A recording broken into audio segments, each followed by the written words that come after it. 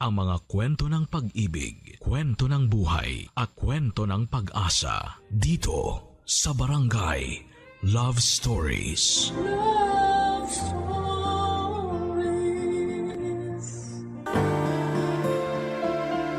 Tama ang tumulong sa mga nangangailangan. Sabi nga nila, maging blessing ka para sa iba. Ibang usapan na kung alam mong sumusobra na sila. Ikaw, kabarangay, kaya mo pa mang maging biyaya para sa iba. Dear Papa Dudut, ako nga pala si Jeannie ng Caloocan, 28 years old at lumaking independent noon pa man. Nakapagtapos ako ng pag-aaral dahil sa pagpupursige ko. Hindi ko nga na-enjoy ang college life ko dahil puro lamang ako pag-aaral at panay ang pagtanggi ko noon na sumama sa mga kaklase ko para makahinga at mag-enjoy. May goal kasi ako na makahanap kaagad ng trabaho at makapag-supply na ako ng luho para sa sarili ko. Nagawa ko naman sa awa at tulong ng Diyos. Pagkatapos kong magkolehiyo, Papa Dudut, agad akong nakapasok sa isang sikat na kumpanya. Malaki ang pasahod sa akin lalo't nakapagtapos ako bilang cum laude sa aming university. Masaya ako at nagbunga lahat ng pinaghirapan ko. At wala akong balak ihinto yun kahit sa konting pahinga lang. Wala pang isang taon ay nakabili na ako ng mga kailangan at luho ko. Nakaupa na rin ako ng magandang kondo na malapit sa trabaho ko. Bukod pa roon ay nakakapagsustento na ako sa mga magulang ko. Isa yon, Papa Dudut, sa goals ko. Wala na talaga akong naging problema sa career. Wala man akong karelasyon ay maayos naman ang kalagayan ko. Pero may isang tao ang biglang magpaparamdam sa akin para baguhin ang mundo ko. Hindi ko siya manliligaw, ha? Hindi ko karelasyon. Siya ang aking 60-year-old na ninang, si Ninang Sally. At sa kwento ko sa inyo ngayong araw ay masusubok ang pasensya ko at ibang bagay na karugtong noon. Isang araw, Papa Dudut, ay bigla na lamang niya akong dinalaw sa kondo ko. Nagulat ako dahil nalaman niya kaagad kung saan ako nakatira kahit matagal na kaming hindi nakakapag-usap na dalawa, Papa Dudut.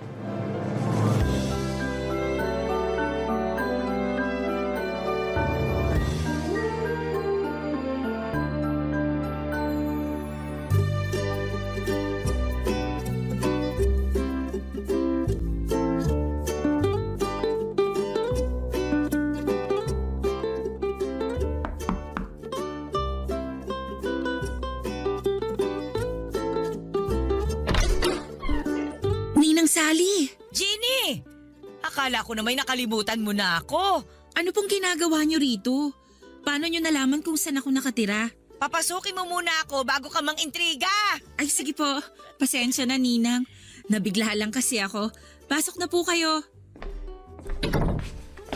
Pwede bang maupo rito sa mamahalin mong sopa? Na makatikim naman ng lambot itong likuran ko.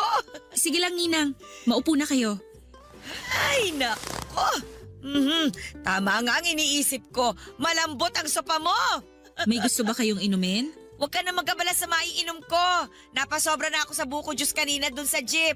Sapat pa naman itong nasa sikmura ko hanggang mamaya. Ay, napakalambot talaga nitong sopa. Ano nga ulit yung tanong mo, Jenny? Ang bilis ko lang kasing makalimot kapag masyado na akong komportable sa pagkakaupo eh. Paano niyo nalaman na nakatira ako rito? Nakapollow ako sa Facebook mo. In-add kita pero hindi mo naman in-accept. Pero mabuti na lang at nakapublic ang mga pinopost mo. Kaya nakita ko kung saan ka nakatira. Baka naman pwede mo na ako maging friend sa Facebook mo ngayon. Sige Ninang. Pag nagbukas ulit ako ng Facebook, i-accept na kita. Busy kasi kaya hindi ko maharap na asikasuhin ang Facebook account ko.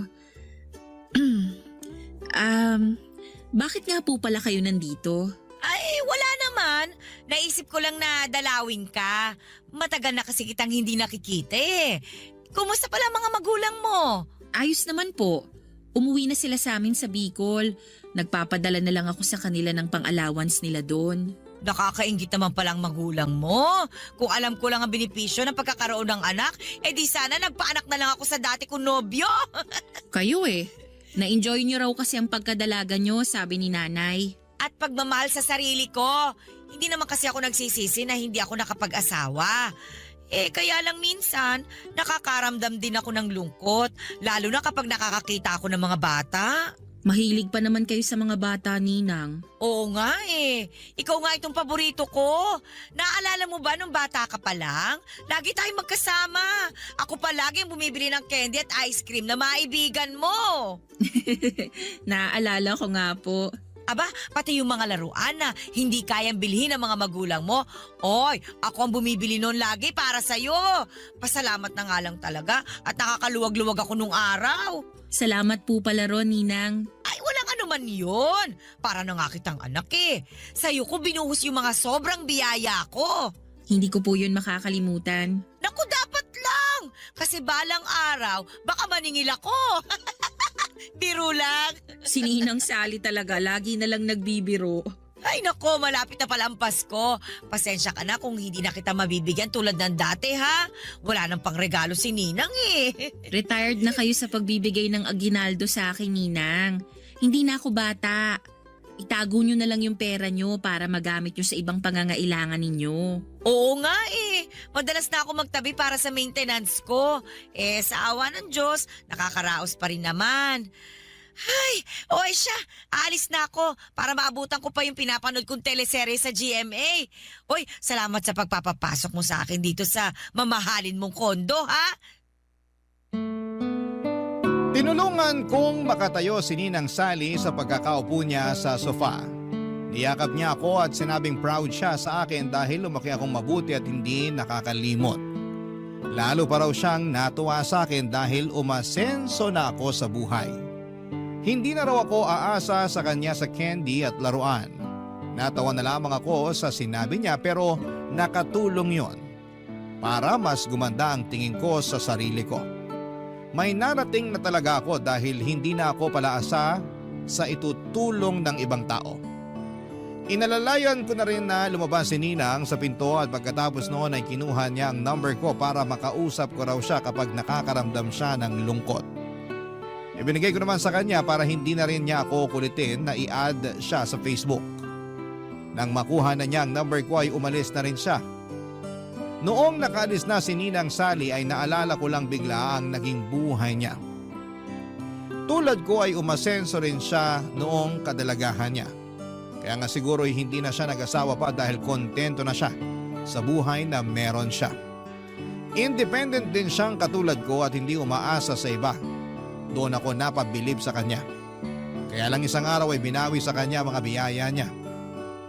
Nasangkot noon si Ninang sa isang pyramid scheme. Hindi naman siya ang may kagagawan pero nadamay siya. Doon na nawala ang pinaghirapan niya at mula noon ay nahirapan na siyang makabawi. Ang alam ko ay umalis din siya ng Metro Manila para manirahan sa probinsya. Kaya nawalan na rin ako ng contact sa kanya. Hindi ko nga alam na nakabalik na pala siya kung hindi siya dumalaw sa kondo ko. At mula nung dumalaw siya ay naging madalas ko na rin siyang nakikita at nakakausap. Tulad nung nakaraang Pasko, pinawagan niya ako sa cellphone ko, Papa Dudut.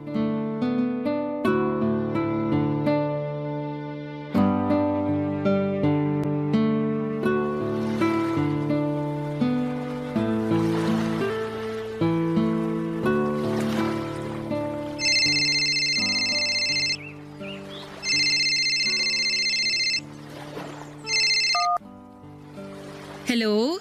Hello, Jenny! Ninang Sally? Oh, napatawag po kayo. Ay, Merry Christmas, Jenny! Merry Christmas din po, Ninang. Nasa kondo ka ba ngayon? Wala po, Ninang. Andito ako ngayon sa beach. Nakabakasyon na kasi ako. Ay, nakakaingit naman! Padagat-dagat ka na lang! Ay, naku, kailan kaya ulit ako makakatapak sa dagat? Huwag na kayong malungkot, Ninang. Hayaan niyo sa susunod, isasama ko kayo. Maghanda na kayo ng swimsuit nyo. Saan ko yan, ha? Para naman makaamoy na ako ng alat sa hangin. Hindi puro polusyon dito sa Manila ang naamoy ko. Sa susunod, Ninang, promise. Asaan po ba kayo ngayon? Ay, nandito lang naman ako Ayaw niyo po bang lumabas para mamasyal? Maraming makikita ngayong Pasko sa mga mall o park. Naku, hindi na. Baka mamatay lang ako sa ingit sa mga tao ron. Bakit naman po? Alam mo namang wala akong pambili ng pamasko ko para sa sarili ko. Nakalaan talaga ang pensyon ko para sa maintenance at sa iba pang mga kailangan ko. Hindi kasali sa budget ang pamasko ko eh. Ganun po ba? Eh di hindi kayo maghahanda para sa Pasko. Ay hindi na. Itutulog ko na lang ito bago pa ako makaamoy ng spaghetti sa kapitbahay. Sabi ko nga sa'yo, ayoko mamatay sa inggit. Papadalang ko na lang kayo, Ninang. Ako nang bahala sa pang Noche Buena nyo. Sabihin nyo sa akin kung saan ako magpapadala para makuha nyo na. Talaga ba? Hindi ba nakakahiya na humingi ng pamasko ang ninang sa inaanak? Parang baliktad naman yata yun. Ako naman ngayon ang magbibigay ng pamasko sa inyo, Ninang. Pasalamat ko na lang sa lahat ng candy at laruan na binigay nyo sa akin nung bata ako tuwing Pasko. Uy, naiiyak naman ako sa sinasabi mo ngayon, Jeannie. Akala ko itutulog ko na lang itong Pasko. Gising kayo hanggang madaling araw ng Pasko, Ninang. Sisiguraduhin kong ma-enjoy nyo ang handa nyo. Ay, napakaswerte ko naman sa'yo, Jeannie. Ay siya, sige. Ipadala mo na lang sa number ko ang perang panghanda ko. Magkano po ba ang gusto nyo? Pwede bang 10,000? 10,000? Pang Noche Buena? Ay, wag na nga. Mukhang sobra yung hinihingi ko. Ay siya, sige na. Mabuti pang itulog ko na lang itong inggit ko. Ang ibig ko pong sabihin, Ninang yung 10,000 ba? Panghanda nyo lang? Hindi naman. Mag-isa lang naman ako eh. Sapat na yung 2K na panghanda ko para sa Pasko. Eh para po saan yung matitirang 8,000? Eh, ipagsisining ko sana kinabukasan. Yung buong 8,000? Hindi naman, syempre. Yung iba kasi panghahanda ko sa Three Kings Day. Three Kings Day? Pati yun ang selebrasyon ng Pasko, Jeannie.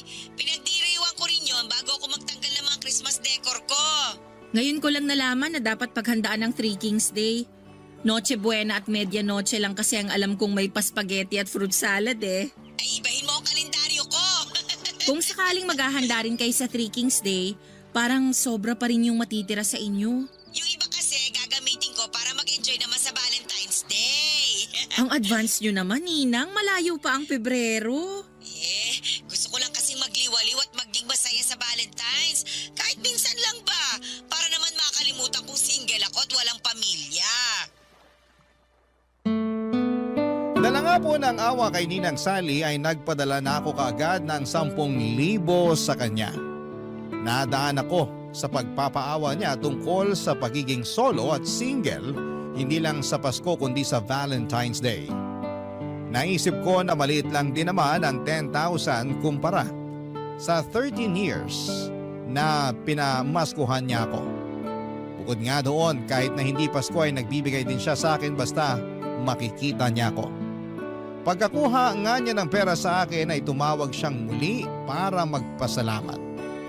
Panay ang iyak niya dahil yun daw ang unang beses matapos ang napakahabang panahon na nakahawak siya ng ganon kalaking pera. Kahit papaano ay gumaan ang loob ko dahil nakapagpasaya akong muli ng tao. Lalo na't si Ninang Sally yon, Papa Dudut. Siya na ang naging ikalawang ina ko noong bata pa lamang ako. Minsan lang naman kasi ang Pasko kaya baliwala na sa akin ang 10,000 binigay ko. Kinabukasan pagkatapos kaming makapag-usap ay tinawagan niya akong muli at nagulat ako dahil nagpapadagdag pa siya ng 500 pesos. Tinanong ko kung para saan. Ang sagot niya lang sa akin ay para sa pangdagdag niya sa pagpapagawa ng pustiso niya. Sinubukan kong sabihin sa kanya na mukhang kasya naman ang 10,000 binigay ko sa kanya para maisingit niya ang pagpapagawa ng pustiso niya. Pero marami siyang sinabi na dahilan kaya hinayaan ko na lamang. Muli na naman ako nagpadala ng 500 piso. Akala ko ayun na ang huli, Papa Dudut, pero kahit natapos na ang Pasko, hindi ko inaasahan na muli siyang lalapit sa akin para muling humingi. At sa mga susunod na parte ng kwento ko ay malalaman ninyo kung gaano karami na ang hinihingi sa akin ni Ninang Sally kahit na hindi naman Pasko, Papa Dudut.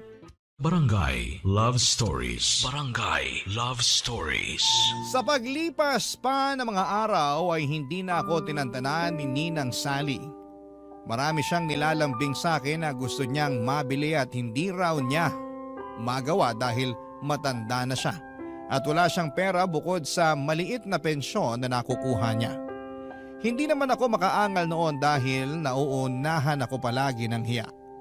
Hindi ako nakatanggi ang hirap lalo't lagi niyang binabanggit sa akin ang mga niregalo niya noong Pasko at lalong lalo na yung mga binibigay niya sa akin kahit natapos na ang Disyembre. Para bang nagkaroon ako ng utang na loob at hindi ko alam kung paano ako makatatapos sa pagbabayad noon sa kanya. Maliit lang naman po yung mga hinihingi niya pagkatapos nung pinadala kong 10,000.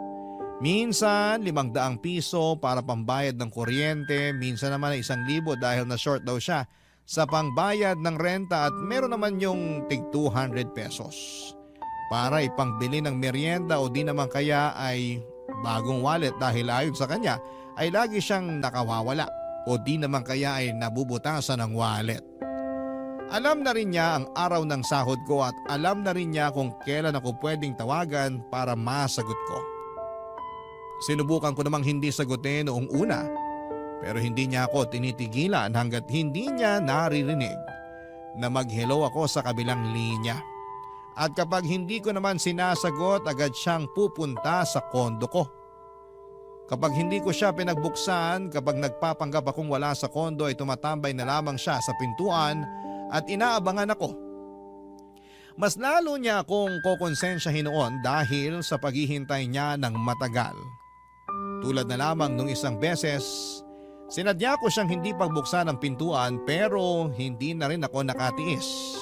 Dahil alam kong hindi siya uuwi hanggat hindi niya ako nakakausap at hindi ako humaharap sa kanya, Papa Dudut.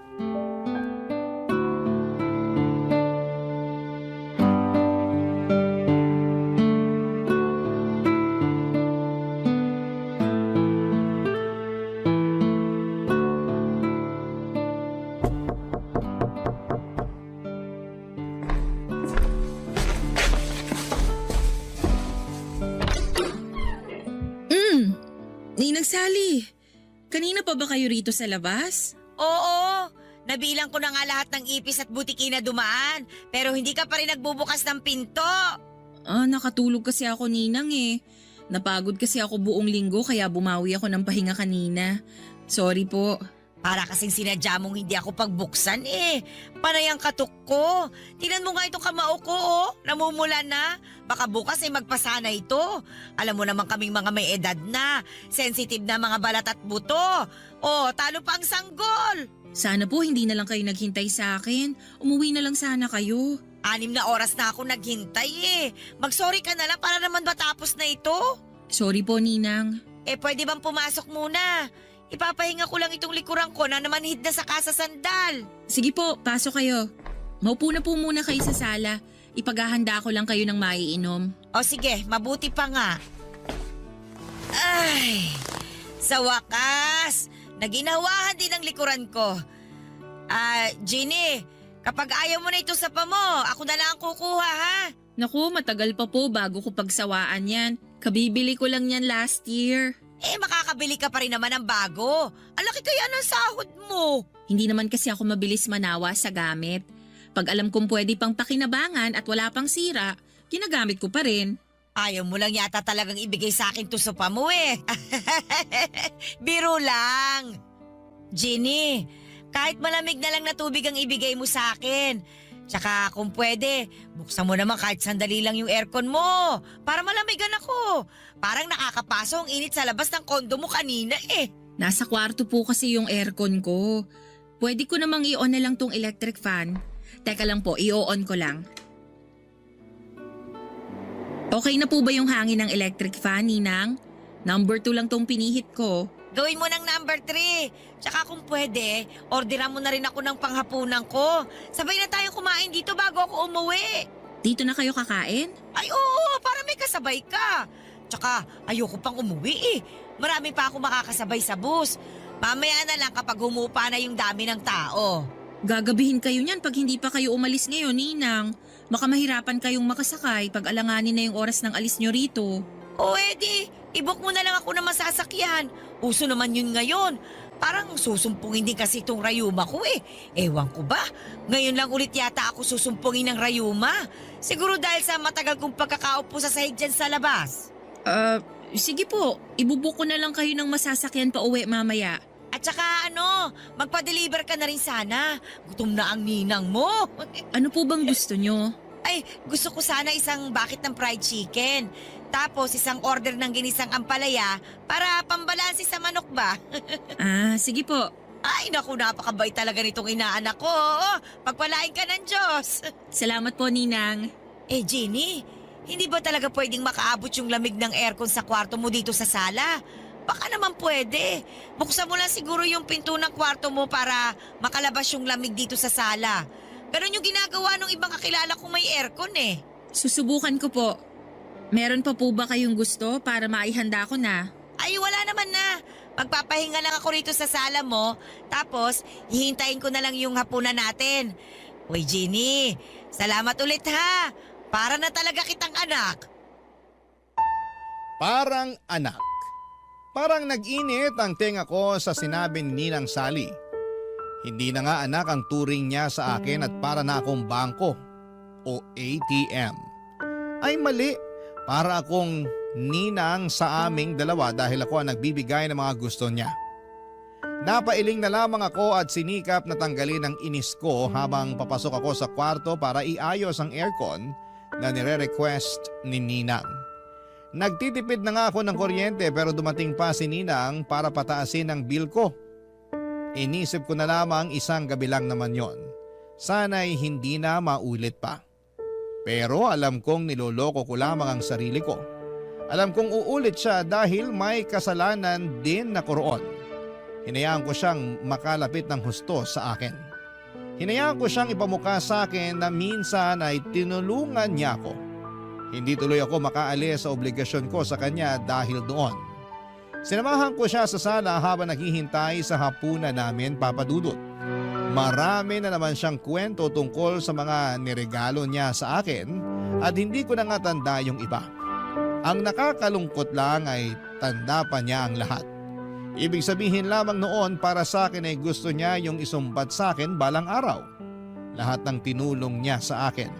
At dumating na nga ang araw na yon na isumbat na niya ng pasimple ang mga ibinigay niya sa akin, Papa Dudut. Wala ko nagawa. Hindi ko naman masabi sa kanya na mali na ang ginagawa niya lalo't alam kong may pagkasensitive siya. Lagi nga niyang nakakasamaan ng loob noon si nanay dahil sa pagiging balat sibuyas nito. Nagkakaayos din naman sila pero napansin ko noon na habang lumalaki ako ay tipid na kung makipag-interact si nanay sa kanya. Noong nagkaedad lamang ako, nakaunawa kung bakit nagkaroon ng lamat ang relasyon nilang dalawa, Papa Dudut.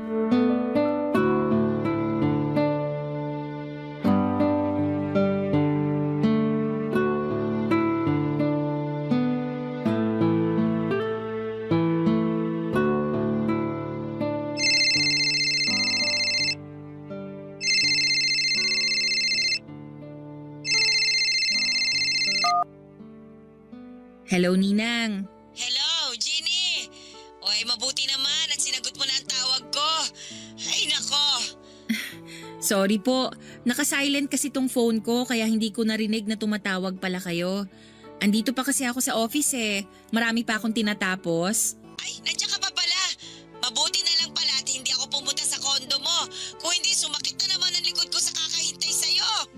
May kailangan po ba kayo, Ninang? Ay, meron naman, syempre. Bakit pa ba ako nagtatanong? Oy, galit ka ba dahil may kailangan ulit ako? Ay, hindi po ah. Ayos lang naman sa akin kung may kailangan kayo. Napakabuti mo talaga, Jenny. Sana talaga anak na lang kita. Ano po bang kailangan nyo, Ninang? Para makabalik na sana ako sa trabaho ko at makauwi na rin ako. Pwede ka bang magpa-deliver dito sa akin ng samgyupsal? 500 pesos po ang samgyupsal ngayon. Pero meron din atang 400 pesos. Tsagain nyo na lang mag-ikot-ikot dyan sa lugar nyo. Hindi ako kakain sa mismong samgyupsalan. Gusto ko sana magpa-deliver ka rito sa bahay ko ng lutuan. Yung butane ba? Tsaka may karne pang samgyupsal. Damihan mo ang lettuce at kimchi ha. Para pangbawas kasalanan sa mga karne na kakainin ko. Ninang, Baka umabot ako ng mahigit 2,000 sa ganun. Lumabas na lang kayo para maghanap ng samgyupsalan. Papadalang ko na lang kayo ng 500 pesos. Naku, gustuhin ko man sanang lumabas. Pero inatake na ako na rayuma eh. Malabo nang makalabas ako dito. Tapos gusto nyo pang kumain ng sandamakmak na karne? Nirarayuma na nga kayo? Hindi naman lumalala ang rayuma ko sa karne. Sa munggo ko nirarayuma. Kaya ayos lang naman ako. Anong oras ka ba magpapadeliver para may handa ko na yung mesa ko? Ninang, wala pa akong sahod eh. Yung natitira sa akin ipangtawid ko na lang para sa linggo na to. Naku, hindi naman ako naniniwala na wala kang pera. Di ba nga nung Sabado, nag-out of town kayo ng mga kaibigan mo, nakita ko kaya kayo sa Facebook. Team building namin yon, Ninang. Wala akong ibang ginastos doon. Kumpanya namin ang nagbayad para ron. Ay, ganun ba? Ay, napakaswerte naman talaga. Itanong mo nga doon sa boss mo kung pwede kang magdagdag ng isasama kahit na hindi empleyado. Isama mo naman ako sa susunod kahit tagabantay lang ng mga gamit mo. Ninang, team building po yun. Para sa mga empleyado lang yun. Sobra ka naman makataboy sa akin. Samantalang nung bata ka, kahit hindi ka invited sa mga birthday ng kakilala ko, abay sinasama kita para makakain ka na masarap. Iba naman kasi yun, Ninang. Ay, sige na nga po para makabawi na ako sa inyo. Magpapadeliver na ako ng mga kailangan nyo para sa samgyupsal. Mag-ready na kayo dyan. Sabi ko na nga ba't hindi ka tatanggi eh. Parang ayaw nyo rin naman kasing tinatanggihan kayo. Kasi minsan lang naman ako humiling, di ba? Parang di naman po. Ay, nararamdaman ko na parang masama ang loob mo. Hindi naman, Ninang. Siguro mas okay na huwag ka na lang magpa-deliver. Itutulog ko na nga lang itong kirot ng tuhod ko. Baka makatulong din naman na gutom ako para ba mabawasan yung sakit. Pwede kaya yon? Huwag na kayong magtampo. Heto nga't naghahanap na ako ng o-orderan ng mga kailangan nyo para sa samgyupsal eh. Pa-order na rin ng soft drinks ha. Meron pa bang iba? Damihan mo na sana yung karne na o-orderin mo ha. Para may pangkain pa ako kinabukasan. Malamang sa malamang hindi pa ako makakalabas nito. Gawa nga nitong rayuma ko. Nanginginig po ako noon habang kausap si Ninang Sally sa cellphone. Marami pa siyang ibang dinikta na kailangan niya. Nagpalambing na rin siya ng maliit na rice cooker dahil hindi na raw nakakaluto ng maayos ang lumang rice cooker niya. Sinabi rin niya na kung pwedeng ako na muna ang magbayad ng pangbili ng maintenance niya dahil malilate nang dating ang pension niya. Umuo na lamang ako ng umuo. Alam kong kasalanan ko na yon pero ano pa bang magagawa ko? Puro pang guilt trip ang ginagawa ni Ninang sa akin. Ayaw ko nang may nakakatampuhan ako at alam kong issue ko yon. May pagka people pleaser din kasi ako. At siguro'y napansin yon ni Ninang. Kaya nag-take advantage siya sa kahinaan kong yon. Isang bagay na nagpababa ng tingin ko sa kanya. Parang nawala lahat ng respeto ko sa kanya na naipon noong bata pa lamang ako. Dati lagi siyang laman ng mga sinusulat ko noong bata pa lamang ako sa tuwing may assignment kung sino ang isang taong hinahangaan ko bukod sa mga magulang ko. Si Ninang Sally lagi ang bida roon. Alam niya yon lahat kaya nga mas napalapit siya sa akin. Wala akong ibang nakitang masama sa kanya noon. Maliban nung tumanda na ako at nakita kung paano niya ako inaabuso lalo na pagdating sa pera. Parang gusto ko tuloy balikan ang nakaraan. Balikan noong time na nagsusulat ako ng mabubuting bagay sa kanya. Parang gusto kong burahin lahat ng iyon at baguhin sa nakikita kong ugali niya sa kasalukuyan. Pero alam kong wala na akong pwedeng magawa pa roon, Papa Dudut. Ang pwede ko na lamang gawin ay tanggapin na lamang na tumanda na ako at nakita ko na ang totoong ugali ng taong hinahangaan ko noon, Papa Dudut. Barangay Love Stories. Barangay Love Stories. Nagpatuloy pa rin si Ninang Sally sa paghingi. Hindi siya makaramdam na dapat ay umawat na siya sa kakahingi. Hindi ko talaga alam kung saan siya noon nakakakuha ng lakas ng loob at kapal ng pagmumukha niya para patuloy na isahod ang kamay niya sa akin. Hindi ko nga magawang isumbong yon kina nanay at tatay ang ginagawa ni Ninang. Alam kong kagagalitan lamang nila ako at paniguradong magtatampo pa nga ang mga yon dahil parang mas malaki pa nga ang nakukuha ni Ninang Sally kesa sa kanilang mga magulang ko. Yun na rin ang naging dahilan ko noong mga sumunod kung bakit iniiwasan ko na si Ninang. Patuloy ko lang na iniisip na mas importante at mas dapat kong bigyan ang mga magulang ko kesa sa kanya.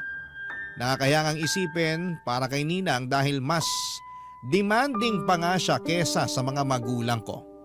Ang mga magulang ko kung ano lang ang iabot ko ay pagpapasalamat na nila yon at makokontento. Pero iba si Ninang Sally, hindi siya marunong makontento hanggat alam niyang unlimited ang tsansa para makahingi sa akin ay inaabuso niya ang pagkakataong yon. Isang araw ay nagpigil na talaga akong sagutin ang mga tawag niya kahit na anong katok niya noon sa kondo ko ay hindi ko na rin siya pinagbubuksan. Tiniis kong hindi makaramdam ng konsensya sa tuwing napapakinggan ko ang hirap niya sa pagkatok. Napapagod din naman siya at umaalis na. Umuulit nga lang siyang pumunta kinabukasan pero ganoon pa rin ang ginagawa ko kahit mabulok na ako sa loob ng kwarto ko sa kondo. Hindi ako lumalabas para maiwasan na siya. Alam kong mapapagod din siya at makakaramdam na. Hanggang sa isang araw ay hindi na niya ako tinawagan sa cellphone, isang araw ay hindi na siya kumatok pa sa kondo ko. Nakahinga na ako ng maluwag. Hanggang isang araw, sa trabaho ko na siya biglang nagpakita.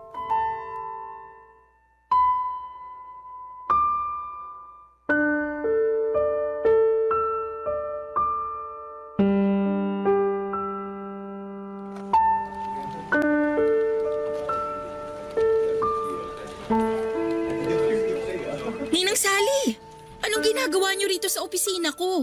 Ay, pinapasok ako ng guard ninyo. Sabi ko kasi sa kanya, ako ang nanay mo at may iaabot lang ako. Bakit naman po kailangan magsinungaling kayo sa guard? Mapapahamak ako sa ginagawa niyong yan eh. Eh kasi naman, hindi na kita makausap eh. Panay ang tawag ko sa'yo, pero hindi ka naman sumasagot. Busy kasi ako, Ninang. Halos hindi ko na nga mahawakan ng cellphone ko kasi puro na lang ako computer dito sa trabaho. Eh ano bang rason mo kung bakit hindi mo ako pinagbubuksan ng pinto doon sa kondo mo? Lagi akong wala sa kondo kasi madalas naka-OT ako rito sa office. Sinungaling! Hindi po ako sinungaling. Akala mo ba hindi kita naririnig sa loob ng kondo mo? Matanda na ako at malabo ang mga mata. Pero klaro pa rin ang pandinig ko. Ilang beses kaya kitang narinig doon sa kondo mo na palakad-lakad.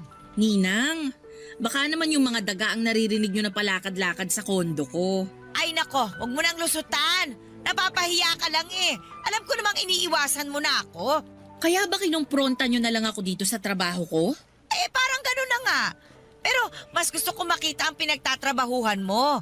Aba, eh tama nga ako. Asensado ka na. Maganda itong opisina mo oh. Mukhang mayayaman ang mga empleyado rito. Tama nga talaga ako. Malaki nga ang sahod mo. Hindi naman ata tama na pag-usapan ng sahod ko, Ninang. Tama ka. Mali nga ako ron. Ay, pasensya ka na kung dumiretso ako rito ha. Eh, nalulungkot lang kasi ako sa bahay eh. Ang hirap mag-isa sa buhay. Kung gusto nyo po, pwede kong tawagan si nanay para makapag-usap kayo. Magkwentuhan kayong dalawa. Alam ko gusto ka rin niyang makausap ulit. Ay, wag na. Wag mo na rin babanggitin sa nanay mo na inaabutan mo ako ha. Baka magselos yun at pagbawalan ka ng bigyan ako. Sige po. Salamat ha. Sa atin na lang sana itong pagbibigay mo sa akin ng pera. Para naman hindi ako magmukhang masamang ninang sa ibang tao. Alam mo naman yung ibang tao, ang hilig-hilig magkukomento sa buhay ng iba. Kaya iniiwasan ko yung mga ganong klase ng tao eh. Mas mabuti pang mag-isa na lang ako kesa makisalamuha sa kanila.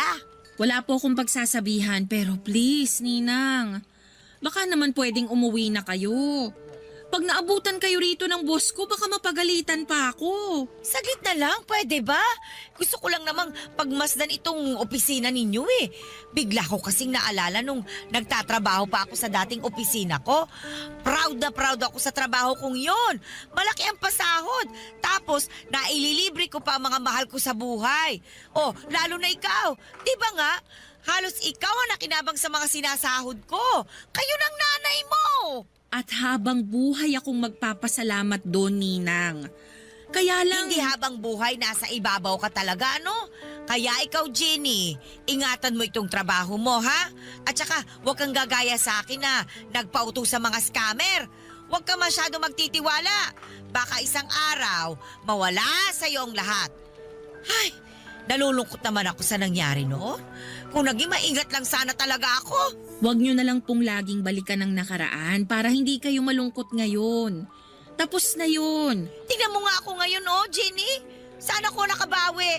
Walang-wala ako. Para akong inaanak na umaasa lang sa aginaldo ng ninang tuwing Pasko.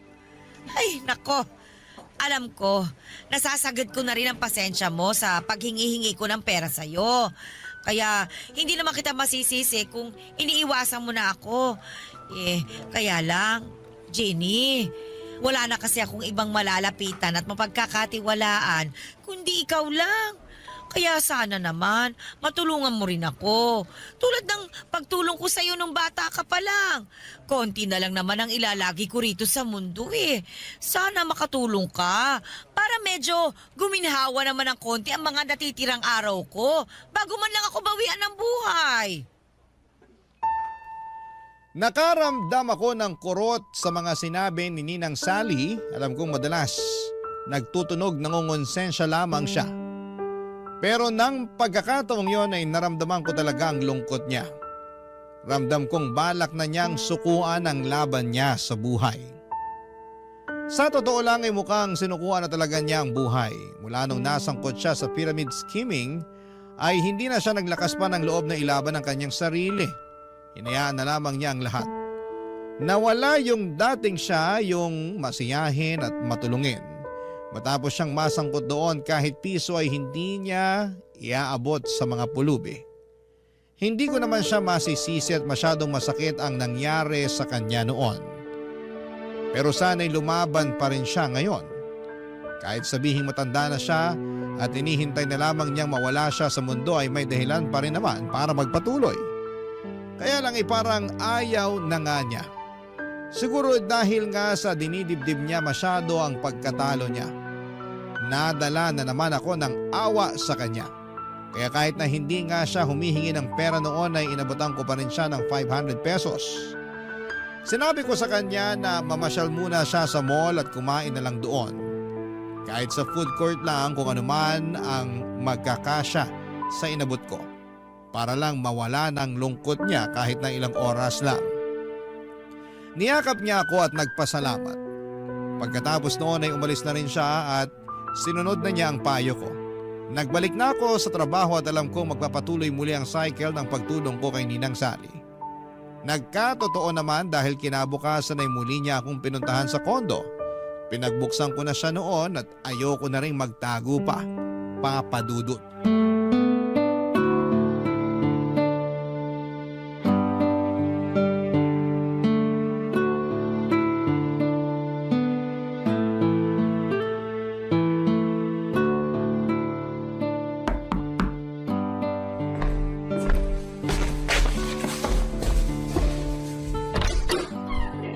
Wow! Hindi mo na ako tinataguan, ha? Pinagbuksan mo na rin ako ng pinto. Pasok po kayo, Ninang. Ay, salamat, Jenny. Maupo na po kayo sa paborito ninyong sofa. Alam kong na-miss nyo yan. Gustuhin ko man, pero napagod na ako sa kakaupo sa jeep kanina. Inabutan ba naman ako ng matinding traffic? Kaya tatayo na lang muna ako. Sige po, kayong bahala. May gusto po ba kayong kainin? May natitira pa akong sisig sa ref. Pwede kong initin para makakain kayo. Ay, hindi na. Nakakahiya naman. At saka, saglit lang naman ako rito. May kailangan lang talaga ako. Ano po ba yon? Ano kasi, gusto kong manirahan sa Thailand. Thailand? Andun kasi yung dati kong katrabaho. Sinabi niya na tumira na lang daw ako doon kasama niya. Hindi rin kasi siya nakapag-asawa. Nalulungkot na nga raw siya dahil mag-isa lang siya ron, samahan ko na raw. Pwede naman po, para bagong environment sa inyo. Saka baka ron kayo makapagsimula ng bagong buhay. Yan din nga ang iniisip ko. Hindi na ako makakapagsimula ng bagong buhay dito sa Pilipinas. Malabo na. Kaya baka sa ibang bansa na ang swerte ko. Susuportahan kita, Ninang. Tama, lumipat na kayo ron. Susuportahan mo talaga ako? Full support naman ako sa mga desisyon nyo sa buhay ninang eh. Pwede bang suportahan mo rin ako sa mga gastusin ko sa pagpunta ron sa Thailand? Po? Bigyan mo ako ng pera para maproseso ko yung pagtira ko sa Thailand. O kaya naman, kahit bigyan mo lang ako ng 50,000 para pamasahe ko. At saka, ekstrang pera na rin habang hindi ko pa alam ang gagawin ko ron. Pwede naman ako mag-TNT dun, di ba? Marami namang gumagawa nun. Gusto nyo pa talagang maging illegal ang pagstay nyo sa Thailand? Kung pang-illegal lang ang aabuti ng budget mo, tatanggapin ko na lang. Ako na lang ang didiskarte para maging legal balang araw ang paninirahan ko ron. Siguro naman sapat na yung 50,000 na ibibigay mo.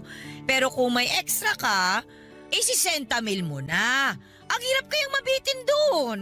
Wala kasi akong ganyang halaga sa bangko ko, Ninang. Ganun ba? Paano kaya kung mag-loan ka na lang? Kasi papayagan ka naman kagad ng bangko mo na umutang. Lalo na kapag nalamang maganda ang trabaho mo. Ayoko pong magkaroon ng utang, Ninang. Huli na naman ito, Jenny. Makakahinga na rin ang bulsa mo kapag nakaalis na ako ng Pinas. Pag wala na ako rito, makakaipon ka na. Hindi mo na ako poproblemahin. Hindi na ako hihingi. Dapat nga po hindi ko na kayo pinoproblema eh. Kasi hindi ko naman po kayo obligasyon. Ang sakit mo namang magsalita. Nagsasabi lang po ako ng totoo. Gusto mo rin ba akong magsabi ng totoo? Alam mo ba, nung bata ka pa lang, umutang sa akin ang nanay mo para ipang negosyo nila ng tatay mo. 20 milyon, tanda ko pa. Ang sabi niya, babayaran daw ako pag lumago na yung negosyo nila ng tatay mo. Pero hindi nangyari yon. Mabilis lang silang nalugi. Kaya hindi na nila ako nabayaran hanggang ngayon. Kaya nga ilang na ilang ang nanay mo sa akin dahil alam niyang may atraso pa sila ng tatay mo sa akin. Pero hindi ko na siningil pa yon. Hinayaan ko na lang. Kahit nga ako na yung nawala noon, hindi ko pa rin sila nilapitan kasi alam kong wala rin naman silang maibabalik sa akin. Tulong ko na yun sa kanila. Hindi ko na iniisip na utang nila yun sa akin. Ay, hindi ko po alam ang tungkol dyan, Ninang. Wala naman po silang nabanggit sa akin. Sorry po. Hindi mo nga talaga malalaman kasi bata ka pa naman noon. Paglalaro lang naman ang alam mo at paghingi sa akin ng candy at laruan sa tuwing nakikita mo ako. Gustuhin ko mang masuklian lahat ng ginawa at binigay nyo sa akin noon. Pero hindi ko po kaya. Sana maintindihan nyo po. Ay nako, paano na kaya ako? Paano ako makakapunta nito sa Thailand? Bigla akong nahiya nang malaman kong malaki pala ang naging utang ni nanay kay Ninang. Para ako nakonsensya dahil sa mga nalaman ko. Kaya naman pala umiiwas si nanay kay Ninang dahil may atraso sila noon. Mali ang balitang nakarating sa akin na masyado raw sensitive si Ninang. Kaya iniiwasan siya ni nanay. Gusto kong makaramdam noon ng inis sa mga magulang ko pero matatanda na rin sila at kailangan na rin ng pangunawa. Parang ako talagang naipit sa sitwasyon nila. Hindi ko naman kasalanan ng mga nangyari pero parang ako ang umako sa pagbabayad ng lahat. Kaya pala malakas ang loob ni Ninang Sally na humingi ng humingi sa akin dahil alam niyang may karapatan siyang gawin yon. Dahil may utang ang mga magulang ko sa kanya. Malaking halaga na nga ang naibigay ko sa kanya noon at pwedeng masabing bayad or bayad na dapat ang utang ng mga magulang ko sa kanya. Kaya lang sa puso ko, parang gusto ko pa siyang tulungan. Kaya naman nag-decide ako na sa huling beses ay bigyan ko siyang muli ng aginaldo. Kahit na hindi Pasko at hindi ako ang inaanak. Nag-loan ako ng 50,000 pesos para panimula niya. Nagpasalamat siya sa akin at sinabing hindi na niya ako gagambalain pa pagkatapos noon. Nang nakaalis na siya ng bansa, saka ako kinausap ang mga magulang ko tungkol sa utang nila kay Ninang Sally at doon ko nalaman na hindi pala totoo ang sinasabi ni Ninang na utang nila. Gumawa lang pala siya ng kwento para kaawaan ko siya at abutan ng pera.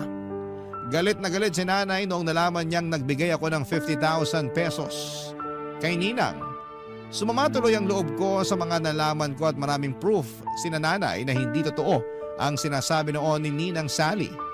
Kaya naman minessage ko si Ninang sa Facebook niya kaya lang hindi na po siya nag-reply pa. Blinak na lamang niya ako at patunay na nagsisinungaling po siya sa akin. Mahigit 2 taon na ang nakakaraan mula noong naloko ako ni Ninang. Pero hanggang ngayon ay may bitbit pa rin po akong sama ng loob sa kanya. Tinangay niya ang 50,000 pesos ko. Kasama na rin ang pagtitiwala ko. Ano ba sa tingin ninyo ang pwede kong gawin? Gusto ko sanang mabawi ang 50,000 sa kanya at pagbayarin siya sa mga ginawa niya sa akin pero hindi ko alam kung nasaan siya ngayon. Ano ba ang dapat na gawin ko? Sana po ay matulungan po ninyo ako. Ako ang inyong kabarangay habang buhay at forever, Jeannie. Barangay Love Stories. Barangay Love Stories. Anong say mo sa Barangay Love Stories na ito? Pagkwentuhan natin sa comment section yan. Nagustuhan ng iyong napakinggan? Ituloy yan via live stream sa www.gmanetwork.com/radio. Barangay LS 97.1 forever. Ang mga kwento ng pag-ibig, kwento ng buhay at kwento ng pag-asa dito sa Barangay Love Stories. Love stories. Sabi nga sa mga meme, ang AFAM daw ang shortcut sa pag-ahon sa kahirapan. Kaya hindi nakapagtataka na marami sa atin na naghahanap ng foreigner na pwedeng maging forever. Ikaw kabarangay, handa ka bang magka-AFAM at makaranas ng halo-halong swerte at dugong banyaga? Dear Papa Dudut, magandang tanghali po sa inyo at sa mga kabarangay natin. Ako po si Desa, senior na po ako. Naging libangan ko na tuwing tanghalian ang makinig sa inyong programa at maraming beses na akong naiyak. Napahalakhak ng tawa at na-stress sa mga kwentong ibinabahagi dito sa Barangay Love Stories. Sabi ko nga minsan ay grabe naman ang nangyayari kay sender. Kawawa naman at napakatanga naman. Pero napapaisip ako, ang buhay ko pala ay pwedeng itampok sa programa ninyo kaya sumulat ako dahil nais kong ibahagi ang kwento ng buhay ko na para bang kinuha mula sa isang teleserye. Hindi ko na po alam kung tatawa o iiyak ako sa mga nangyayari kaya naisipan ko na lamang na sumulat sa inyo. Matagal na panahon na ang nakalipas nang makilala ko si Stephen, isang AFAM na taga-Amerika. Nakita ko sa internet na ang ibig sabihin pala ng AFAM ay a foreigner around Manila. Pero ginagamit na rin siya ngayon na pantawag sa foreigner kahit wala ka sa Maynila. Dati simpleng foreigner o kaya ay kanulang ang tawag. Nagkakilala kami ni Stephen sa isang beach resort kung saan ako nagtatrabaho bilang tagalinis ng kwarto. Sa unang tingin pa lamang ay alam ko nang may kakaiba sa kanya. Hindi lang dahil sa kulay ng kanyang balat o banyagang accent, kundi dahil sa napaka-gentle niyang paraan ng pakikitungo sa akin. Hindi nga nagtagal ay naging kami at ramdam ko ang kanyang pagmamahal. Papadudot at inakala kong siya na ang sagot sa lahat ng pangarap ko. Pero sabi nga nila ay hindi lahat ng maganda ay nagtatagal. Dumating ang araw na kinailangan niyang bumalik sa Amerika. Nangako siyang babalik pero habang tumatagal ang paghihintay ay unti-unti kong nararamdaman ang lamat sa aming relasyon. Sa umpisa ay regular pa ang pagpapadala niya ng sulat. Pero kalaunan ay bigla na lamang itong nawala, papadudot. Naiwan akong nagmumukmok, nagtatanong sa sarili ko kung ano ang pagkukulang ko. Bakit hindi na siya sumusulat sa akin? At dito na nga pumasok sa eksena si Edward. Si Edward ay matagal ko nang kilala.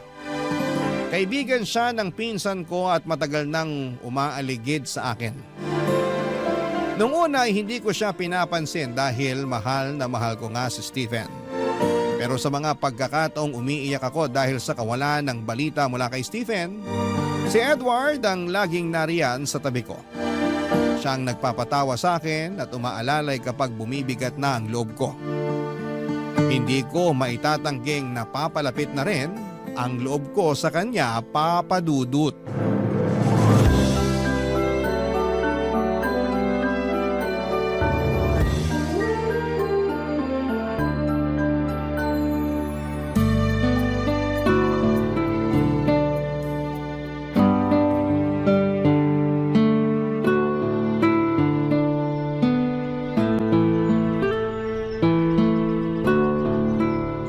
Desa, parang kanina ka pa nakatulala dyan ah. Bagong taon na pero ganyan ang mukha mo. May problema ka ba? Okay ka lang ba? Halata ba talaga may problema ako, Edward? Eto, hindi ako sinungaling ha. Pero halatang maganda ka pa rin. Bolero ka talaga, Edward. Totoo naman na maganda ka. Kaya nga gusto kita eh.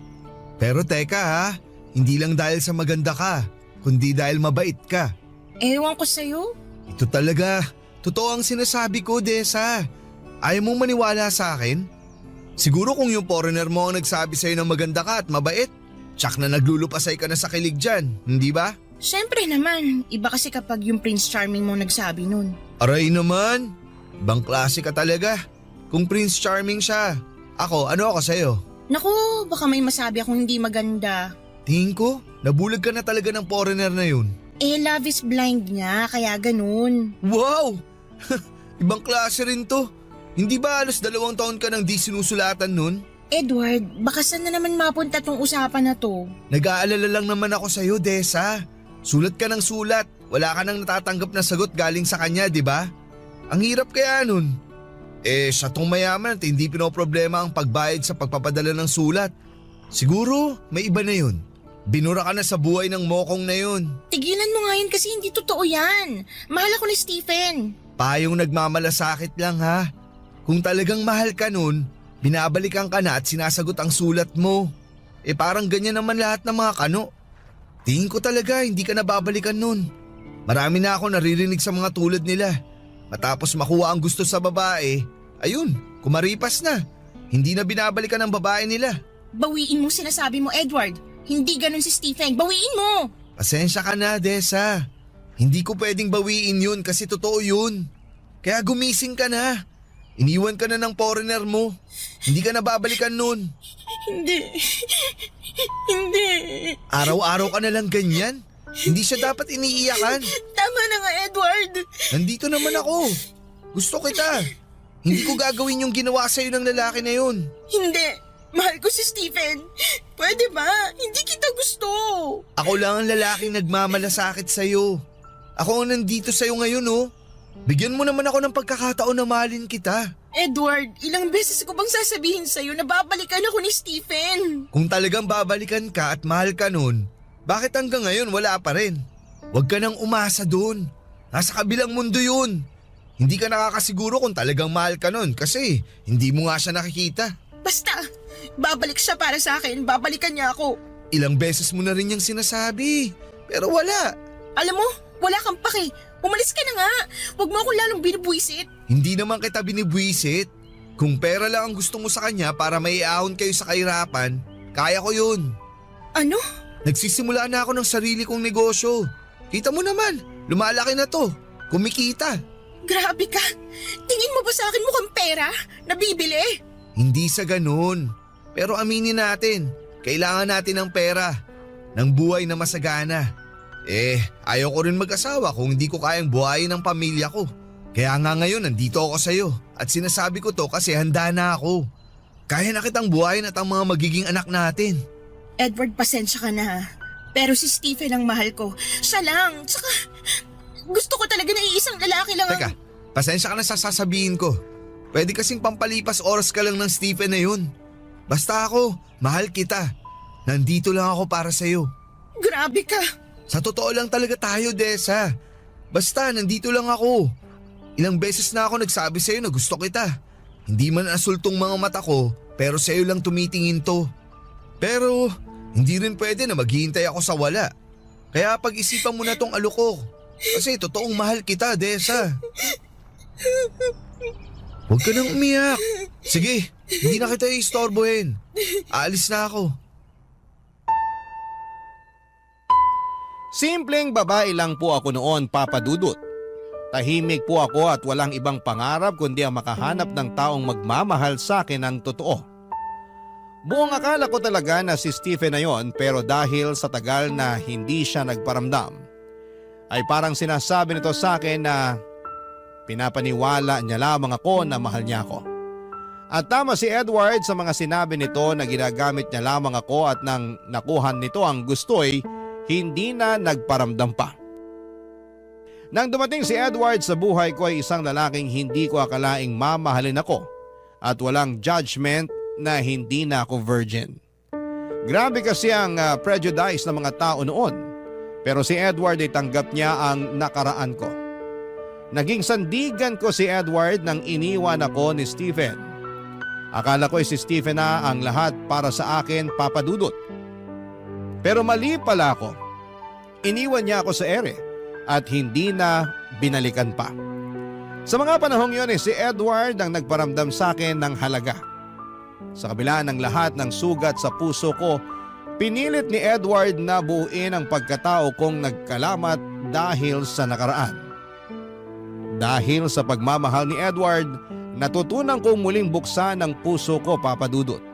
Sinagot ko siya at hindi nagtagal ay nagpakasal kami. Akala ko sa wakas, eto na ang simula ng masayang pamilyang bubuuin namin. Ngunit sa hindi inaasahang pagkakataon ay bumalik si Stephen sa buhay ko. Nagulat ako, Papa Dudut, nang makita siyang muli. Nakipagkita siya sa akin kahit masakit ay kinausap ko siya. Gusto kong malaman kung bakit siya bumalik at ano ba ang hinahanap niya matapos ang lahat ng ginawa niya. Sinabi niya sa akin na mahal niya ako at wala siyang natatanggap na sulat na galing sa akin. Pareho kaming nagtataka at baka nawala ang mga sulat naming dalawa. Hindi ko alam kung papaano pero nadala ko sa init ng muling pagkikita namin, Papa Dudut. May nangyari sa amin. Isang bagay na hindi ko po inaasahan. Pagkatapos noon ay sinabi ko na kay Stephen na hindi na kami pwedeng magkita at makipag-communicate pa kasi may asawa na akong tao. At ang nangyari sa amin sa kama ay isang pagkakamali lamang. Sumang-ayon siya at hindi na nga kami nagkita matapos ang tagpong yon pero nabuntis ako, Papa Dudut. Walang araw na hindi ko ipinagdarasal sa langit na sana anak lang namin ni Edward ang dinadala ko sa aking sinapupunan. Na hindi nagbunga yung nangyari sa amin ni Stephen pero laking gulat ko na asul ang mata ng anak ko. Parang Snow White sa balat. At ang nga ito ni Stephen at hindi ko may tatago ang kataksilan na ginawa ko kay Edward, Papa Dudut.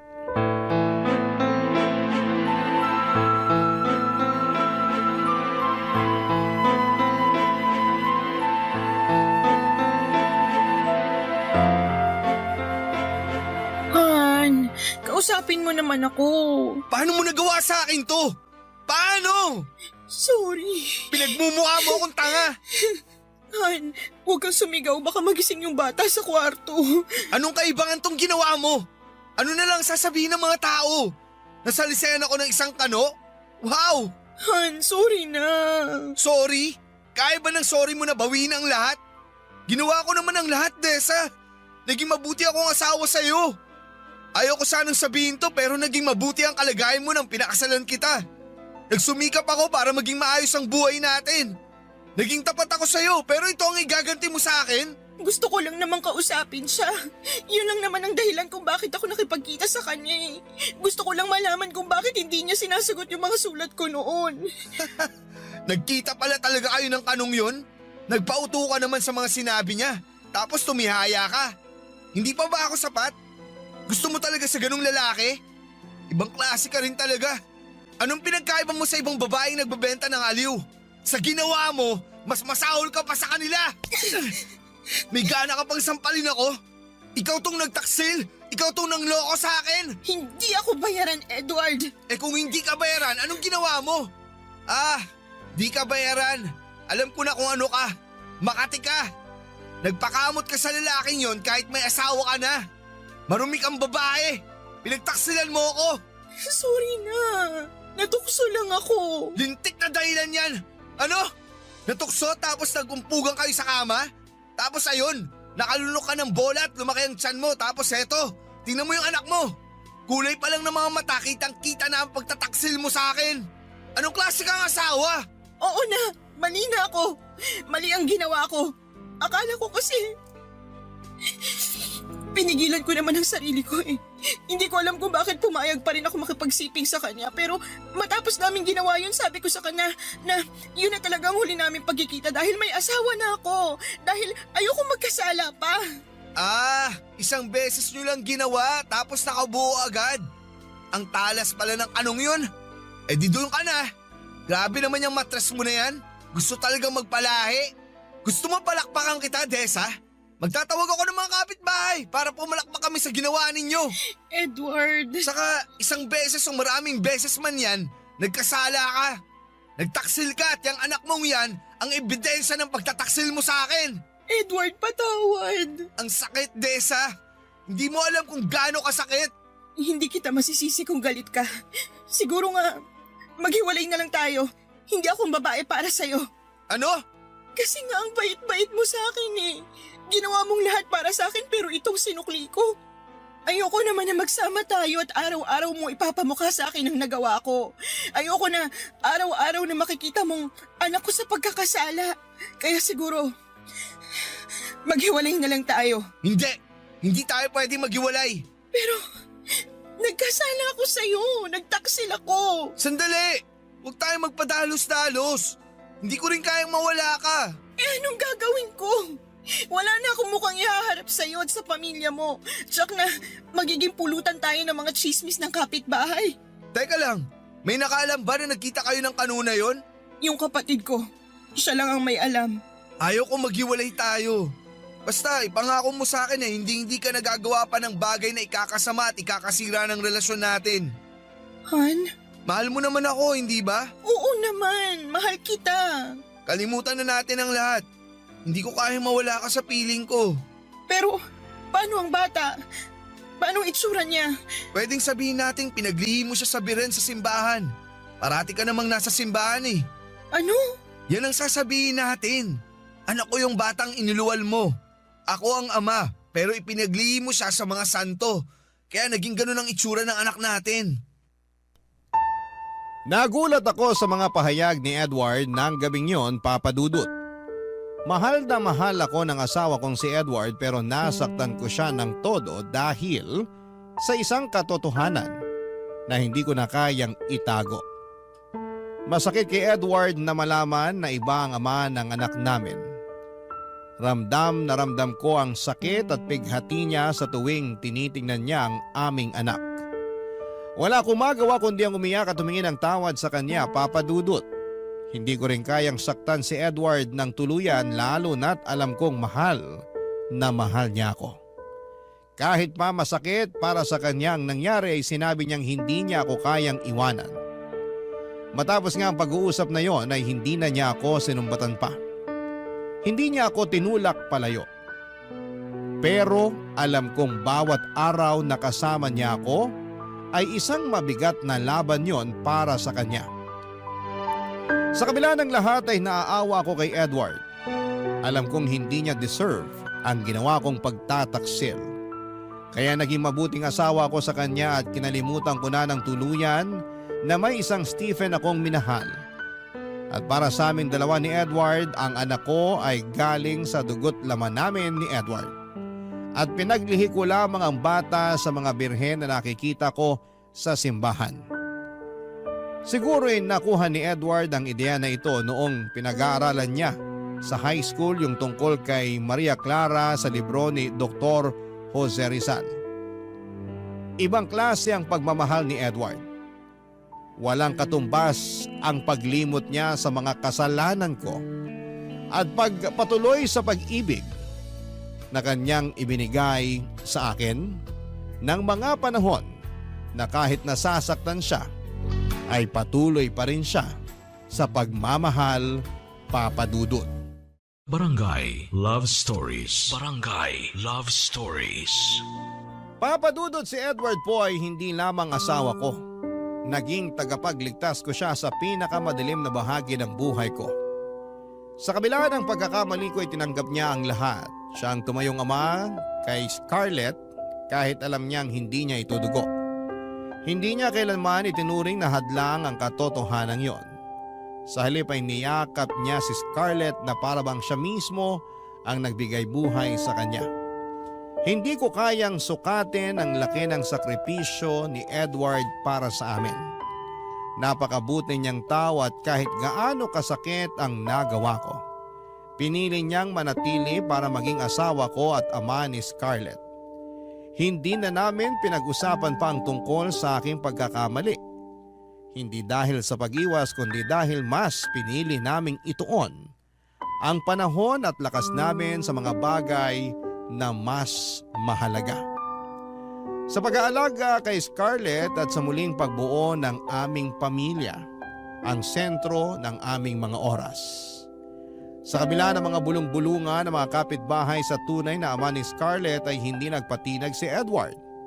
Pinangalandakan niya sa lahat na anak niya si Scarlett at pinagbantaan pa. Nakakasuhan ang mga nagsasabing hindi niya anak si Scarlett. Matapos ang ilang taon ay nagkaanak din kami ni Edward. Nakita kong masaya siya at pantay ang tingin niya sa mga anak ko. Kaya naman sa aspetong yun ay sobrang nagpapasalamat ako kay Edward. Pero habang lumalaki si Scarlett at nagkakaisip, ay hindi maiwasan na magtanong ito sa kanyang itsura. At gaya nga ng sinabi ni Edward ay pinaniwala namin ang bata na pinaglihi ko siya sa birhen at kami naman ni Edward ay hindi na namin pa napag-usapan ang tungkol sa pangangaliwa ko noon at ang tungkol kay Stephen, Papa Dudut.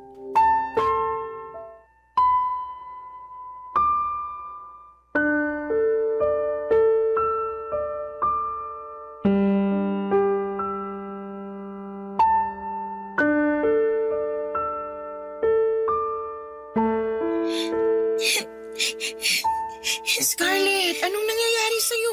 Bakit ka umiiyak? Ma? Anak niyo po ba talaga ako? Bakit mo naman natanong yan? Oo, anak kita. Siyempre naman. Hindi niyo po ba ako napulot sa basurahan? Ay, ikaw talagang bata ka. May maganda bang bata na iniwan lang sa basurahan? Hindi kita napulot sa basurahan, anak. Galing ka sa tummy ni Mama. Anak ka namin ng papa mo. Kaya tumahan ka na, okay?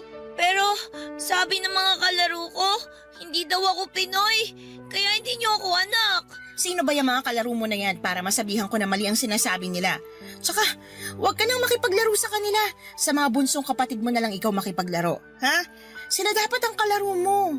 Ang gusto ko, girls ang kalaro ko, Ma.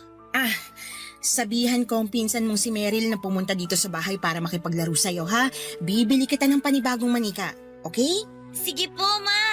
Kaya tumahan ka na. Ikaw talaga, nagpapapaniwala ka sa mga yun. Mama, may iba pa po silang sinasabi. Parati nga nila akong tinutukso talaga. Ano na naman? Ang sabi nila, Amerikana daw ako. Blue daw kasi yung mata ko eh. Tsaka ang puti-puti ko. Naku, naiinggit lang yung mga yun sa'yo kasi you're a princess. Ganyan kaya kulay ng mga mata ng mga manika, di ba? Alam mo, may kukwento ko sa'yo kung bakit ganyan ka kaganda. Gusto mo bang marinig? Opo, Ma. Halika rito. Dito ka sa tabi ko. Gusto kong niyayakap ang baby ko kapag nagkukwento ako eh. Alam mo anak, mahal na mahal ko ang papa mo. Kaya pinakasalan ko siya. Nakita mo yung picture na nakasabit sa baba? Yung puti po ang damit ninyo na parang Reyna po? Tama! Yon ang pinakamasayang araw ko para akong reyna at yung papa mo naman ang hari. Tapos syempre, nagdasal talaga ako noon para biyayaan ako ng magandang anak. At doon nga ako nagdasal sa birhen hanggang sa nabuntis ako. Dito ka sa tiyan ko. Parang yung baby brother ko nung nasa tiyan mo pa po siya. Ganun na nga. At habang pinagbubuntis kita, parati kong tinitingnan yung mga birhen sa simbahan. Ang gaganda nila, ang puputi, at ang pupungay ng mga mata. Doon kita pinaglihi, kaya nang lumabas ka sa tiyan ko, sabi ko, parang birhen ng baby girl ko. Ah, kaya pala ako ganito, Ma. Sa inyo talaga ako galing? Siyempre, dito ka sa tami ni Mama. Naniniwala ka na ba? Opo, Ma. Nako, parang ang seryoso ng mag-ina ko ah. Ano bang pinag-uusapan yung dalawa? Papa, kinuwento ni Mama na pinaglihi daw po ako sa santo, kaya ganito po yung itsura ko. Ah, oo anak ko. Kaya ang ganda-ganda mo. Pakis nga ako sa baby ko. Naku, maganda ka nga baby. Pero amoy araw ka naman. Maghapon ka bang naglaro? Opo.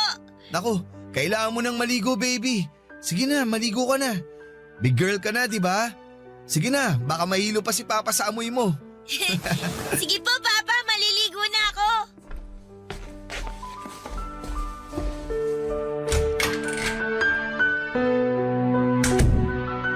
Han, natatakot talaga ako na kung lalaki na si Scarlett, hindi na siya maniniwala sa kwento natin. Han, pwede bang huwag ka na mag-isip ng ganyan? Nandito ako. Sasabihin ko sa kanya na ako talaga ang ama niya at pinaglihi mo nga siya sa santo. Tapos ang kwento. Oh, bakit ka naman umiiyak? Salamat sa pagmamahal, Edward. Salamat sa lahat. Ako dapat ang magpasalamat dahil minahal mo rin ako at hinayaan mo akong maging ama sa anak mo. Mahal kita, Han. Mahal na mahal din kita, Han. Mula sa araw na isinilang ko si Scarlett ay nangako ako na ibibigay ko ang lahat para sa kanya. Pagmamahal, proteksyon at isang magandang kinabukasan. Walang pag-aalinlangan na ibinigay din yon ni Edward sa kanya kahit alam nitong hindi niya kadugo si Scarlett. Simula pa noong maliit si Scarlett, si Edward na ang tumayong ama niya. Ginawa niyang lahat para mahalin at alagaan si Scarlett na parang tunay niyang anak. Lumaki si Scarlett na hindi nalaman ang katotohanan. Papadudot sa bawat gabi na iniisip ko kung aaminin ko ang totoo sa kanya ay umiiyak ako. Mahal na mahal ko ang anak ko at hindi ko kayang masaktan siya. Pero alam kong kailangang mangibabaw ang katotohanan.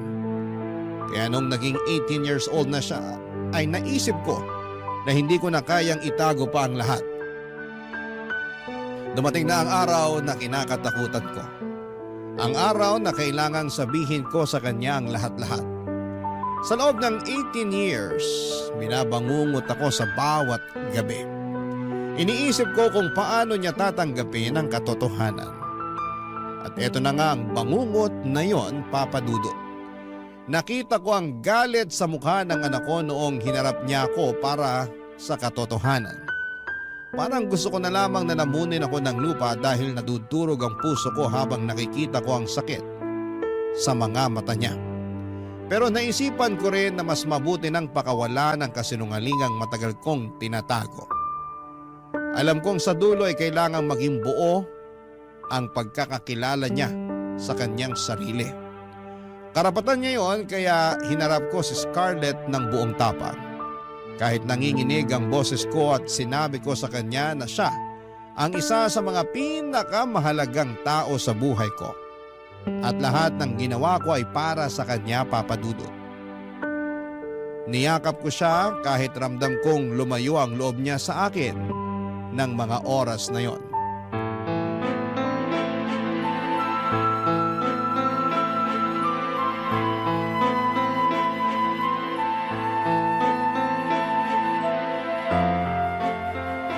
Ma, 18 years old na ako. Hindi na ako bata. Sino ba talaga ang tatay ko? Sino?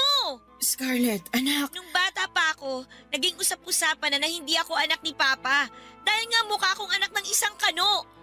Maraming beses kitang tinanong at maraming beses mo rin akong sinagot na pinaglihi mo lang ako sa santo. Ma, Hindi ba kayo kinikilabutan sa ginagawa niyong pagsisinungaling? Sabihin niyo sa akin ang totoo. Amerikano nga bang tatay ko, Ma? Scarlett, ang mahalaga, mahal ka namin ng Papa Edward mo. Ibig sabihin, totoo nga. Anak, Ma, 18 years niyo ako niloloko. kailangan ko kasing... Anong kasinungalingan pa ang sasabihin mo, Ma? Gusto ko lang marinig mula sana sa inyo yung totoo eh. Pero hanggang ngayon, ayaw niyo pa rin sabihin. Umami na si Tia Magda. May kasintahan ka daw na isang Amerikano. At yun yung nakabuntis sa'yo. Siya yung ama ko. Pero, ang ipinagtataka ko lang, mag-asawa na kayo ni Papa nun, di ba? Ibig sabihin, nangaliwa kayo? Ako yung bunga ng pagtataksil niyo kay Papa. At saka, nagpakamartir si Papa. Inako niya ako at itinuring na tunay niyang anak. Anak, sorry. Sorry. Bakit niyo tinago sa akin yun? Totoo ang nalaman mo. Anak kita sa isang Amerikano, si Stephen. Nagmamahalan kami, pero nung bumalik siya sa Amerika, hindi na siya sumulat sa akin. Hindi ko alam kung ano nangyari. Dumating sa buhay ko ang papa mo, minahal niya ako, at doon nagpakasal kami. Pero dumating si Stephen, nagkita kami. Maling nakipagkita pa ako sa kanya, parang bumalik yung dati. Akala ko hindi ako mabubuntis kasi isang beses lang namin ginawa yun, pero nabuntis niya ako. Nabuo ka namin. Ma, bakit mo nagawa yun? Gusto ko nang makipaghiwalay sa papa mo noon kasi isang pagtataksil lang ginawa ko, pero tinanggap niya ako. Tinanggap niya tayo. At para sa kanya, galing ka sa dugot laman niya, anak ka ng Papa Edward mo. Han? Scarlett, anak? Oh, bakit kayo nag-iiyakan? Pa, alam ko na po yung totoo. Alam ko nang hindi niyo po ko tunay na anak. Alam kong hindi ako pinaglihis sa mga santo. Kasi anak ako ng isang kano. Hindi! Anak kita, Scarlett! Anak ka namin ng mama mo! Tama na! Mga sinungaling kayo!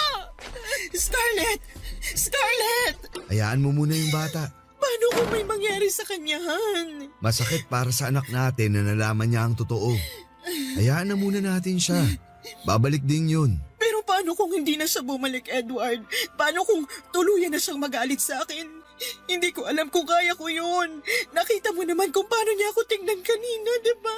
Puno siya ng galit. Han, makinig ka. Hindi ba dati, galit na galit ako nung una kong nalaman ng totoo? Pero napatawad kita. Hindi naging madali, pero nagawa ko. Alam kong kaya rin niya ni Scarlett. Kailangan lang niya ng panahon. Alam kong totoo yan, Han. Pero ibang sakit ang makita ang anak mong nasasaktan eh. Para bang hinugot yung bahagi ng puso ko. Mahal na mahal ko siya. Lahat ng ginawa ko para sa kanya, pero ngayon, parang hindi niya yun naramdaman. Hindi yan. Ramdam niya yun. Ngayon, maaaring galit siya. Nalilito. Pero kilala ko si Scarlett. May puso yan. Tulad ng sayo. Mahal na mahal ka niya. Kahit nasaktan siya ngayon, mapapatawad ka niya. Ito talagang kinatatakutan ko, Edward. Dumating na. Lahat ng taon na tiniis ko ang takot at pangamba, parang wala na akong natira para sa sarili ko, pero eto na nga, wala na akong tinatago. At yan ang mahalaga. Wala ka nang itatago. Wala ka nang bigat na dinadala. Han, ginawa mo na ang tama. At sa dulo, makikita rin ni Scarlett yan. Han, taan na. Han, ano kung mas piliin niyang lumayo? Edward, hindi ko kaya. Hindi mangyayari yan. Kung napatawad kita, kaya rin niyang gawin yun. Ngayon, hayaan mo munang lumipas ang galit niya. Ibigay mo sa kanya ang panahon para humupa ang emosyon niya. Sana nga, Edward. Sana nga. Tandaan mo, mahal na mahal ka ng anak mo. Tuluyang lumaya si Scarlett sa bahay, Papa Dudut. Napakasakit sa akin bilang isang ina na makita ang anak kong nagdadala ng bigat sa kanyang puso dahil sa katotohanang hindi niya matanggap. Ang sekreto na matagal ko nang tinatago ay parang bomba na sumabog sa pagitan naming mag-ina, Papa Dudut. Parang nawasak ulit ang pagkatao ko at bumalik ang mga alaala ng panahong nagpakatanga ako. Sa pag-asang mahal talaga ako ni Steven. Hindi ko inakalang ang lalaking yon ang siyang magmamarka ng dugong kano sa anak kong si Scarlett. Hindi ko alam kung saan siya nagpunta, Papa Dudut. Sinubukan ko siyang tawagan. Ngunit hindi niya sinasagot ang cellphone niya. Napakaraming tanong ang gumugulo sa isipan ko. Mali ba ang desisyon kong aminin sa kanya ang katotohanan? Wala akong ibang hangad kundi ang mailapit siya sa katotohanan. Ngunit sa halip na magkaintindihan kami ay parang mas lalo lamang lumayo ang loob niya sa akin. Nang mawala siya ay walang minutong hindi ako nag-aalala sa kanya. Kung nakakain na ba siya, may tinutuluyan ba o kung hindi ba siya inaabuso ng ibang tao. Bilang isang ina, isang matinding bangungot ang pag-alis ni Scarlett, Papa Dudut. Parang iniwan ako ng liwanag sa buhay ko. Maraming beses kaming naghanap sa kanya pero wala talaga. Masakit ang mawala siya at hindi ko sinusukuan ang pag-asang magkakaayos kami kapag dumating ang araw na magkita kaming muli. Patuloy akong nananalangin na makita siyang muli at maipadama sa kanya ang pagmamahal ko ay walang hanggan. Gusto kong sabihin sa kanya na hindi kailanman naging kasalanan ang kanyang pagkatao. Dahil ang pagdating niya sa buhay ko ay isang blessing na araw-araw ko na pinagpapasalamat sa Diyos. Papa Dudut. Barangay Love Stories. Barangay Love Stories. Papa Dudut, 3 taon akong walang balita sa nag-iisang anak kong babae. Napakasakit nang bigla na lang siyang lumayo. 3 taon ako nagtiis at tinatanong ang sarili, nasaan na kaya siya? Kumakain kaya siya ng maayos? May sakit ba siya? Pero walang sagot, Papa Dudut. Walang sagot. Ni Haniho ay wala akong nahagilap. Hinahanap ko siya sa mga kaibigan niya pero kahit sila ay hindi rin po alam kung nasaan na siya. Parang nawala na ako ng bahagi ng buhay ko na hindi ko alam kung kailan babalik. Hanggang isang araw, Papa Dudut, ay bigla siyang bumalik at nakita ko siya sa pintuan ng bahay namin. Dala ang isang maliit na bag. Agad akong lumapit sa kanya pero may napansin akong kakaiba sa kanya. Hindi lang siya umuwi, Papa Dudut, sapagkat buntis siya. Ang dami kong gustong itanong sa kanya pero hindi ko magawa dahil sa takot kong baka muli siyang mawala. Niyakap ko na lamang siya ng mahigpit at pansin ang takot at hiya sa mga mata niya. Kaya sabi ko sa kanya na kahit na anong mangyari, anak ko pa rin siya at mahal na mahal ko siya. Pero hindi ko maiwasang magtanong. Ano kaya mga pinagdaanan niya sa 3 taon na nawala siya? Sino ang ama ng dinadala niya? At bakit hindi niya man lang ako sinabihan, Papa Dudut?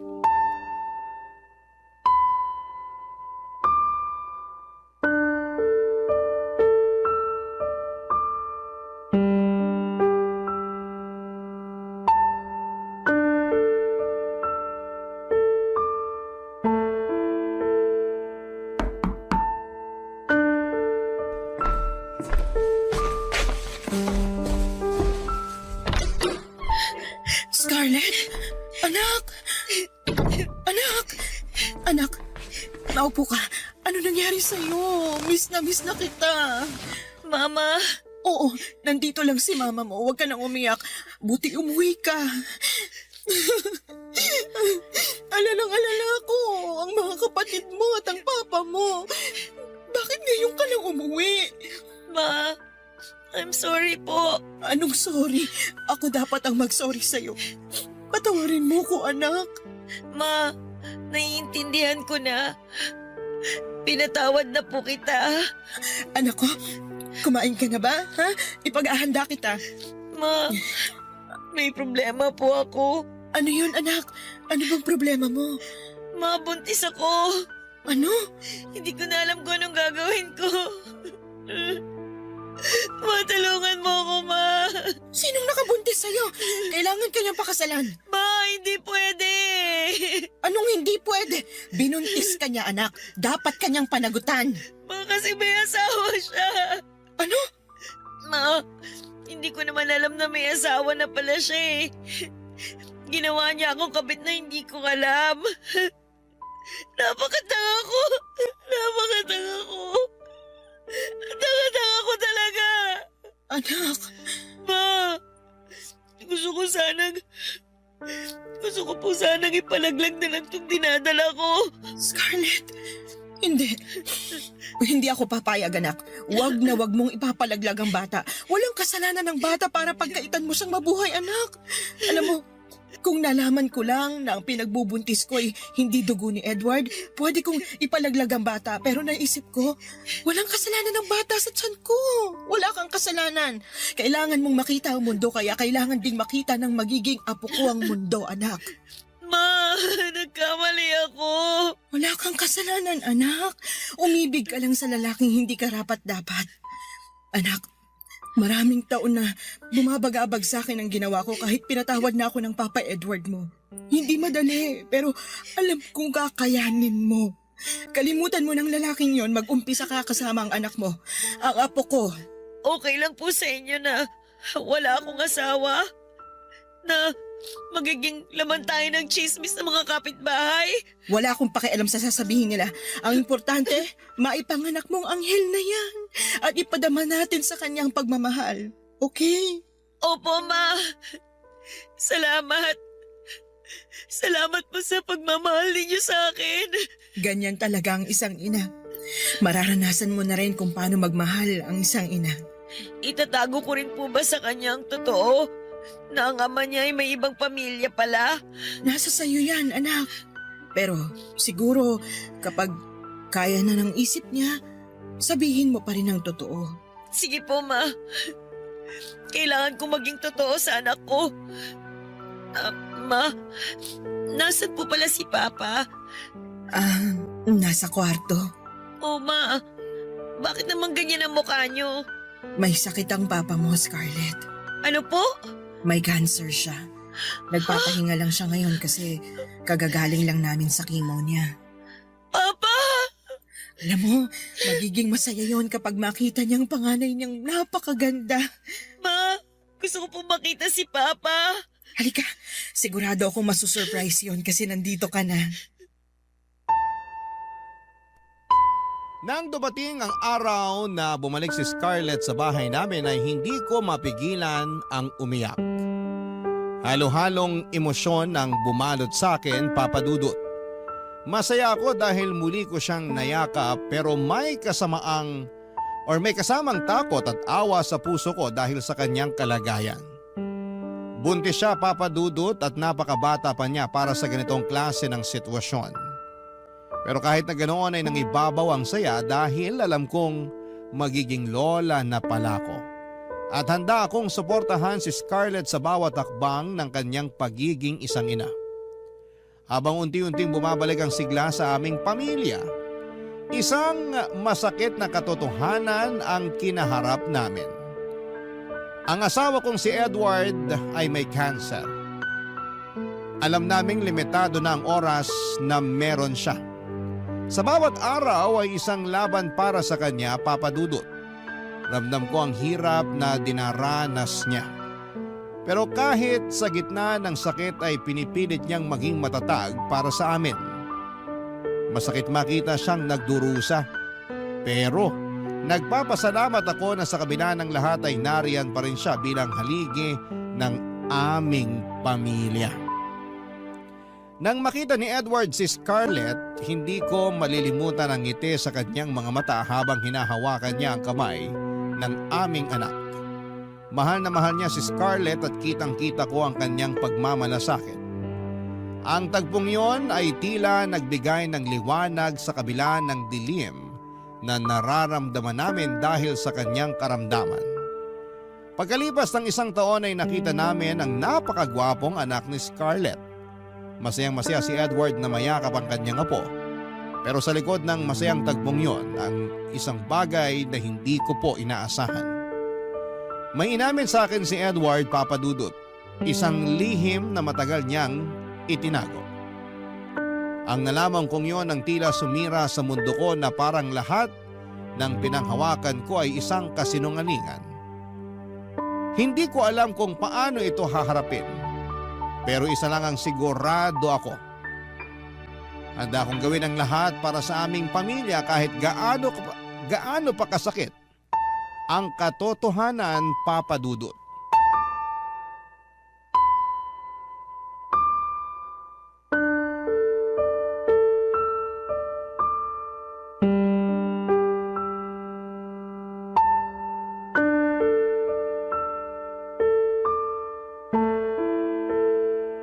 Han, Han, huwag ka nang magsalita. Kailangan mong magpahinga para mapadali ang paggaling mo. sa palagay ko, hindi na ako gagaling. Huwag kang magsalita ng ganyan. Magkakaapo ka pa. Dapat makarga mo pa sila. Parang hindi ko na kaya yun. Hindi ko na siguro makikita ang magiging apo ko sa kanila. Pwede bang hindi? Kaya mo pa. Masaya na ako na makitang muli si Scarlett. Nandito na siya, kasama mo. Okay na sa akin na makita ko ang una kong apo. Namana niya kagwapuhan ko. Han, huwag kang magsalita ng ganyan. Ang babaw talaga ng luha mo. Ikaw kasi. Han, patawarin mo ako. Patawarin? Para saan? Wala ka namang ginawang masama para ihingi mo ng tawad sa akin na. Sige na, magpahinga ka na. Hindi ko na talaga kayang itago to, Han. Walang araw na hindi ako pinatatahimik ng konsensya ko sa ginawa ko sa'yo. Ano bang pinagsasasabi mo, Han? Malaki kasi ang kasalanan ko sa'yo eh. Nagawa ko yun kasi mahal kita. Han, ano ba yun? Tungkol to kay Stephen. Ano? Anong tungkol sa kanya? Gusto talaga kita. Pero naunahan lang ako ni Stephen sa panliligaw sa'yo. Kaya nung umuwi siya ng Amerika at nang minsang bumisita ako sa post office, nakita ko ang sulat mo. Han, may ginawa ako sa sulat mo. Sorry. Han, anong ginawa mo? Kinuntsaba ko ang kaibigan ko sa post office. Sabi ko, wag na wag niyang ipadala ang sulat mo. At kung may darating mang sulat mula kay Stephen, hindi niya ito ibibigay sa'yo. Ano? Mahal ka ni Stephen. Ginawa ko siyang masama sa iyong mga mata. I'm sorry. Han, bakit? Nagawa ko ang lahat kasi nga mahal kita. Naging madamot ako. Ayaw kitang maging masaya sa kanya. Gusto ko lang na mapasa akin ka. Kaya nung nalaman ko nagkaanak kayo, alam kong dahil yun sa hindi pa rin nawala ang pagmamahalan yung dalawa. Nakokonsensya ako sa araw-araw sa ginawa ko. Tuwing nakikita ko si Scarlett, naalala ko ang ginawa kong pagtutol sa ugnahan niyo ni Stephen. Pero minahal ko si Scarlett na parang tunay kong anak. Hindi ako nagsisinungaling sa pagmamahal at pagtanggap sa kanya. Para sa akin, anak ko si Scarlett. Lahat ng sulat mo at ang sulat ni Stephen. I'm sorry, Ann. Lahat daw yun pagkatapos ko mabasa. Sinusunog ko. Han, Sana mapatawad mo ako. Alam kong hindi mo ako madaling mapapatawad dahil sa ginawa ko. Pero Ann, mahal na mahal kita. sandali lang. Ang sakit sa dibdib. Parang hindi ako makahinga.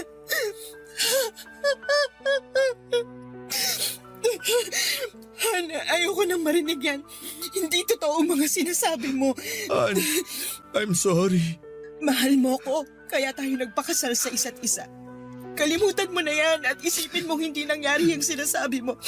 Sa pagkakaalam ko, sa naging buhay ko kasama ka at ang mga anak natin, naging mabuti kang asawa sa akin. Naging mabuti kang ama sa mga anak natin. Yun lang ang katotohanan na gusto kong marinig. Tinaguyod mo ang pamilya natin ng maayos. Dugot pawis.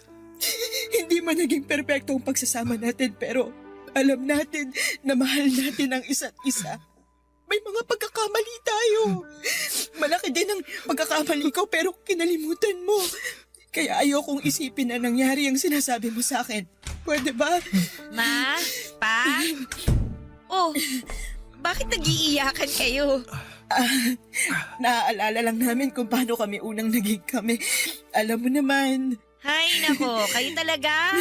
Nasaan ang apo ko? Nasa kwarto po. Pinatulog ko po muna. Pwede mo bang dalhin dito ang apo ko? Oo naman pa. Scarlett, anak. Mahal na mahal kita at ang anak mo. Pa, mahal na mahal ko rin po kayo. Pakis nga po ako sa papa kong pogi. Mwah! Pagaling ka na kasi pa, para mas lalo kang pumogi. Sandali pa, kunin ko lang si baby. Balik agad ako dito. Salamat, anak. Han, salamat. Han, ako ang dapat magpasalamat. Salamat sa pagmamahal mo. Mahal na mahal kita. Papa Dudut, isang masakit na katotohanan ang narinig ko kay Edward at hindi ko kailanman inakala na darating ang araw na malalaman ko na naging faithful pala si Stephen sa akin. Na mahal niya talaga ako at yung huling pagkikita namin, yung paano namin binuo si Scarlett ay puno ng pagmamahalan. Nang aminin ni Edward sa akin ang isang lihim na matagal niyang itinago ay parang sumabog ang lahat ng paniniwala ko sa kanya. Masakit, Papa Dudut, sobrang sakit na halos hindi ko na alam kung paano ko haharapin ang kinabukasan. Ngunit sa kabila ng lahat ng sakit ay pinilit kong magpakatatag, hindi lang para sa sarili ko kundi para sa aming pamilya. Wala na akong magagawa kundi ang tanggapin ang kapalaran at hindi ko kayang talikuran ang aming mga anak. Lalo na si Scarlett. Sa kabila ng pagkasira ng tiwala ko kay Edward, alam kong kahit papaano ay naging mabuti siyang ama sa mga anak namin. Sa bawat sandaling nakikita ko siyang nagbibigay ng pagmamahal at suporta sa kanila ay parang binuon niya ulit ang tiwala ko sa kanya. Naintindihan ko kung bakit niya ginawa yon, lalo na tuwing nakikita ko kung paano niya itinuring si Scarlett bilang isang anak. Kahit na hindi niya tunay na anak ay hindi mo mararamdaman ang pagkakaiba.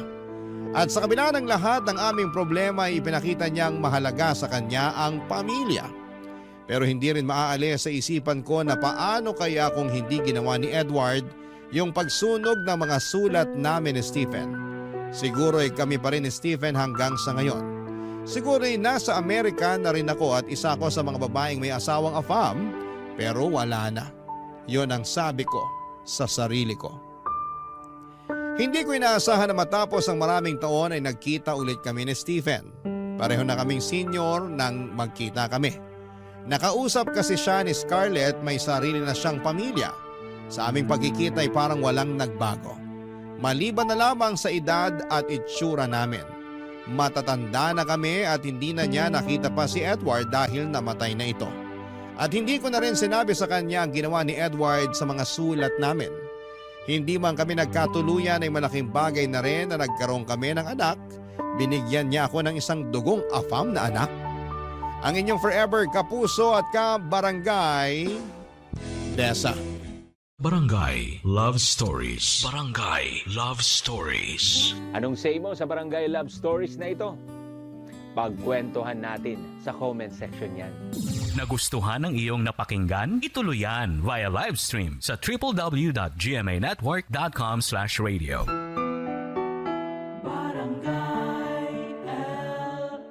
In Mega Manila, 97.1.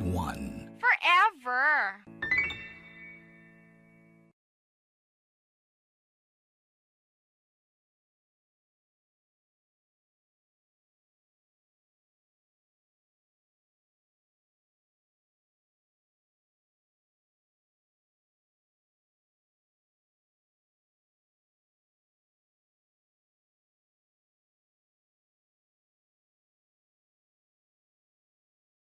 Ang mga kwento ng pag-ibig, kwento ng buhay, at kwento ng pag-asa dito sa Barangay Love Stories. Love Stories.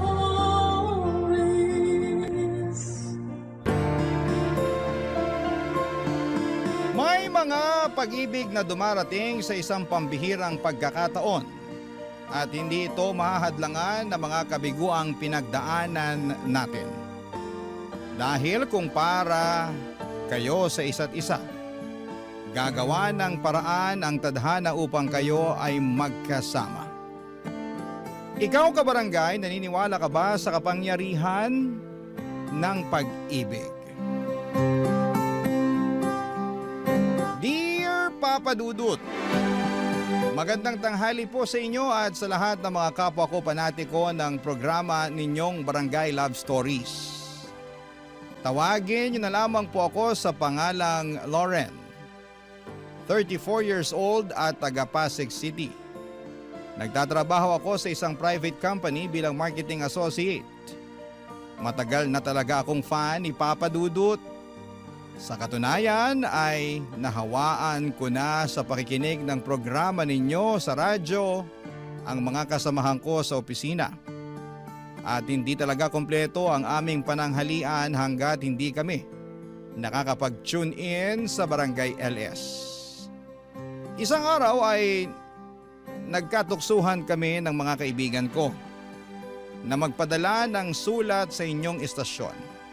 Bali, 4 kaming nag-send ng kwento namin sa inyong email address. Paunahan na lang kung kaninong sulat ang unang mababasa. At kung pala rin na mapili ang istorya ko, ako na ang magiging pinakamasayang babae sa mundo. Papa Dudut, magsisimula ang lahat noong 2023 kasama ko noon sa paborito kong restaurant ang longtime boyfriend kong si Sev. Naging kami 10 years ago. Tipikal na gabi lamang yon noong niyaya ko siyang makipagkita sa akin para samahan akong mag-dinner date. Papa Dudut.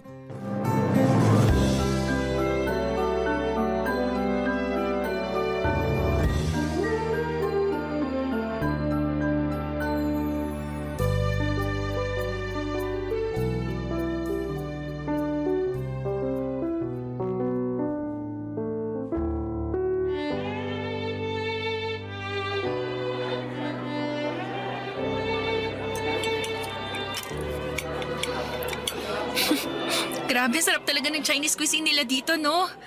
Paborito ko talaga tong pansit nila tsaka itong siomay. O teka, bakit parang hindi mo ginagalaw yung pagkain mo, babe? Wala akong gana. Di naman ako masyadong gutom eh.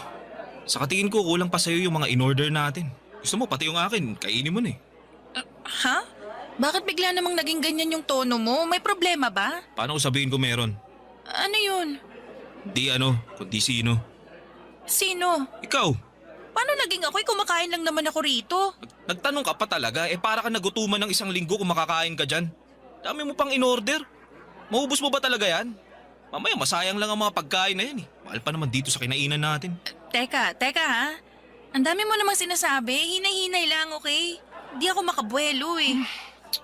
Unang-una, ano bang problema mo? Bakit bigla mo yatang pinakialaman yung pagkain at saka yung mga in-order ko? Pangalawa, oo, gutom ako. Kaya na pa namin order ko tsaka kain. Anong masama ron? Masama doon kasi nakita mo na ba ang sarili mo sa salamin, ha? Ha? Ano namang kinalaman nun? Malaki! Kasi tingnan mo nga yung katawan mo, ang laki-laki na. Chef, ulitin mo nga yung sinabi mo. Sabi ko, ang laki-laki mo na. Takaw-takaw mo kasing kumain eh. Daig mo pa may sikmura ng balyena. Kaya tingnan mo, kitang-kita na sa katawan mo yung resulta oh. Excuse me? Alam mo, di ko lang sinasabi sa'yo to pero naaasiwa na kasi ako sa katawan mo eh. Pwede bang mag-diet ka naman? Bawasan mo mga kinakain mo para sumeksi ka. Medyo di ka na kasi maganda sa paningin ko eh. Nakakaumay, ganun.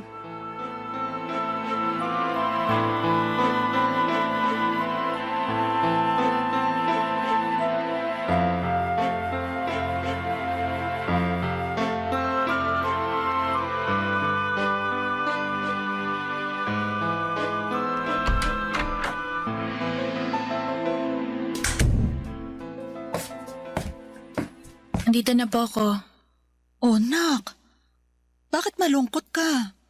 Hindi po ako malungkot, ma. Pagod lang po siguro ako. Ito po, kunin nyo. Pasalubong ko po sa inyo. Baka hindi pa kayo kumakain eh. Kumain na kami kanina pero ano ba to? Pagkain? Ay, ang dami naman. Akin na, dali. Take out po dun sa restaurant na kinainan namin ni Sev kanina. Ha? Bakit ang dami? Kakaunti lang naman tayo rito sa bahay. Ako lang, ikaw, ang papat kapatid mo na di naman malakas kumain. Teka nga, sabihin mo nga sa akin yung totoo, nak. May nangyari ba sa inyo ni Sev? Wala po, ma. Anong wala? Hindi mo ako maluloko, ha? Nanay mo ko. Baka gusto mong linyahan na naman kita ng mga pamosong linyahan ng mga kananayan pag alam nilang nagsisinungaling sa kanilang mga anak nila. Ano? Wala naman po talaga, ma. Hindi ako naniniwala sa'yo. Sabihin mo na kasi, nak. Baka naman matulungan kita. Nagugutom po ko, ma. Ano? Kamo kumain kayo ni Sev, di ba? Hindi ka ba nabusog? Hindi po, kasi po sinabihan ako ni Sev na ang dami ko raw order. At ang lakas ko raw pong kumain kaya lumalaki na raw po yung katawan ko. Yan po yung mga in-order ko eh. Medyo naparami nga kasi gutom ako at gusto ko lang kumain. Stress din po kasi ako sa opisina kaya napaparami yung kain ko eh. Kaso nung sinabi niya sa akin yun kanina, nawalan na ako ng gana. Tapos naiya na rin ako sa kanya kasi nga, ang pangit-pangit ko na. Ay, saan galing yung pangit, ha? Hindi ka pangit, anak. Ako yung Sev na yan, ang pangit ang ugali. Sino siya para pagsalitaan ka ng ganyan? Oo, medyo nagkakalaman ka nga pero hindi pa rin yung dahilan para insultuhin ka niya. Siraulong yun. Parang ako na rin ang binastos niya eh. Yan niyo na po, ma. Nagsasabi lang naman po ng totoo si Sev. Baka concern lang siya sa kalusugan ko, ganun.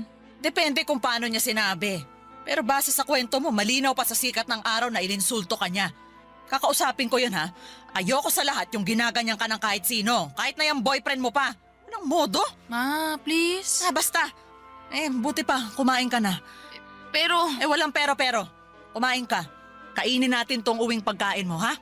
Ang dami nito, oh. Kainin na natin to. Sasaluhan kita para may kasama ka. Magpakabusog ka. Maging masaya ka. Kalimutan mo na lang muna yung asungot na boyfriend mo. May araw din siya sa akin. Huwag kang mag-alala. Pagsasabihan ko siya.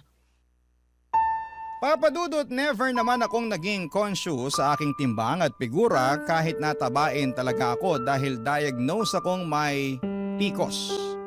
At kasama na nga ang hirap sa pagbabawas ng timbang sa kondisyong kong yon.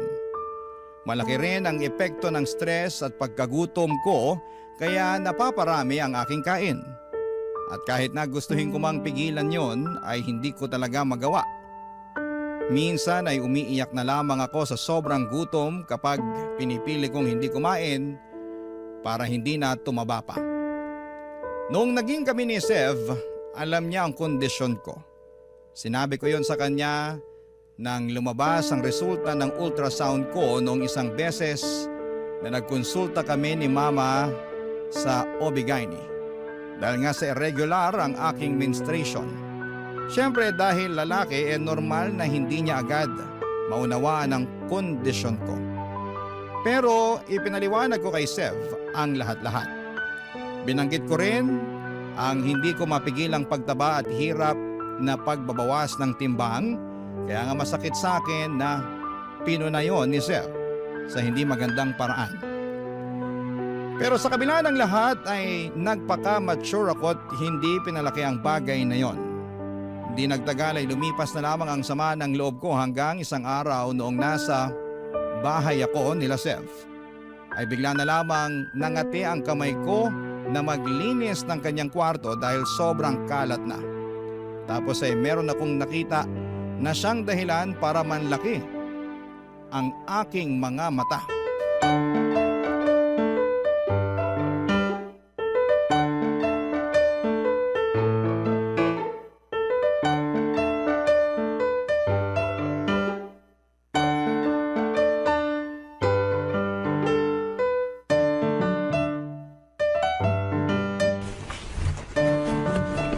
Grabe, Sev. Ang dami mo na palang labahan dito. Oo. Yaman mo na lang dyan. Papalaundry ko na lang pag sinipag ako. Kaso, ang dami na nito eh. May nasusuot ka pa bang damit? Meron pa naman. Tsaka, Hayaan mo na nga lang sabi. Wala nga lang sa akin yung tambak na mga labahan ko tapos ikaw kung todo sita. Sabi ng kung ano-ano. Hindi naman sa kung ano-ano lang ang sinasabi ko. Kaya nga naglilinis ako rito eh. Malamang may mapupuna ako. Kung mamumuna ka lang din di mabuti pa, wag ka nang maglinis dyan. Saka di ko naman sinabi maglinis ka eh. Ikaw lang naman tong di mapakali. Masyadong makati ang kamay mo. Siguro, ganun lang talaga kaming mga babae. Hindi ko nilalahat pero karamihan ayaw sa makalat at hindi organisadong gamit. Kaya nagkukusa na lang kaming ayusin at linisin. Bahala ka na nga sa buhay mo. Kada may sasabihin ako, may ribat ka rin eh. Ikaw nga laging mainit ang ulo mo sa akin eh. Wala naman ako sinasabi at ginagawang masama sa'yo. Ay talaga naman oh. Paanong di maiinis imbis na manahimik ka na lang sana dyan at ayusin mo na lang yung paglilinis mo? Ang dami-dami mo pang sinasabi. Nakakatulig ng tenga boses mo, alam mo ba yon? Maglinis ka na lang dyan di kaya iwan mo na yan tapos umuwi ka na. Tinatamad na ako kasama ka rito sa apartment kung ganyan lang din ang ugali mo. Sorry na. Suriin mo mukha mo. Sige na, maglilinis na lang ako rito. Susubukan kong manahimik. Mabuti pa nga. Di mo yata ramdam na kanina mo pa ako iniistorbo sa paglalaro ko rito sa laptop eh. Di ako makafocus papansin ka masyado. Kaya nga sorry na, di ba?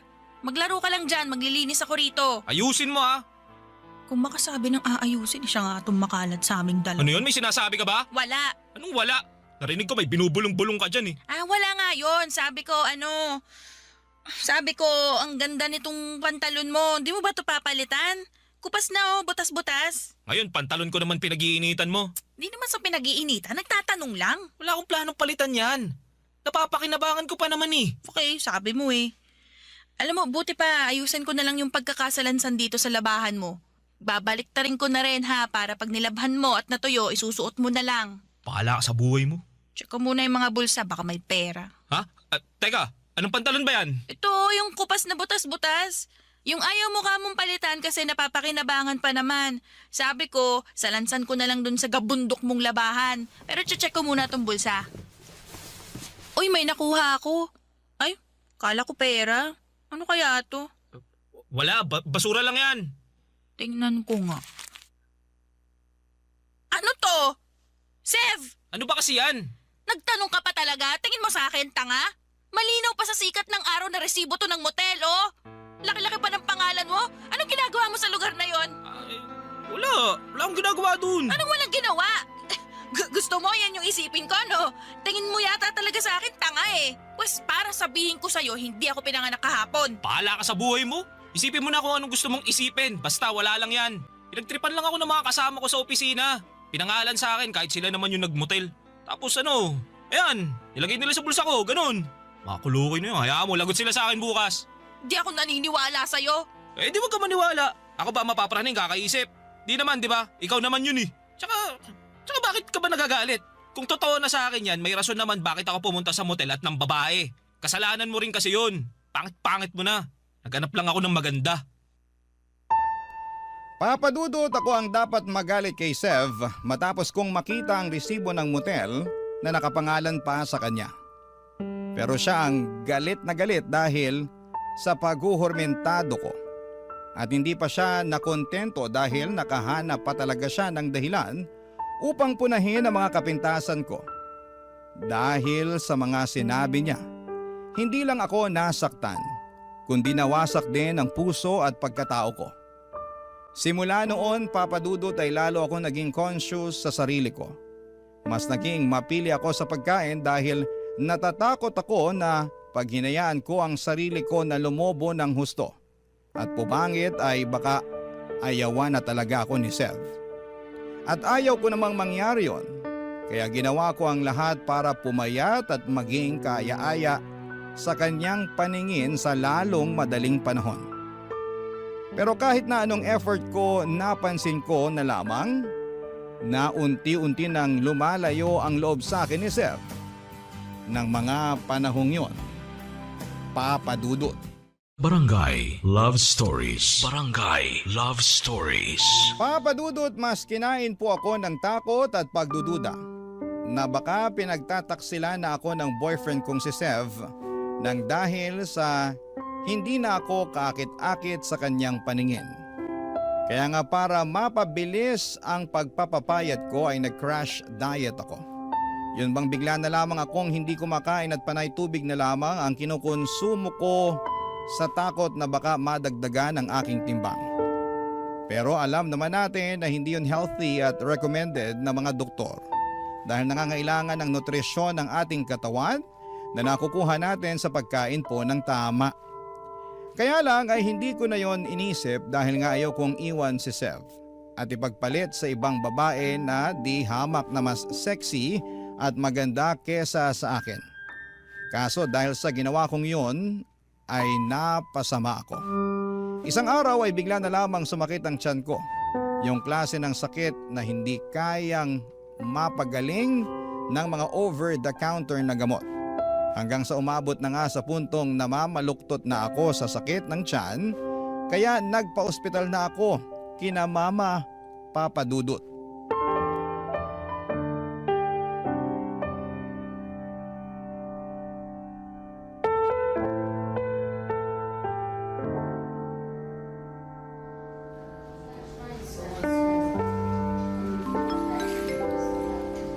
Paging Dr. Abel.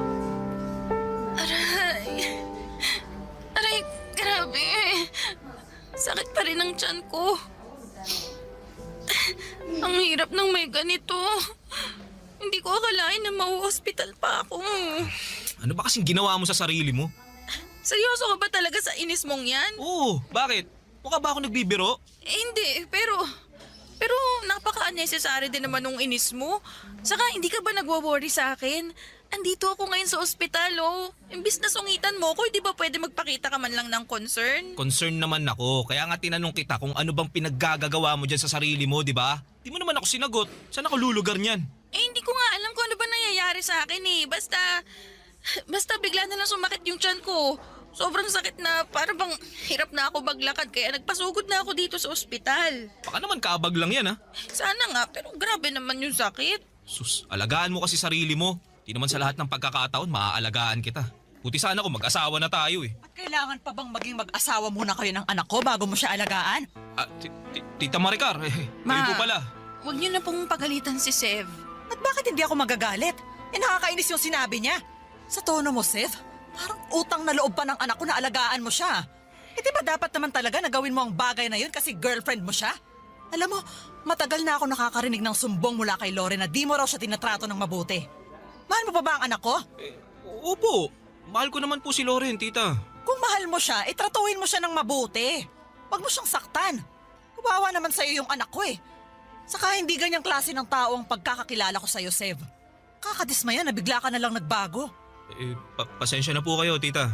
Humingi ka rin ng pasensya sa anak ko dahil siya yung mas nasaktan sa trato mo sa kanya. Pasensya ka na, Loren. Wala lang yun. Kaya ko naman to eh. Ma, huwag niyo na pong pagalitan si Sev, please. O sige, pero ikaw na lang ang pagagalitan ko. Ma, bakit naman? Nagtanong ka pa talaga? Pinag-alala mo kami ng husto ng papa at kapatid mo, nak. Ano po ba kasing nangyari?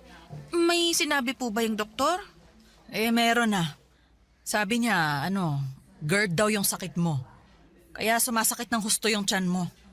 Tapos nung sinuri nila yung dugo mo nakitaan pa nila na may nakahalong gamot doon. Basta, may iniinom ka bang gamot, nak? Tapatin mo nga ako. Magsabi ka ng totoo. Meron po, ma. Pero ano lang naman po yun slimming pills. Nabili ko lang po yun online kasi sabi raw mabilis daw pong magpapayat. Ay, Diyos ko naman. Baka peke pa yun, ha? Hindi naman po siguro. Medyo namayat naman po ako Feeling ko nga gumaan po yung katawan ko Namayat ka nga pero yun dahil wala kang kinakain. Gusto mo yatang mabutas na lang yung bituka mo at lumala ng husto yung kondisyon mo Saka bakit ka ba nagpapapayat? Dahil ba sa sinabi sa'yo ni Seb? Ay, kasalanan mo talaga to, Seb Tita, di naman po yata patas na isisi nyo sa akin yung nangyari kay Loren. May sarili na pong isip yung anak nyo. Meron nga. Pero di naman niya maiisip ang bagay na yon kung hindi mo siya iniinsulto. Kapag may nangyaring masama sa anak ko, naku, ikaw talaga ang sisisihin ko. Papa Dudut, tinalaban ako na konsensya sa mga sermon sa akin ni Mama. Ibang-iba kasi siya kay Sev na para bang naiinis pa sa akin dahil pinabayaan ko raw ang sarili ko. Kaya naging alalahanin pa niya. At kahit nga galit na galit sa akin ang nanay ko dahil sa ginawa ko sa aking sarili, ramdam ko ang pagmamahal niya at concern para sa akin. Kahit paano ay masasabi ko na natauhan ako at napagtanto ko na hindi ko na uulitin ang ginawa ko. Hindi nga nagtagal ay nakalabas naman ako sa ospital, dala-dala ang mga babala ng doktor na maaari akong mapasama ng husto kapag hindi ko inayos ang pagkain ko. Kaya nga nilimitahan ko na lamang ang pagkain ko sa masustansyang pagkain. Yan ang pinapasok ko sa katawan ko. At hindi ko hinahayaan na malipasan po ako ng gutom. Kami pa rin naman ni Seth ng mga panahong yon, pero masasabi kong hindi na kami ganong kalapit sa isa't isa. Ako na lang yata ang kumakapit pa rin sa aming relasyon at umaasa na magiging maayos ang lahat. Nababalik kami sa dati kahit ramdam ko na unti-unti nang lumalayo ang loob niya. Ang tadhana na nga ang gumawa ng paraan para bumitiw ako sa relasyon namin. Pauwi ako noon at may nadaan ng motel ang sinasakyan kong motor pauwi sa bahay namin. Tapos, nakita ko doon si Sev na papasok habang kaakbay ang isang babae na mukhang napulot lamang niya sa tabi-tabi. Agad akong pumara sa motel na yon at mabilis kong kinumpronta ang boyfriend ko.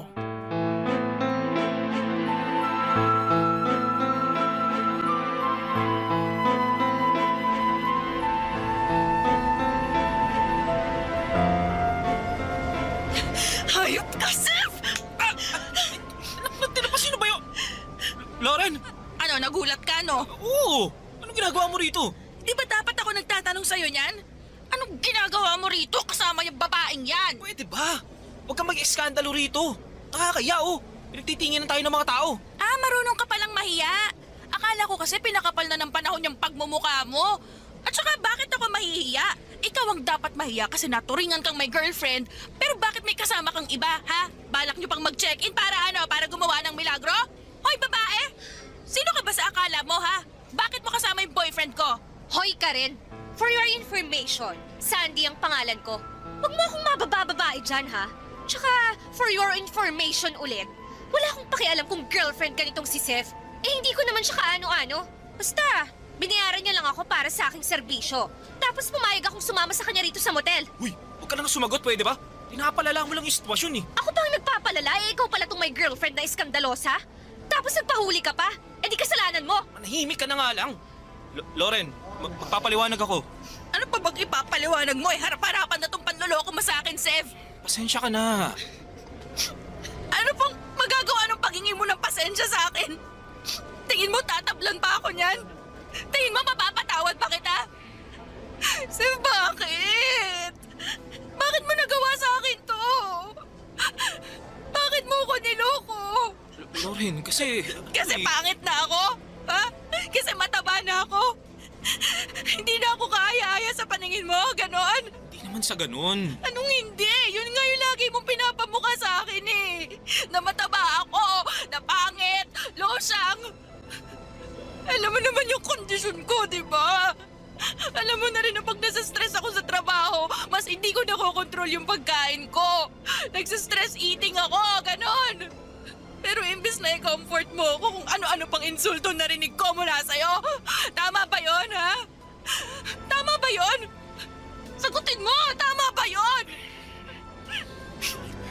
Lauren, Sa dinami-rami ng tao sa mundo, ikaw pa talaga na boyfriend ko mangi-insulto sa akin. Sobrang sakit ng mga sinabi mo, yung mga pinamukha mo. Tapos ako naman to si tanga, pinilit kong ayusin ang sarili ko para sa'yo. Para hindi mo ako iwan. Pero hindi mo yun na-appreciate. Nagalit ka pa nga nung na-hospital ako kasi sabi mo pinababayaan ko sarili ko. Hindi mo man lang ba naisip na kagagawan mo yon kung bakit? Tapos ngayon, mahuhuli kita nasa motel na may kasamang ibang babae. Hindi mo na ako nirespeto. Sev, hindi mo na ba ako mahal? Lauren, please naman. Kanina pa nakakahiya na ako. Bakit nga ako mahihiya? Ikaw ang dapat mahiya kasi manloloko ka. Nakakadiri kayo! Nakakasuka kayo! Tapos na tayo, Sev. Ayoko na sa'yo.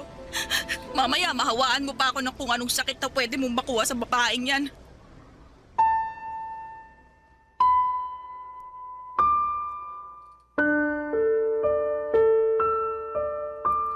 Papadudot, kahit na masakit sa akin ang naging komprontasyon namin ni Sev at labag sa loob ko na makipaghiwalay sa kanya. Dahil nga sa mahal na mahal ko pa rin siya, ay hindi ko na rin naman kinaya ang harap-harapan niyang panloloko sa akin. Kaya nga tinapos ko na ang lahat ng namamagitan sa amin, pero pinatikim ko muna siya ng mag-asawang sampal na deserve niya. Sa kabilang banda, labis din naman ang iniwang sakit ng kalooban sa akin ni Sev. At malaking parte nga noon ang mga pabaon niyang insulto at paninisi sa akin kung kaya nagawa niyang mambabae. Pilit ko yung inalis sa isipan ko, ngunit may mga pagkakataon pa ring minumulto ako ng mga kakulangan at kapintasan ko sa aking sarili. Naisip ko tuloy na baka kasalanan ko talaga ang lahat at deserve kong iwanan at masaktan.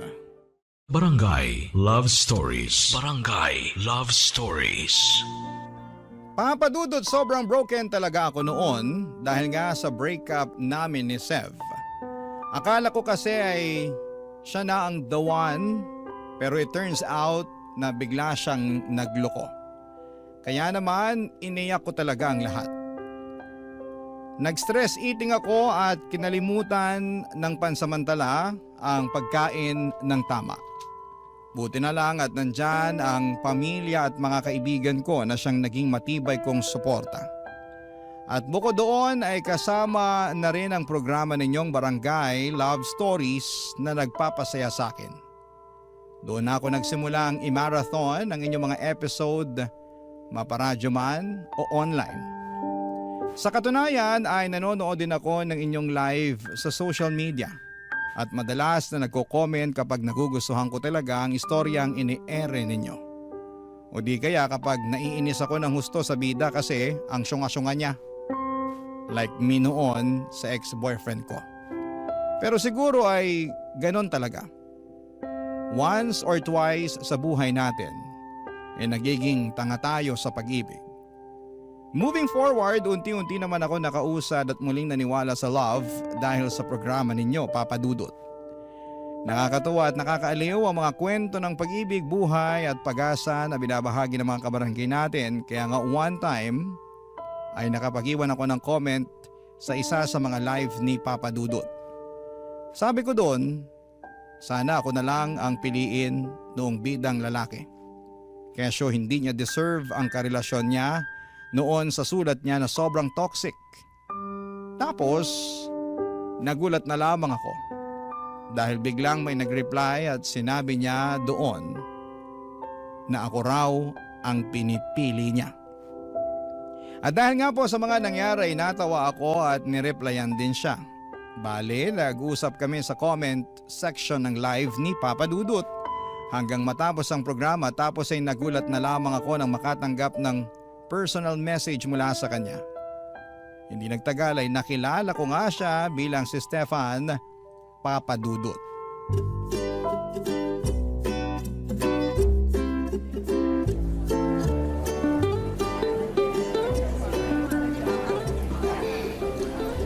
Grabe, sarap naman ang mga food sa cafe na to. Paano mo na-discover tong lugar na to? Grabing ganda, tapos affordable lang din yung mga pagkain. Ganda pa ng ambience. Tambay na talaga ako dito. Kilala na ako ng mga staff. Dito rin kasi ako madalas nagtatrabaho pag gusto kong maiba naman yung paligid ko. Yung bang ayoko muna sa bahay, yung ganun. Nakakasawa rin kasi. Wow, so work from home ka pala? Oo, simula pa nung pandemic. Nice, iwas traffic, no? Ay, hala, sorry. Masyado na ba akong maraming kinakain? Pansin ko kasi konti ka lang kumain. Baka mamaya iniisip mo, takaw-takaw ko Masarap lang talaga yung pagkain. Hindi ko mapigilang kumain ng kumain. Kaya nga tayo umorder na maraming pagkain para kainin. Tsaka tiwala naman ako na masarap at magugustuhan mo yung mga dishes nila rito. Kaya yan ang in-order ko para sa atin. Galing din talaga ng taste mo, no? Lauren, salamat ha. Saan? Hindi kasi pumayag kang makipagkita sa akin. Akala ko kasi hindi ka free ngayon kasi sabi mo may ginagawa ka rin tuwing Sabado tsaka Linggo. Meron nga pero okay lang naman. Tsaka gusto ko rin lumabas kasama mo dahil matagal-tagal na simula nung makipag-date ako. I mean, friendly date ganun. Kaya, thank you kasi di ko akalain na makikilala kita. Tsaka alam mo yun, ang funny lang kung paano nangyari yun.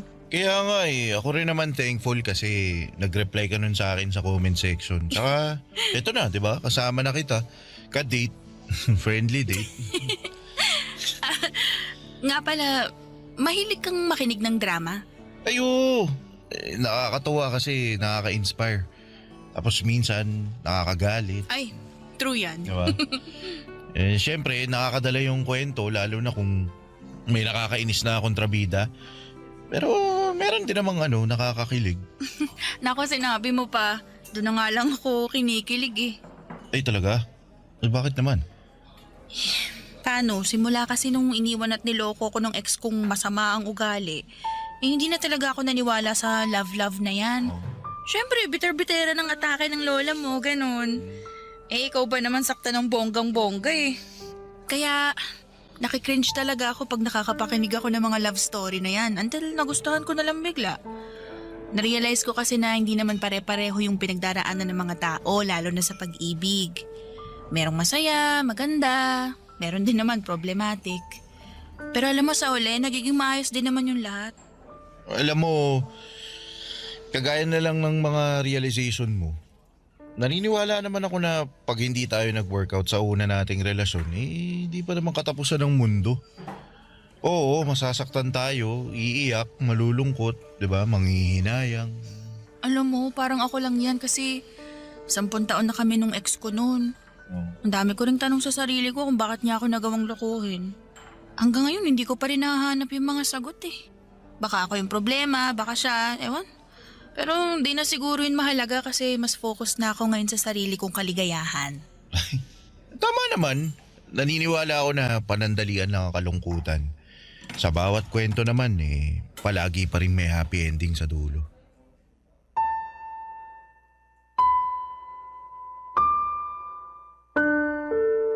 Papadudod, sobrang unexpected ng date namin yon. Basta nag-decide na lamang kami na magkita ni Stefan. At masasabi ko na magaan ang aura niya noong unang beses pa lamang na nakita ko siya. Marami rin siyang alam na topic kaya hindi naging boring ang date naming yon. Sa unang beses matapos ang breakup namin ni Sev. Noon lamang ako lumabas kasama ang isang lalaki na nakilala ko nga online. Ang unang date naming yon ni Stefan ay nasundan pa ng mga nasundan ng marami pang date. Naging close kami sa isa't isa at mas nakilala ko rin siya ng gusto. Isa sa mga bagay na nagustuhan ko sa kanya ay wala siyang pakialam sa mga bagay na insecure ako. Lagi niyang pinupuri ang appearance ko at sinasabihan ako maganda kahit na napakasimple lamang ng ayos ko. Bukod doon ay nakikinig din siya sa akin. Yung klase ng pakikinig na may kasamang pangunawa at simpatya kaya naman unti-unti na akong nahulog sa kanya. Pero panandalian lang pala ang saya. Sapagkat isang araw ay merong binalita sa akin si Stefan na siyang dahilan upang malungkot ako ng husto. Papadudot.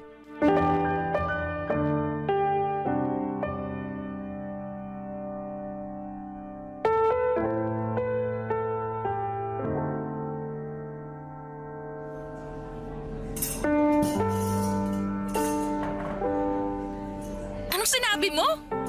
Joke ba yan o ano? Hindi yun joke, seryoso ako doon. Natanggap ako sa isang project sa Dubai. Matagal ko rin yung hinintay. So, ibig sabihin ongoing pala yung application mo noon pa? Oo, pero akala ko kasi di na ako doon matutuloy. Natanggap ka nga kamo at matagal mo na nga rin hinihintay. Ibig sabihin tuloy na tuloy ka na. Daya naman, iiwan mo rin pala ako eh. Pero may social media naman eh. Pwede pa rin tayo mag-usap doon. Meron nga, pero iba yung oras doon tsaka dito. Baka mahirapan tayo, lalo na siguradong magiging busy ka na doon pagdating mo. Makakahanap pa rin naman ako ng paraan para kausapin ka. Hindi mo naman kailangan gawin yun kasi magkaibigan lang naman tayo, di ba? Wala kang responsibilidad sa akin. Ang totoo, meron. Anong meron? Paano? Kasi gusto kita. Gusto kita higit pa sa isang kaibigan. Wow! Sasabihin mo sa akin gusto mo ako pagkatapos mong sabihin na aalis ka para magtrabaho sa ibang bansa. Pero pwede pa rin naman natin ipagpatuloy yung relasyon natin kahit na magkalayo tayo. Diba? Ayoko. Loren, baka naman... Aaminin ko, Stefan. Gusto na rin kita. Pero ayoko ng LDR. Ayoko noon, praning ako eh. Tsaka hindi ko alam kung kakayanin ko. Kaya nga kung ganyan lang na aalis ka mabuti pa tapusin na lang natin tong kung ano mang meron tayo ngayon. Para wala ka na rin kargo pagdating mo doon. Para trabaho na lang iintindihin mo. Ayos lang naman ako eh. Huwag ka mag-alala sa akin. Makaka-move on naman ako.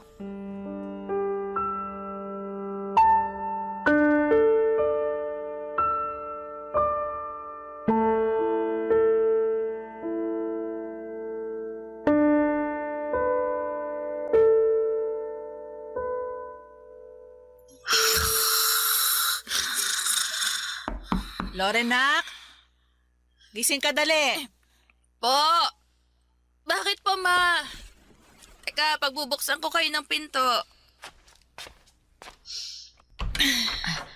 Sorry, Nak. Mukhang malalim na yung tulog mo. Naistorbo pa tuloy kita. Ayos lang po, pero ano po ba yon? Bakit niyo ako ginising? May naghahanap kasi sa'yo. Kanina pa sigaw ng sigaw sa may gate natin kaya nilabas na namin ng papa mo. Ma, nagpapasok kayo ng tao dito sa atin? Oo, pero nagpakilala naman siya sa amin ng papa mo. Siya raw si Stefan. At nagmamakaawa siya na kausapin ka kaya sige na. Labasin mo na kasi di raw siya uuwi hanggat di ka nakakausap. Sige po, ma. Stefan, bakit pumunta ka pa rito sa bahay? Sorry Loren, hindi ko lang talaga kayang tanggapin na ganun mo na lang tinapos ang lahat sa atin. Ano ba kasing meron tayo? Gusto lang naman natin ang isa't isa pero wala nga tayong label eh. Tsaka aalis ka na, di ba? Dapat mas mag-focus ka na doon kaya sana kalimutan mo na lang ako. Hindi ko magagawa yun dahil mahal kita. Anong sabi mo? Mahal na kita at gusto kong maging tayo. O kung ano mang meron tayo ngayon. Ayokong itapon na lang basta-basta yung pinagsamahan natin. Gusto ko lumalim pa yun at magbunga. Gusto ko kitang ligawan. Gusto kitang maging kasintahan. Gusto ko rin naman yun eh. Pero aalis ka nga eh. Pero babalik naman ako eh. Pag nakabalik na ako, magpapakasal tayo. Di pa nga kita sinasagot, kasal na agad gusto mo? Ikaw na kasi yung babae na nakikita kong makakasama ko hanggang pagtanda natin. Kaya sorry kung advance ako mag-isip. Ang totoo, ikaw na rin yung nakikita ko na gusto kong makasama habang buhay. Pero natatakot kasi ako eh. Hindi mo naman ako masisisi, di ba? Hindi, normal lang naman yung matakot. Ako rin naman natakot nung nagtapat ako sa'yo kasi naisip ko baka di tayo pareho ng nararamdaman. Baka di mo rin ako gusto katulad nung pagkagusto ko sa'yo. Natakot ako na masira yung pagkakaibigan natin pero nilakasan ko yung loob ko kaya nagtapat ako sa'yo. At sobrang saya ko nung sinabi mong gusto mo rin ako. Kaya, Loren, sana bigyan mo ako ng pagkakataon para patunayan ko yung sarili ko sa'yo. At bigyan mo rin ng sansa yung kung anong meron tayo. Naniniwala naman ako na kapag pareho nating ginusto makukuha natin. Lalo na kung para sa relasyon natin. Itong pag-alis ko, panandalian lang naman to. Pagbalik ko, pangako, hindi na tayo magkakahiwalay.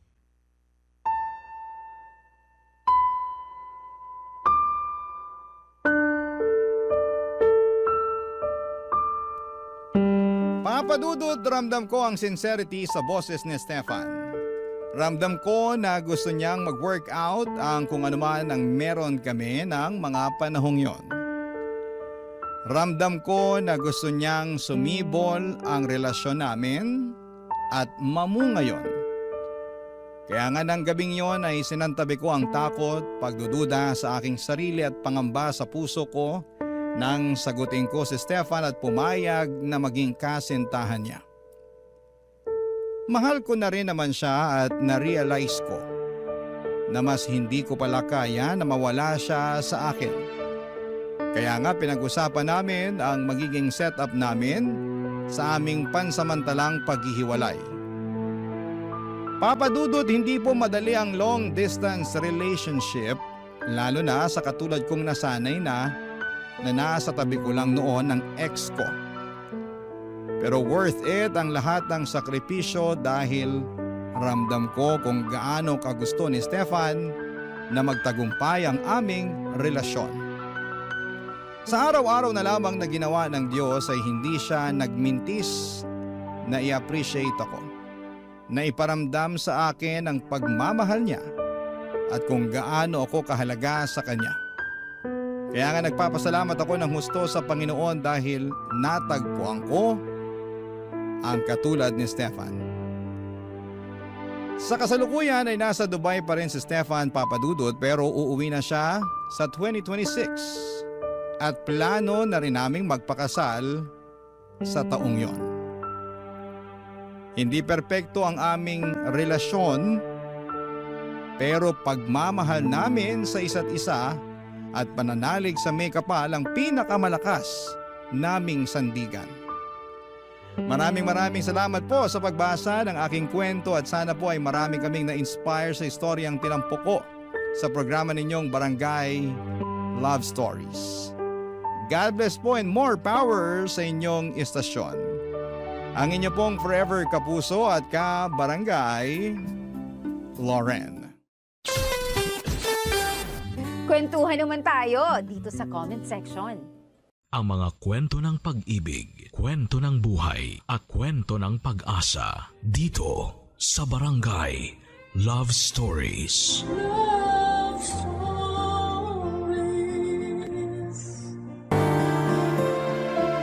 Hindi madaling makisama sa mga kapitbahay. Lalo't magkakaiba kayo ng estado at prinsipyo. Minsan mas madali na lang silang baliwalain at huwag pansinin. Ikaw kabarangay, gaano mo kasundo ang mga kapitbahay mo? Dear Papa Dudut, ako nga pala si Belinda, 50 anyos at isang single mom sa anak kong 18 anyos na si Mia. Para kaming mag-best friend ng anak ko. Lagi kaming magkamaritesan lalo na kapag may mga ganap sa mga kapitbahay namin. Tulad na lamang nung nakaraan, may bago kaming dumating na kapitbahay at tumira sa Unit A. Katabi lang namin dahil kami naman ay nasa Unit B. May kamahalan ang renta sa Unit A dahil 2 floors yon at mas malawak pa kumpara sa aming mag-ina na 1 kwarto lang at nagkasya na lamang kami sa double deck na kama. Kaya nga mas naging close kaming mag-ina dahil iisa lang ang kwarto namin. Kaya lang minsan ay pinapangarap ko rin na magkaroon ng solong kwarto ang anak kong si Mia, lalo't dalaga na siya at kailangan na ng privacy. Minsan nga ay tinatanong ko kung magkano ang renta sa Unit A. Nalula na lamang ako. Hindi ko kaya ang presyo noon kaya sinabi kong magtiis na lamang muna kami ng anak ko dahil balang araw kapag nagkaroon na ng trabaho, ang anak ko ay magkakaroon na kami ng mas maayos na bahay. Yung bahay na may 2 kwarto. Kaya hanggang pangarap lang noon ang Unit A sa amin dahil hindi pa namin yon kayang upahan. Noong napakante nga yun ay panay ang punta namin doon ni Mia, doon kami nagkakape sa umaga. Hinayaan naman kami ng landlady namin basta wala lang kaming masisira. Ini-imagine naming madalas kung saan namin ipopwesto sa Unit A ang mga gamit namin na bibilhin. Hanggang isang araw ay hindi na kami pwedeng tumambay doon para magkape at mag-imagine. Dahil dumating na ang bagong tenant at dahil alam naming may kamahalan ng renta sa Unit A, Kaya nasigurado na agad naming may kaya ang bagong uupa doon, Papa Dudut.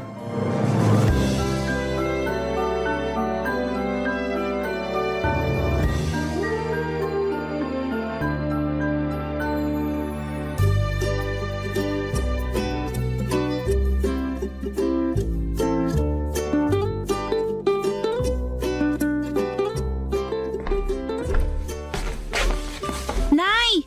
May chika ako! Kumapit ka na, Mams! Alam mo na ba kung sino yung bagong tenant sa Unit A? Oo, alam ko na.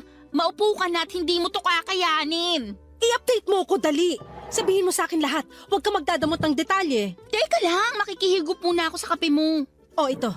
Dalian mo na. Ang sama ng timpla mo sa kape, Nay. Apakapait. Nanlait pa.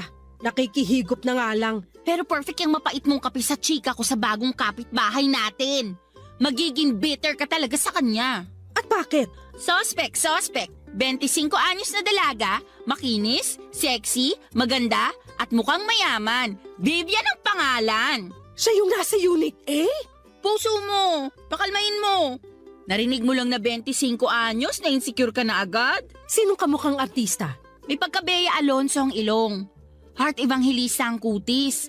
Mata ni Carla Abellana at ngiti ni Marian Rivera. Fuck! Yan ang suspect natin. Ano pang nalaman mo sa kanya? Ang dami at ang mamahal na mga gamit niya, ha?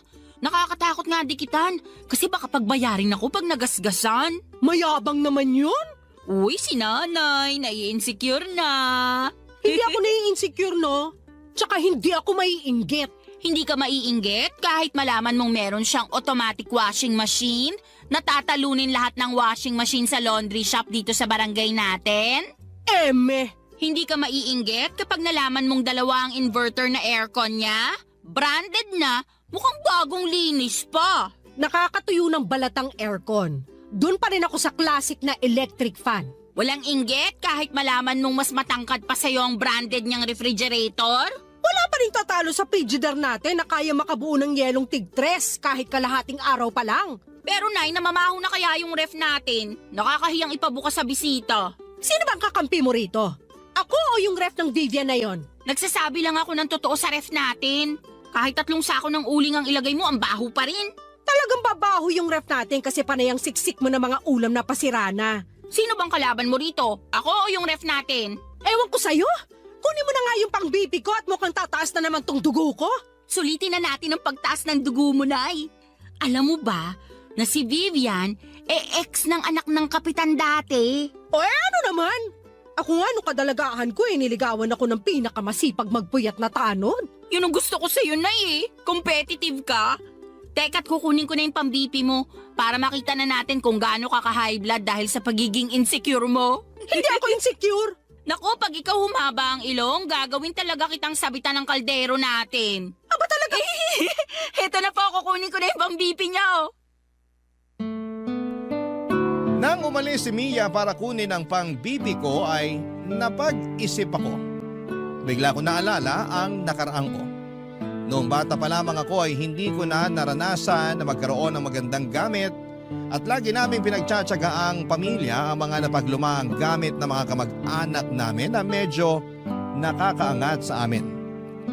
Kaya nga papadudot nagsumikap ako sa pag-aaral para masigurado na makapagtapos ako at makakuha ako ng trabahong may magandang pasahod. Pero parang hindi roon gustong idirekta ng Diyos ang plano sa akin na umasenso. Hindi ako nakapagtapos ng pag-aaral dahil sa maraming kadahilanan at syempre pinakamalaking dahilan na roon ay ang pagiging kapos namin. Ang masakit pa, nabuntis din ako habang nasa kalagitnaan ako ng pagkamit sa mga pangarap ko. Pinakamasakit doon ay hindi ako pinanindigan ng nakabuntis sa akin, ang tatay ni Mia. Hindi na ako nakipagrelasyon muli sa takot na mabuntis akong muli at iwan. Ayaw ko na magdala ng panibagong bata sa mundong ito tapos hindi ko rin naman pala mabibigyan ng magandang buhay. Minsan ay nahihiya na ako sa anak kong si Mia dahil hindi ko magawang ibigay sa kanya ang buhay na dapat para sa kanya. Yung buhay na tulad ng mga iniidolo niyang mararangya ang buhay. Pero mabait at maunawain ang anak ko, Papa Dudut. Ni minsan ay hindi niya ako sinisi sa nangyari sa kapalaran namin. Sabi naman niya kahit papaano ay nakakaraos kami at iyon lang ang mahalaga. Nasa ganong pag-iisip ako nang bigla akong makarinig ng katok sa pinto namin. Agad ko yung binuksan at bumungad sa akin ang bagong tenant ng Unit A, si Vivian.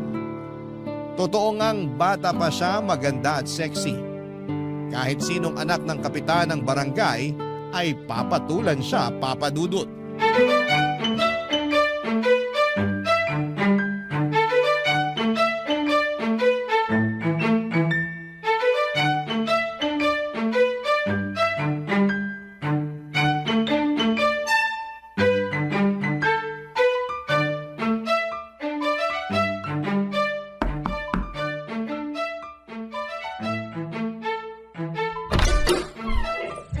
Hello po!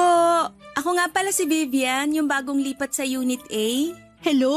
Ako naman si Belinda, ang loyal na tenant ng Unit B. Nabanggit nga ng anak kong si Mia na naglilipat ka na raw. Kumusta naman? Medyo nakakapagod. Tapos ang init pa.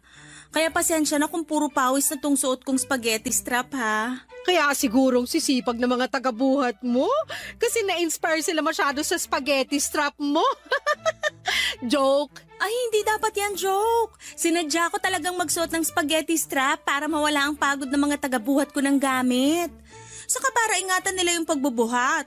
Ang hirap naman kung magasgasan yung bago kong 75-inch smart TV na fully paid. Sana all 75 inches. Nay, hindi ko mahanap yung pambipi nyo. Hindi kaya sinangla nyo na naman kay Aling Tessa? Ano pang BP? Wala nagbe-BP sa lahi natin.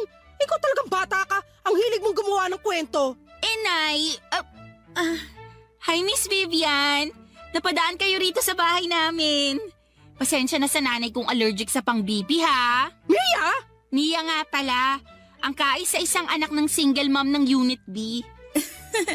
Nakakatuwa naman kayong mag-ina. Ito naman talagang sana all. Saka tawagin mo na lang akong Vivian. Di naman nagkakalayo ang edad natin. May maitutulong ba kami sa'yo, Vivian? Kasi parang mukhang wala na eh. Halos trinabaho na lahat ng mga tagabuhat mo. Nakakaloka nga eh. Kahit yung mga kapitbahay nating lalaki, tumulong na rin. Ayaw pa magpabayad. Ang babait naman pala ng mga lalaki dito sa atin. Mabait talaga sila kapag naka-spaghetti strap ang babae. At nakamaiksing maong shorts. Baka kahit renta mo, libre na kapag nakita ka ng asawa ng landlady natin. Joke! Mapagbiro talaga kayong mag-ina, no? Nakakatuwa naman. Sana makaklose ko kayong dalawa. Pwede naman, basta makikiref ako sa'yo ng ulam, ha? Ay, wala ba kayong ref? Meron, kaya lang may amoy eh. Meron kaming ref, kaya lang tong anak ko eh. Kulang na lang pati sapatos niya ipasok sa ref. Gusto lahat malamig. Nakakainit tuloy bigla ng ulo. Parehas tayo, Mia. Gusto ko rin laging malamig. Kaya nga dalawa yung binili kong inverter na aircon eh. Bala ko pa nga bumili ng isa pa para bawat sulok ng bahay ko, malamig na. Yabang naman ng 3 aircon. Oy, joke lang yun ah. Okay lang. Hindi naman ako pikon. Saka alam ko namang mahilig lang talaga kayong magbirong mag-ina. Ito hindi biro ha. Baka pwedeng makinood sa TV mo. Mia! Walang problema. Andyan lang naman ako sa bahay. Madalas kasi naka-work from home ako. Anytime na gusto mong makinood, kato ka lang, okay? May kasama pang popcorn at soft drinks pag makikinood ka. Uy, narinig mo yun, Nay? May popcorn at soft drinks. Talo ang tubig at tinapa natin na pinapapak natin kapag nanonood tayo ng balita. Mas malasa naman ang tinapa kaysa sa popcorn. At mas healthy ang tubig kaysa sa soft drinks. Naku, pasensya na ha. Hindi ko kayo mo-offera ng tinapa kasi allergic ako dun. Lalo na sa tuyo. Pero marami akong imported na meatloaf at corned beef. Pwede na siguro yung papakin kapag nanonood kayo ng balita. Bibigyan ko kayo. Di ko rin kasi nagagalaw masyado kasi lagi lang akong umu-order ng food ko. Wala akong time magluto eh. Tatanggapin namin ang ayudang yan, Vivian. Ilang taon na kasing luya lang ang laman ng kitchen cabinet namin eh. Ikaw talaga kanina mo pa binabackstab ang bahay natin. Totoo naman ah. Naku, tumatawag na yung magde-deliver ng food ko. Maiwan ko muna kayo ha. Katok lang kayo sa Unit 8 kapag may kailangan kayo. Bye! Papa Dudut, mukha namang sincere ang pakikipagkaibigan ni Vivian sa aming mag-ina. Kaya lang siguro'y natabunan yon ng inis dahil sa inggit ko. Opo, Papa Dudut. Inggit nga ako kay Vivian. Magpapakatotoo na ako. Mas lumala nga ang inggit ko nang makaharap ko na siya at makita kung gaano siya kaganda at kasexy. Ganon kasi ang itsurang pinapangarap ko noong dalaga pa lamang ako. Malapit ko na sanang ma-achieve yon, kaya lang ay nabuntis ako at nasira ang figure ko. Binala ko namang ayusin pagkatapos kong manganak. Kaya lang ay naging busy na ako sa pag-aalaga kay Mia. Dagdag pa na kinailangan kong maghanap kaagad ng trabaho para may pangtustos ako sa pangangailangan namin. Wala naman kasi akong ibang maasahan noon kundi ang sarili ko. Mas nahirapan pa ako sa pagtatrabaho lalo't wala ring ibang mag-aalaga kay Mia. Naalala ko pa yung unang trabaho na pinasukan ko, Papa Dudut. Ayaw sana nila akong tanggapin dahil baby pa noon si Mia at may chance raw na hindi ako makapag-focus sa trabaho ko. Lalo na noong nalaman nilang single mama ko at walang ibang tumutulong sa akin sa pagpapalaki kay Mia. Naiintindihan ko naman sila, Papa Dudut.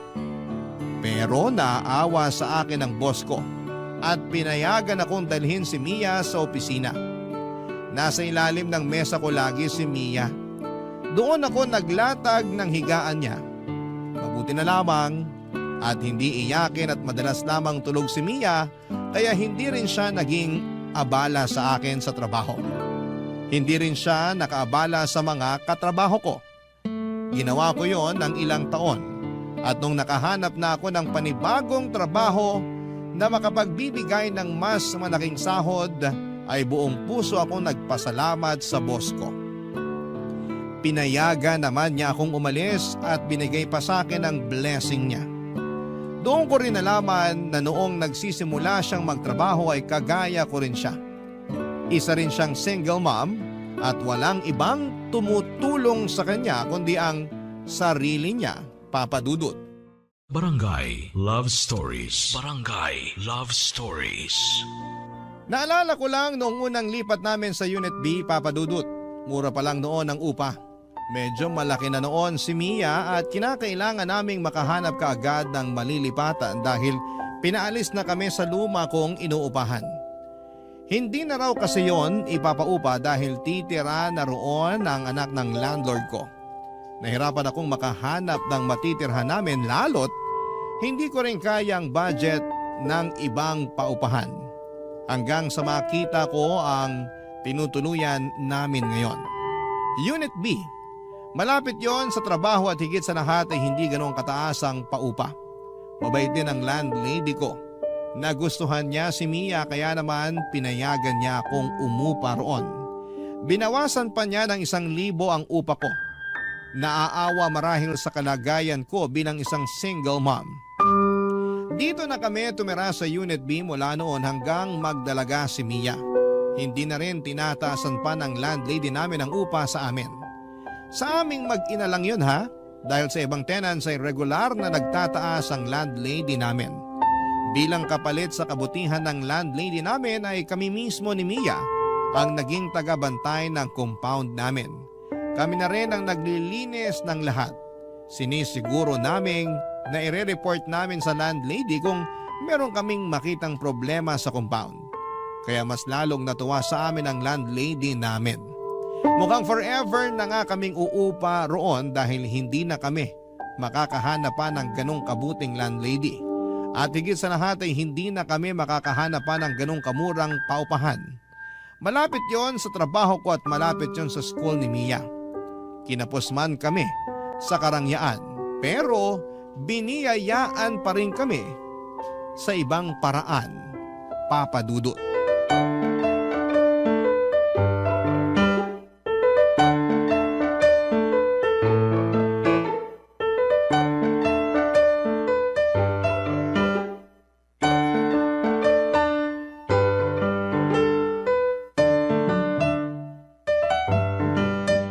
Nay, alam mo na ba? Ang alin? Yung tungkol kay Vivian. Kasiraan ba yan sa kanya? May skandal ba siya? Ano? Si nanay talaga? Ang bait naman ni Vivian pero gusto mo laging hanapan ng baho. Ano ngang nalaman mo sa kanya? May lang naman to. Ang dami na naman yung gamit na dumating. Bago lahat. Baka naman kasi may sugar daddy na nagpupundar sa kanya. Yan ang baho niya. Hindi rin, Nay. Sariling sikap si Vivian. Close na kayo? Pinayagan ka lang niyang makiref ng ice cream mo, pinagtatanggol mo na siya? Ayoko lang maging bias, no? Mabait naman kasi siya. Para saan pa tong inisplok mo na marami siyang bagong gamit na dumarating? Para lang inggitin ka. Effective, di ba? Sarili mong nanay, sinisira mong araw. Sinasabi ko lang kasi pwede tayong makisuyo sa mga gamit niya. Di ba nga pinapayagan na niya ako makiref? Tapos okay lang sa kanya kung makikinood ako sa TV niya. Ikaw naman hindi porket pumapayag siya sige lang na sige. Mahiya ka rin naman. Siya kaya itong nag-offer. Saka gusto niya nga na nandun ako lagi para may kasama siya eh. Ang lungkot daw na mag-isa lang siya ron, lalo't bagong lipat lang. Namamahay pa. Bakit hindi siya dalawin ng sugar daddy niya? Wala nga siyang sugar daddy. Gusto kong paniwalaan na meron siyang sugar daddy. Ibigay mo na to sa akin. Iba ka talaga kapag nilalamon ng inggit, no? Busog na nga ang inggit sa akin eh. Kaya mas magandang wag ka nalang pumasok sa bahay niya. Kasi baka ma-stroke ka dahil sa inggit. Gaano kaganda ang bahay niya? Maganda. Parang mga bahay sa ibang bansa. Ang mamahal talaga ng mga gamit niya. Parang hindi nga bagay dito sa barangay natin eh. Ewan ko ba kay Vivian kung bakit dito pa niya naisipang lumipat? Pwede naman siya sa mga syala na kondo. Kasi kabit siya ng kapitan natin. Kanina sugar daddy tapos ngayon may kabit na siyang kapitan. Grabing imagination mo, Nay. Pumapalo talaga kapag naiinggit ka eh. Sa ganitong paraan lang naman gumagana ang loob ko eh. Hindi ko naiisip na miserable itong buhay natin kumpara sa kanya. Bakit mo naman kasi iniisip na miserable ang buhay natin? Okay naman tayo ah. Kung okay tayo, bakit mo laging nilalait na mabaho ang ref natin? Bakit kailangan mo sabihin na laging walang laman yung kitchen cabinet natin? Oy, wala akong sinabing walang laman yung kitchen cabinet natin. Sabi ko nga may luya ron eh. Ikaw talaga mapagawa ka ng kwento. Ganon din yun. Nilait mo pa rin ang pasimple. Nay, hindi ka dapat makaramdam ng inggit kay Vivian. Saka dapat hindi mo dinadaw ng buhay natin. Sa'yo talaga nang galing yan? Matapos mong sabihin na ang baho ng ref natin? Kahit mabaho ang ref natin at luya lang ang laman ng kitchen cabinet natin, happy naman ako sa buhay natin. Hindi ka ba talaga happy, Nay? Happy naman sana. Kaso, biglang dumating si Vivian. Ang hirap na tuloy maging happy, lalo kapag nakikita mo sa kanya yung mga bagay na wala sa atin. For sure, meron ding wala sa kanya na meron tayo. Alam ko kung ano yan. Ano? Kahirapan! Napailing na lamang si Mia sa huling sinabi ko. Hindi naman niya kinontra kasi alam niyang totoo yon. Nagpaalam na lamang siya saglit para pumunta sa Unit A para makinood ng balita sa 75-inch Smart TV ni Vivian. Inaya niya ako pero tumanggi ako. Ayos lang naman ako sa TV namin kahit na hindi flat screen ay okay lang. Ang TV pa rin kasi na gamit namin ay yung luma at mataba ang likuran. Pamana pa ito sa akin ng nanay ko. Napanalunan niya noon sa isang raffle sa peryahan. Inalagaan lang kaya tumagal. Ilang pusa na rin ang natulog sa likuran ng TV naming dahil laging mainit doon. Binuksan ko ang TV at mag-isa kong pinanood ang balita. Pero hindi ako makapag-concentrate sa pinapanood ko. Panay kasi ang balik ko sa nakaraan. Naalala ko pa kung ano ang pinakaunang gamit na pinundar ko noong lumipat kami sa Unit B. Isang kutsyon. Isang kutsyon ang una kong pinundar. Sa dati kasi naming inuupahan ay pinahiram lamang ang kutsyon sa amin. Binala ko nga yung hingin dahil gutay-gutay naman na at manipis na. Baka itapon lang nila. Pero sabi ng dati kong landlord ay kailangan daw nila yon para tulugan ang mga aso nila. Parang nasaktan ako doon. Kaming tao na mas kailangan yon ay hindi sa amin inabot. Pero hinayaan ko na. Sa unang gabi nga namin sa Unit B ay wala pa kaming kutsyon noon. Nagtiyaga kami sa mga karton na ginamit namin sa paglilipat. Pinatungan na lang namin ang mga tuwalya para hindi masyadong masakit sa likuran. Ilang araw pa ang lumipas bago ako nakabili ng kutsyon. Manipis lamang yon pero nagkasya na kaming mag-ina. At sa paglipas pa ng panahon, dala ng pagpupursige at pag-iipon ay nakabili na ako ng mas makapal na kutsyon. Hindi lang isa kundi dalawa para sa aming dalawang mag-ina, Papa Dudut.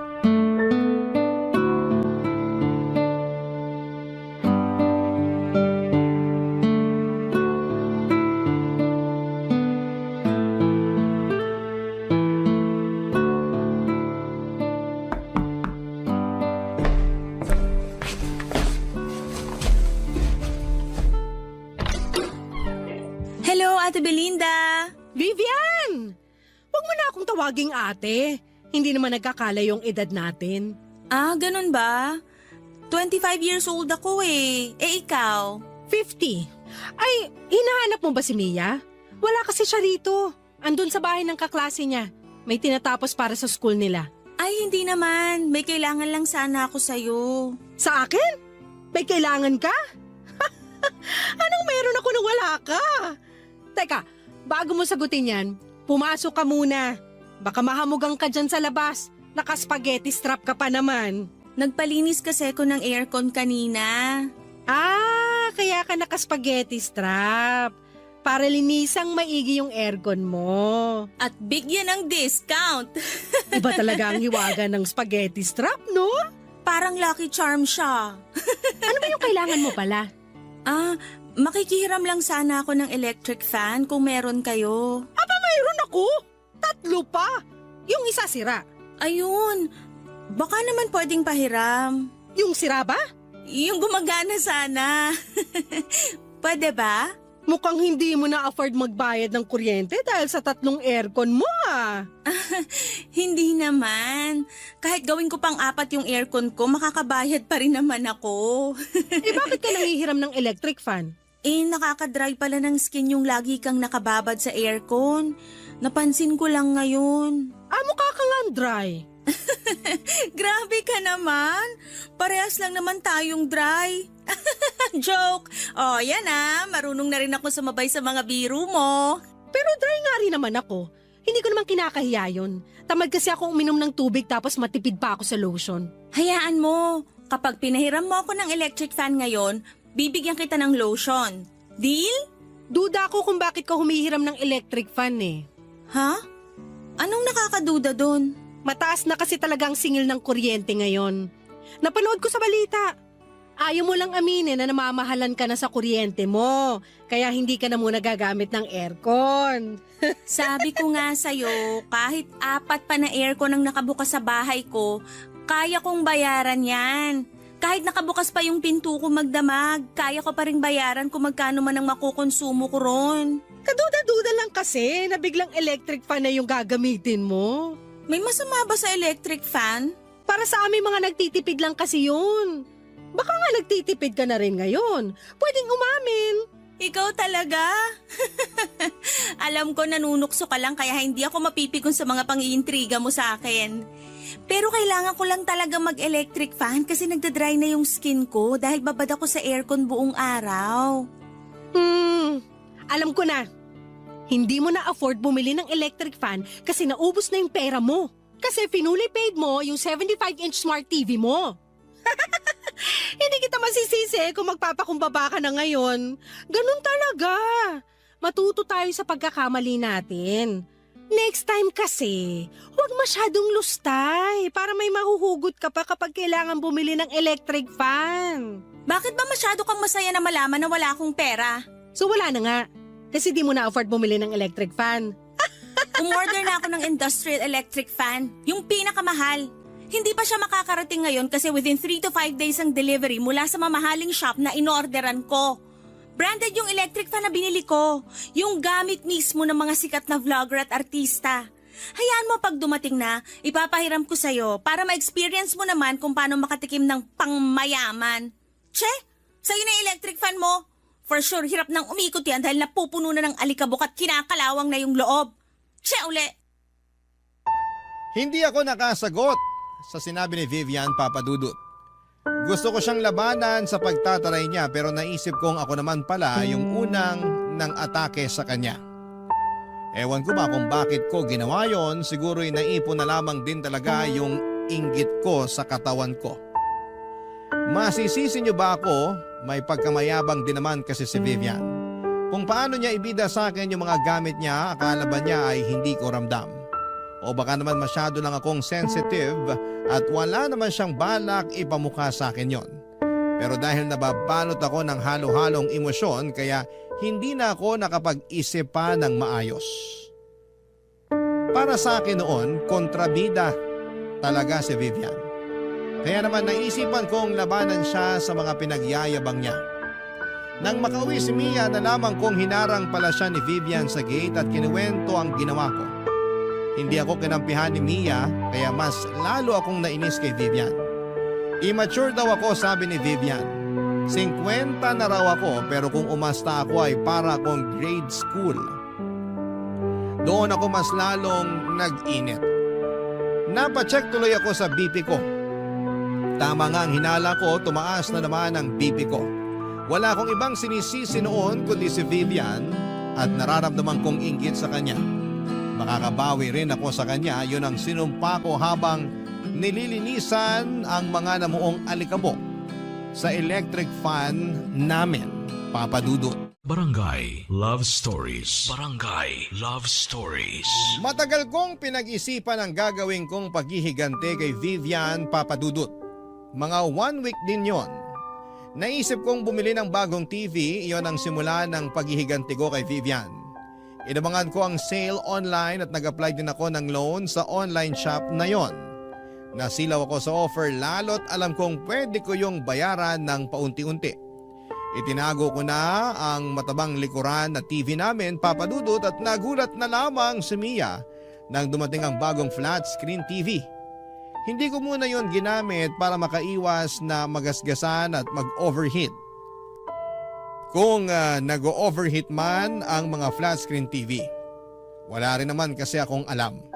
Ang alam ko lang, pwede ko yung ipamukha kay Vivian oras na dumaan siya sa bahay. O di naman kaya ay lalakasan ko ang volume ng TV para marinig niyang meron na kaming bagong TV. Gusto na ngang gamitin ni Mia ang TV para makapanood na siya ng balita. Kaya lang ay sinabi ko na pasimplihan niya muna si Vivian na dumaan sa bahay. Nagtataka may sumunod pa rin si Mia dahil sa kagustuhan nitong makapanood na sa bagong TV namin. Maya-maya pa'y bumalik na si Mia pero hindi naman niya kasama si Vivian. Sinabi lang niya na busy daw si Vivian.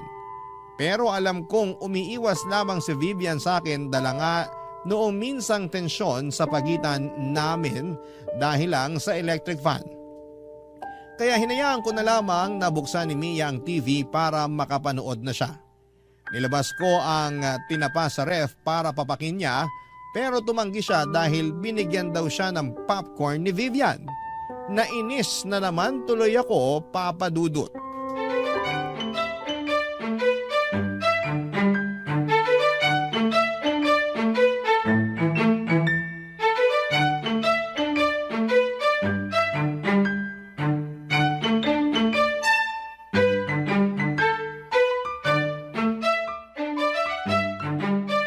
Ayos tong TV natin, Naya. Siyempre naman. Hindi tayo papatalo sa iba dyan. Kay Vivian na naman ba? Meron pa bang iba? Alam mo, Nay, pabayaan mo na siya. Enjoyin na lang natin tong bagong TV natin. Uy, ang saya ko. Hindi ko na kailangan pukpukin yung likuran ng TV para lang gumana kapag nagbo-blur yung pinapanood ko. Yan ang regalo ko sa'yo sa kasal mo, ha? Ipapamana ko sa'yo yung TV na yan. Ha? Ito ang ireregalo mo sa akin pag kinasal na ako? Baka basag na yung screen nito kapag nakahanap na ako ng lalaking papakasalan ako. Grabe naman yung regalo mo, recycled. Wala akong pakialam. Ipapamana ko pa rin tong TV sa'yo, kaya alagaan mong mabuti. Tulad ng pag-aalaga ko roon sa matabang TV natin dati. Hayaan nyo, Nay. Aalagaan ko tong TV natin. Sisiguraduhin ko na makakakain siya ng 3 beses sa isang araw. Bibilang ko rin siya ng vitamins, lalo kapag napupuyat siya sa gabi. Okay na po ba? Puro kakalokohan. Lakasan mo nga ang volume ng bagong TV natin. Malakas naman ang volume, ah. Hindi nyo pa rin ba marinig? May pangbili ng bagong TV pero cotton buds wala. Naririnig ko, kaya lang gusto kong marinig din sa Unit A. Nako, kay Vivian na naman. Siya bang inspirasyon mo kaya ka bumili ng bagong TV? Malamang! Ano nga namang ikaw? Ayan na ata si Vivian. Lakasan mo yung volume. Tsaka humanap ka ng mapapanood na matingkad ang kulay. Wala naman tayong cable na. Iisa lang ang channel natin. Wala akong pakialam. Gumawa ka ng paraan. Lagyan mo ng filter yung palabas. Teka, bubuksan ko lang yung pinto. Hi, Belinda! Hi, Vivian! Dinig ko ang lakas ng TV niyo sa unit ko Ganun ba? Sobra naman pala ang lakas ng sounds ng nabili kong TV. High quality talaga. Umaabot talaga sa'yo yung tunog. Oo, naka-apekto siguro na nakabukas lahat ng bintana niyo kaya dinig sa akin. Pwedeng makita? Pasok ka. Pwede ka rin makinood kahit anong gusto mo. Nay, isa lang ang channel natin. Lagyan mo ng filter. Wow, ang cute ng TV niyo Anong cute? Ang cute para sa maliliit lang. Ang laki kaya ng TV namin. Oh, sorry. Nasanay lang kasi ako sa laki ng TV ko. Ilang inches ba to? Ano siguro? 40 to 55 inches. Asian size, ganon. Hindi mo man lang chinek yung size bago ka bumili? Nagmamadali na kasi ako sa pag-shopping. Kung ano na lang yung madampot kong TV, yun na lang ang binili ko. Next month, bibili na lang ulit ako ng bago. Balitaan kita. Maganda yan. Nakakatuwa naman. Kasi tong si Mia laging nagre-reklamo dun sa matabang likuran na TV niyo At least ngayon may flat screen na kayo. Ewan ko ba kay nanay kung bakit ngayon niya lang naisipang i-retire yung senior citizen namin na TV. Sentimental kasi ako sa gamit. Pamana pa kasi yun ng nanay ko. Naiintindihan kita. Naabutan ko rin naman yung ganong TV pero binigay na lang namin sa kapitbahay namin nung may nagregalo na sa amin ng bago. Hanggang ngayon gamit pa rin nila yung TV na binigay namin Ay gumagana pa? Tsaka nagkakausap pa rin kayo ng dating kapitbahay nyo? Oo, close pa rin kami kahit nagdalaga na ako at umalis doon. Papadaanin ko nga siya rito next week. Ibibigay ko na kasi sa kanya yung ref ko. Bibili na lang ako ng bago, pamana ko na yun sa kanya. Total, 2 years ko na rin namang gamit yung ref ko na yun. Uy, Vivian, baka naman may ipamana ka rin sa amin. Kailangan namin ng mana. Gusto niyo ba yung sofa bed ko? Di ko naman kasi nagagamit. Sa inyo na lang para komportable kayo kapag nanonood kayo ng TV. Hindi na. Kasi may in-order na ako online na sofa bed at bagong ref. Uy, magkakaroon na tayo ng bagong ref, Nay? Oo naman. Ipapamana natin sa junk shop tong lumang ref natin. Namangha si Mia sa mga sinabi ko. Masaya naman si Vivian sa mga sinabi ko. Niyakap niya ako at sinabing natutuwa siya sa pag-asenso namin. Hindi ko kinatuwa yon at feeling ko ay kaplastikan lamang yon. Nakinuod pa saglit si Vivian at pasimple niyang sinabi na ang bagong TV namin ay parehas doon sa napaglumaan niyang TV may 3 taon na raw ang nakakaraan. Nakakainis. Ewan ko ba kung ako lang ang nakapansin ng pagyayabang niya. Kasi si Mia believe na believe pa rin sa kanya. Makalipas nga ang ilang minuto ay umalis na rin si Vivian at pinapatay ko na kaagad kay Mia ang TV. Nagreklamo si Mia kasi gusto pa niyang manood pero pinilit ko siyang patayin ang TV. Natatakot kasi ako na baka mag-overheat yung TV. Saka baka malaki na ang gastos noon sa kuryente. Nagbilin ako kay Mia na limitahan lamang ang paggamit ng bagong TV para umabot pa sa kasal niya balang araw.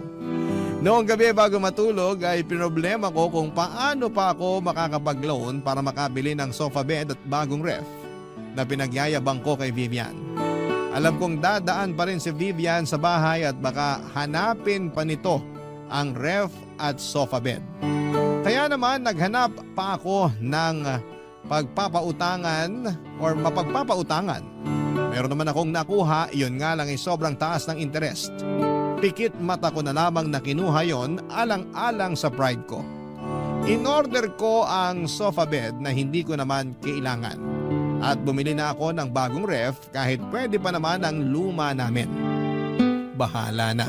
Kailangan kong panindigan yon pero pinangako ko sa sarili ko na huli na yon. Hindi na ako magpapadala sa kayabangan ni Vivian. Sisiguraduhin ko lang na makikita niya ang una kong pinagyabang na sofa bed at ref. Makalipas lang ang ilang araw ay dumating na yon sa bahay namin.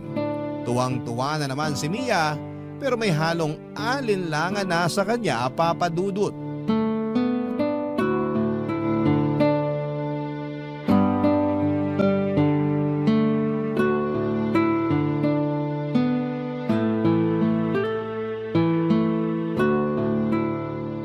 Ito na ba yung sinasabi niyong sofa bed kay Vivian? Ang ganda, di ba? Parang ang tigas. Nanlait pa. Baka naman delikado to sa spinal cord, Nay, ha? Magpasalamat ka na lang na meron na tayong sofa bed. Bakit kasi bumili ka pa parang hindi naman natin kailangan? Para ma-enjoy mo kapag manonood ka sa flat screen TV natin na hindi pa fully paid. Parang di nakaka-enjoy kasi nga matigas. Baka sumakit lang ang katawan ko. Para akong nakahiga sa isang sakong bigas eh. Eh di wag mong higaan. Ako na lang. O kaya kapag may bisita tayo makikitulog sa atin. Talaga? Tatanggap na tayo ngayon ng bisita? Di ba nga ayaw mong magpatuloy ng bisita kasi dagdag pa ka mo sa papakainin? Magpasalamat ka na lang at nakabili ako ng mga bagong gamit natin. Nagpapasalamat naman ako, kaya lang hindi ba parang sobra na tunay? Kasi hindi naman natin talaga kailangan itong sofa bed. Ay yung ref, hindi ba? Panay ang reklamo mo na mabaho na yung ref natin. Oo, mabaho nga pero may sentimental value sa akin yun eh. Yun na kaya yung ref na nakalakihan ko. Andun pa nga lahat ng sticker na dinikit ko eh. Mas maganda yung bago natin. Pag pwede na siya isaksak bukas, makikita mo. Kasing lamig ng yelo sa US ang may experience mo. Speaking of yelo, bibili muna ako sa labas. Hindi pala tayo nakagawa kagabi. May binili pa naman akong soft drinks. Sayang kung walang yelo. Bumili ka na rin ng popcorn para malantakan natin mamaya habang nanonood. Wow! Asensado na. Hindi na tinapang pinapapak. Alis na ako. Ay! Vivian! Hello! Nagulat naman ako sa'yo. Kakatok pa lang sana ako pero nabuksan mo na agad yung pinto. Andyan ba nanay mo? Oo! Nay! Andito si Vivian! Labas lang ako ha. Bibili ako ng yelo at popcorn. Hi, Belinda! Hi! Andito ka? Gusto mo makita yung sofa bed at bagong ref namin, no? Nakita ko na kanina nung dineliver dito. Congrats ha! Hindi na magrereklamo si Mia sa amoy ng lumang ref nyo. Mareklamo lang talaga ang anak kong yan. Naalala ko nga sa kanya yung sarili ko nung bata pa lang ako Naalala? Hindi ko pa yata nakwento sa'yo kung bakit malapit ang loob ko sa inyong mag-ina. Kasi nung bata ako, katulad ko rin si Mia. Marami rin akong gustong bagong gamit tulad ang nakikita ko sa mga kakilala namin. Pero hindi namin afford. Single mom kasi nanay ko. Parang ako. Oo. Kaya nga magaan din agad ang loob ko sa inyo. Kahit minsan tinatarayan mo ko. Mag-isa niya akong tinaguyod. Tinipid niya rin ako para makapag-aral ako at makapagtapos. Kaya nga naaawa ako sa kanya. Yun, habang nag-aaral ako, marami akong ginawang sideline. Nagturo ako ng mga Chinese at Korean online, tapos marami pa akong pinasok na trabaho. Para ako na lang yung bumili ng mga kailangan namin sa bahay. Nagawa ko naman. Lalo na nung nakapagtapos na ako ng pag-aaral, tapos nakakuha na ako ng magandang trabaho. Nasaan ang nanay mo? Ay, wala na Masaya na sa kabilang buhay. Sorry, hindi ko alam. Kaya siguro ako ganito ngayon. Bili lang ako ng bili ng mga gamit na pangarap namin dati ng nanay ko. Baka sakaling makabawi man lang ako sa kanya kapag nakita niyang asensado na yung anak niya. Kaya, pasensya na kung madalas nagtutunog mayabang na ako sa mga pinamili kong gamit. Oo nga Nayayabangan nga ako sa'yo nung una. Pero hayaan mo na yon. Naiintindihan ko na ngayon. Hindi ko naman gustong ipagyabang. Kaya lang pagkaharap kita, parang sinasalamin mo nanay ko. Kaya gusto kong sabihin sa'yo lahat ng nabili kong mga gamit kasi sa puso ko, parang gusto kong matuwa ka.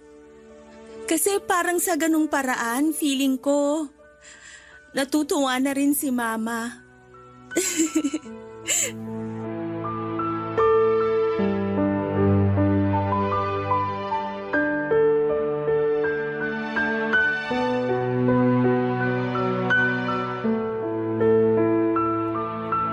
Papadudot para akong sinuntok sa lamunan sa inamin sa akin ni Vivian.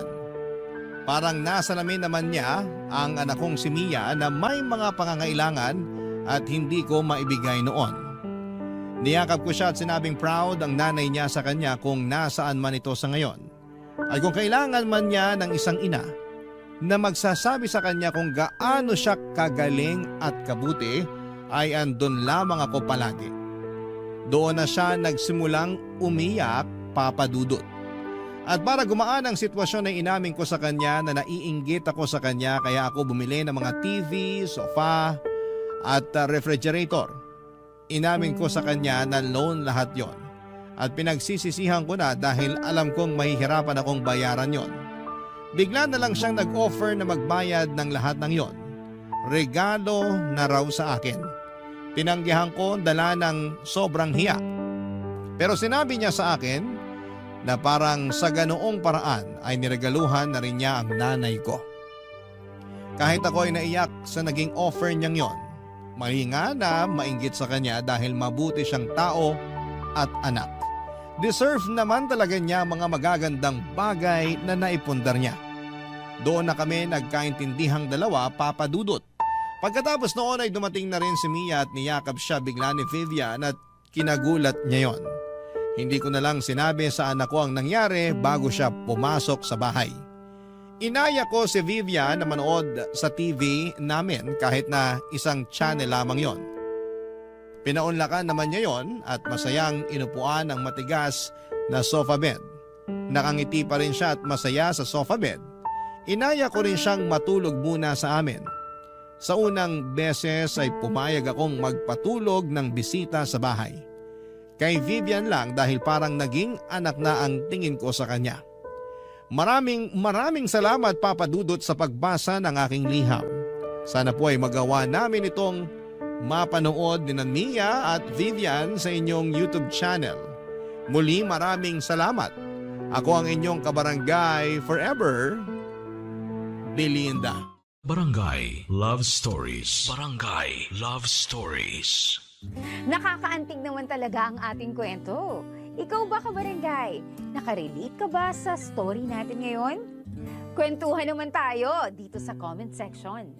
Nagustuhan ng iyong napakinggan? Ituloy yan via live stream sa www.gmanetwork.com/radio. Barangay LS 97.1 forever.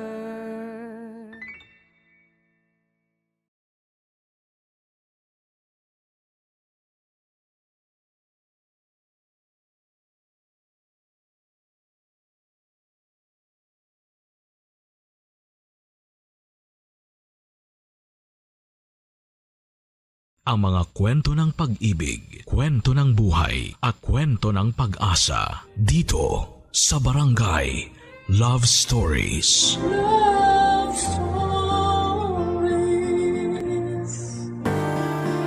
Mahirap pumili kung saan ka liligaya, lalo na kung may isang masasaktan.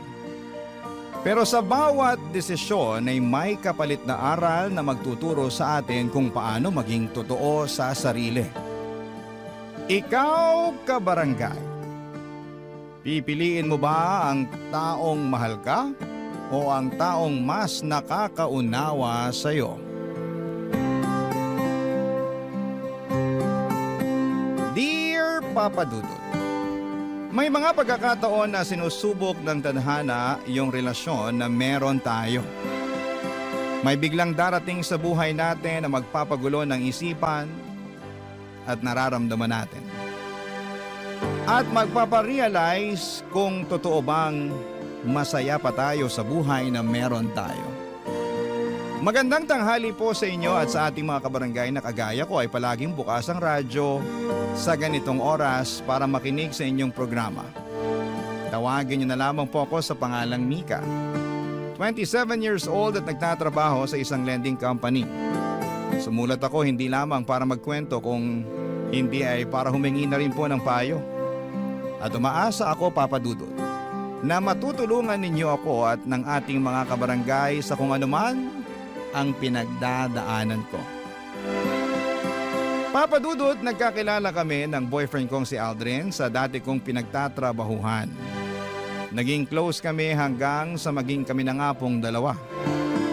Nagpatuloy ang relasyon namin kahit na magkaibang kumpanya na kami nagtatrabaho. Makalipas nga ang 2 taon ay nag-decide na kaming magsama sa iisang bubong.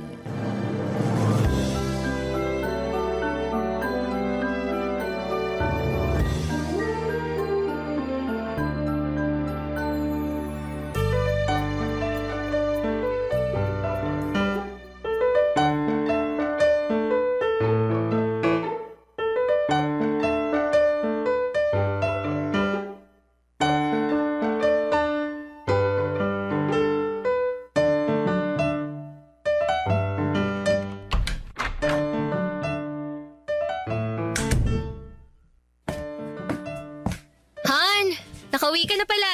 Oo. Ay, sa wakas. Nakauwi na rin dito sa apartment. Teka, bago tong sofa set dito sa sala. Ay, teka lang maglalabas ako ng juice at empanada.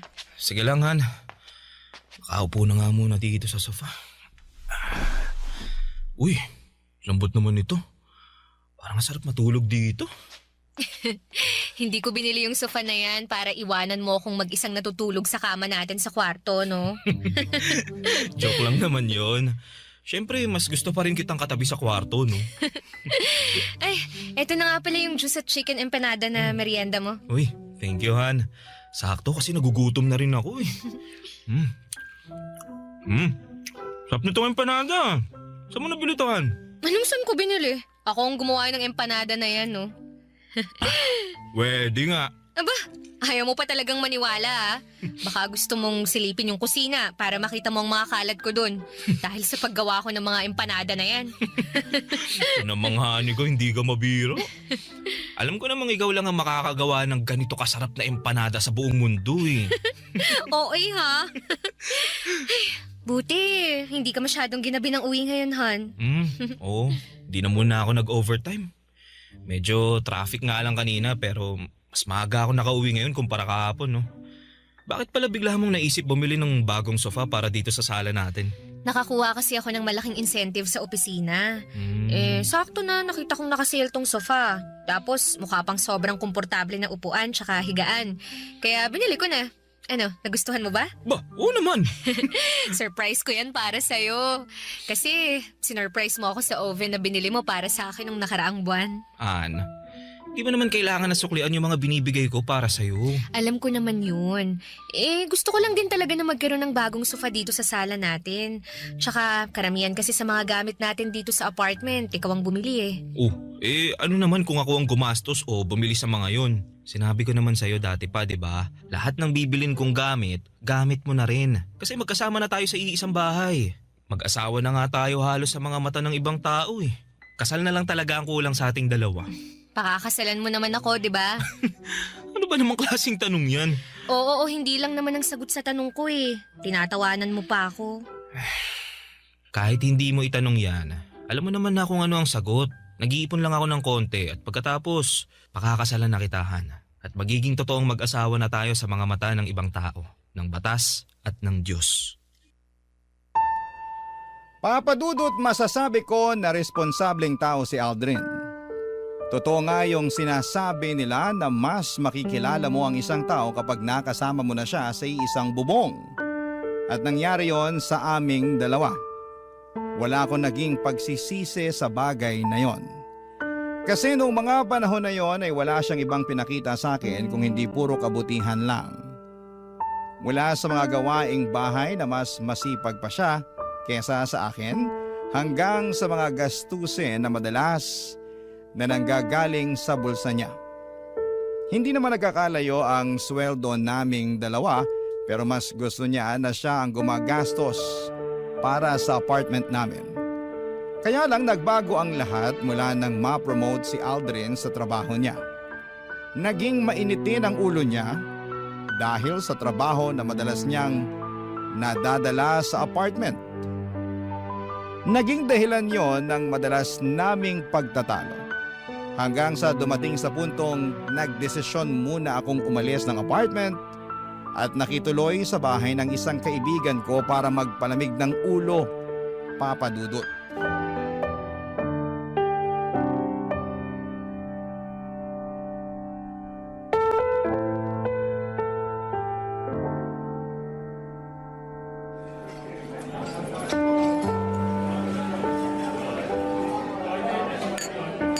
Alak pa, Mika! Ito pa, oh. Teka, Jenny, awat muna. Ang dami ko na yatang nainom eh. Eh, ano naman kung maparami ka ng inom ngayong gabi? Alam mo namang mabilis akong malasing, di ba? Ayun ang maganda, Mika. Kapag nalasing ka, makakalimutan mo na yung Aldrin na yun. Uy, grabe ka naman. Hindi ko naman siya gustong kalimutan eh. Kung hindi, eh bakit bigla kang nagyaya na gumimik at magpakalunod tayo sa alak ngayong gabi? Eh, gusto ko lang nakalimutan yung stress sa relasyon naming dalawa. Pero hindi naman ibig sabihin na gusto ko na siyang kalimutan o kung ano pa man. Nagpapalamig lang ako ng ulo para hindi kami parehas sumabog ni Aldrin kapag nagkita at nag-usap ulit kami. Ganun na din yun. Sinasabi ko sa'yo, sa hiwalayan din matutuloy ang relasyon yung dalawa. Bakit parang minamanifest mo na maghihiwalay kami ni Aldrin? Hindi sa ganun, Mika. Nakikita ko lang talaga na hindi na kayo magkakaayos pang dalawa. Bakit mo naman nasabi yan? Naalala ko lang kasi yung madalas mong ikwento noon na medyo nawawalan ka na ng gana sa relasyon niyo. Nabisi kasi siya masyado sa trabaho niya. Tsaka nawala na halos ng oras para sa akin. Alam mo naman kung gaano ako kaklingi na tao, di ba? At gusto ko na palaging may oras sa akin yung boyfriend ko. Magkasama nga kami sa bahay pero halos hindi ko na siya nararamdaman. Bakit hindi mo pa siya hiwalayan? Eh, kung may problema ka na pala sa kanya. Hindi naman ganun kadali yun eh. Lalo na at nagsasama na kami sa iisang bahay. Tsaka wala pa naman talaga yan sa isip ko. Sa ngayon, gusto ko lang talagang magpalamig ng ulo. Kaya umalis muna ako sa apartment namin. Para kapag nag-usap na ulit kami ni Aldrin, mas maayos na tsaka wala nang sigawan. Okay, sige. Ikaw ang bahala. Pero Mika, alam mo, may napansin ako. Ano naman yun? You know, yung pogi dun sa kabilang table. Kanina pa tingin ng tingin sa'yo. Ha? Baka naman hindi ako yung tinitingnan niya. Naku! Sure ako, 100%. Malapit ka na nga matunaw sa kakatitig niya sa'yo. Masyado ka lang malisyosa kaya kung ano-anong napapansin mo. Alam mo, mabuti pa... Mika! O ano? Kakagulat ka naman. Bigla-bigla ka nalang tumitili halos dyan. Papalapit na si Pogi dito sa table natin! Ha? Hi girls. Iniwan na kasi ako ng mga kasama ko eh. Okay lang ba kung makashare muna ako ng table sa inyo? Don't worry, harmless ako. Kahit hindi ka pa harmless, welcome ka dito sa table namin. Jenny! Charot lang! I'm Jenny nga pala. And you are? Justin. Nice meeting you, Justin. Nice meeting you din, Jenny. What about you, miss? Okay lang ba na malaman ko rin ang pangalan mo? Mika. It's Mika. Nice meeting you, Mika. Kuha lang ako ng drinks, ha? Maiwan ko muna kayo. Jenny! Okay lang yan, Mika. Harmless naman daw tong si Justin, kaya siya na munang bahala sa'yo. Diba, Justin? Oo, ako na munang bahala sa kanya. Maingat naman ako pagdating sa babae eh, kaya wala kang dapat na alalahanin sa akin. Papa Dudut, kagaya ng sabi ko kanina ay maayos naman na karelasyon si Aldrin. Wala akong marereklamo sa kanya dahil ginagawa niyang lahat para sa akin at sa relasyon namin. Palagi siyang naglalaan ng oras para kahit makapag-date kami. Isang beses sa isang linggo ay magagawa niya. Ang sabi niya pa nga noon ay hindi porke magkasama na kami sa bahay ay hindi na kami gagawa ng ibang magandang memories sa labas. May pagka-outgoing na tao pa naman siya at siya palagi ang nagyayaya na puntahan namin ang mga lugar na hindi pa namin napupuntahang pareho. Nagsimula lang talaga ang pagbabago niya nang ma-promote siya sa trabaho. Hindi na kami masyadong lumalabas para mag-date. Late din siyang umuuwi ng apartment dahil sa mga overtime niya at madalas na mainit ang ulo niya kapag magkasama kaming dalawa. Dinadala niya rin kasi hanggang sa apartment ang mga trabaho niya. Buti sana kung trabaho lang. Pero pati yung stress, nadadala niya. Papa Dudut, yon ang naging dahilan para magsimulang tumabang ang relasyon naming dalawa. Bagay na kinakalungkot ko, Papa Dudut. Barangay Love Stories. Barangay Love Stories.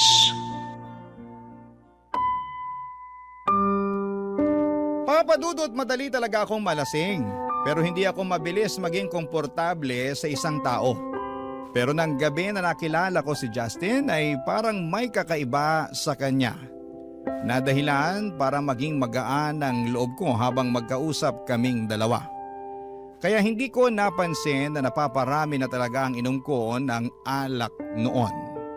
Siguro kasi ng mga oras na yon ay nagsimula nang lumabas yung stress sa relasyon namin ni Aldrin na naipon noon sa dibdib ko.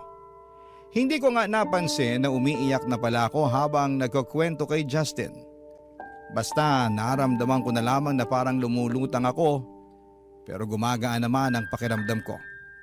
Ganon talaga siguro kapag nailalabas mo na yung nararamdaman mong bigat at sama ng loob. Kahit papaano, Papa Dudut, ay nakakahinga ka na ng maluwag. Pagkatapos noon, naalala ko na niyaya ko pa siyang sumayaw si Justin. Kasi gusto ko talagang i-enjoy ang mga oras na yon. Yung mga oras na alam kong para sa sarili ko, Papa Dudut.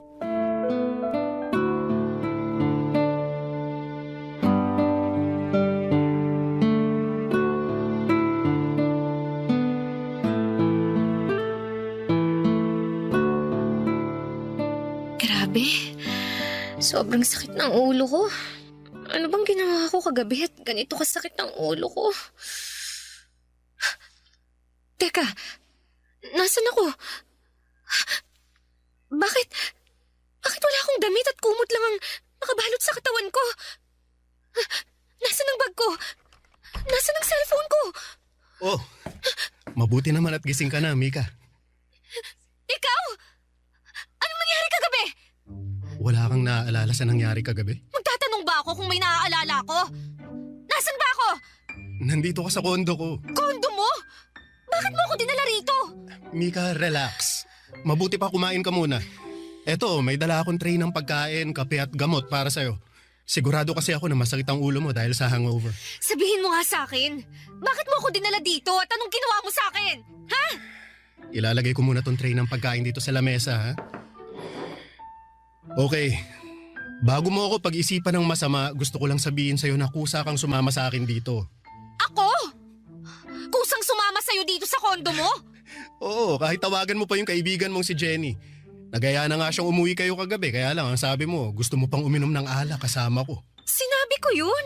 Oo, kaya inihabilin ka na lang niya sa akin. Pagkatapos, nung sobrang lasing ka na talaga at halos hindi ka na makatayo, hiningi ko na sa'yo ang address mo para maihatid na kita pa uwi sa inyo. Kung totoo yung sinasabi mo, bakit nandito ako ngayon sa kondo mo? Kasi ang sabi mo, ayaw mong umuwi sa bahay ng kaibigan mo. At ayaw mo rin naman na ihatid kita sa apartment yun ng boyfriend mo. Tapos tinanong kita kung saan mo gustong magpahinga. Ang sabi mo, dalhin na lang kita sa place ko. Kaya dinala mo ako dito para masamantala mo ang kalasingan ko, ha?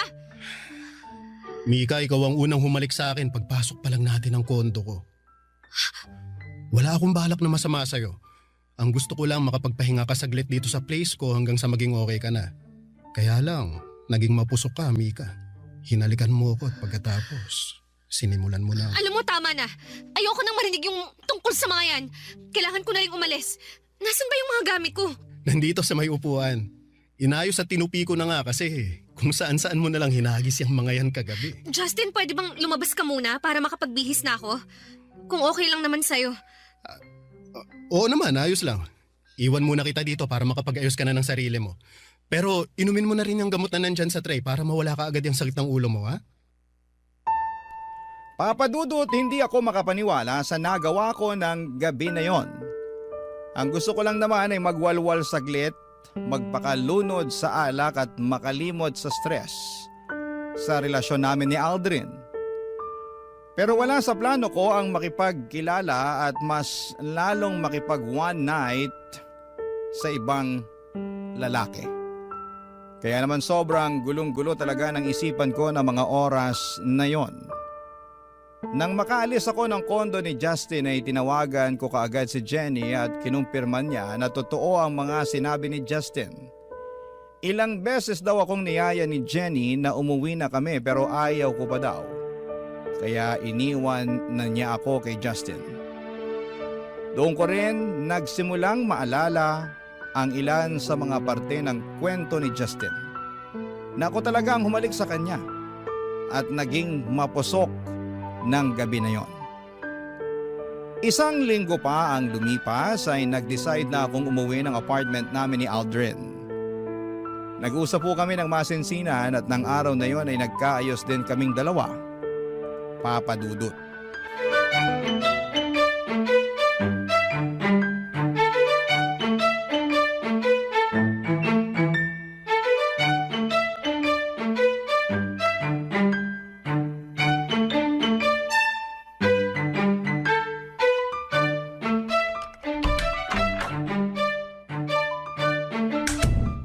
Han!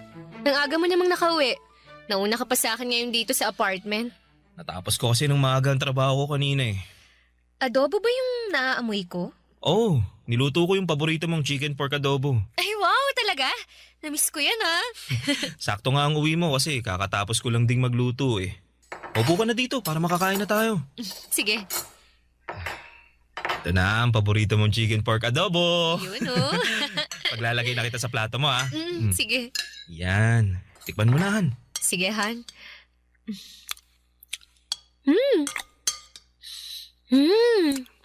The best pa rin talaga yung luto mo. Sira na naman ang diet ko ngayong gabi. Di ba naman kailangan mag-diet kasi sobrang sexy mo pa rin sa paningin ko. Bolero ka talaga kahit kailan. Kahit kailan hindi kita binola, ha? Lahat ng sinasabi ko sa'yo, totoo yun, Han. Oh, ito pang kanin, oh. Thank you, Han, ha? Ay, oo nga pala. Holiday na next week. Saan mo gustong pumunta? Sakto, anniversary natin yun.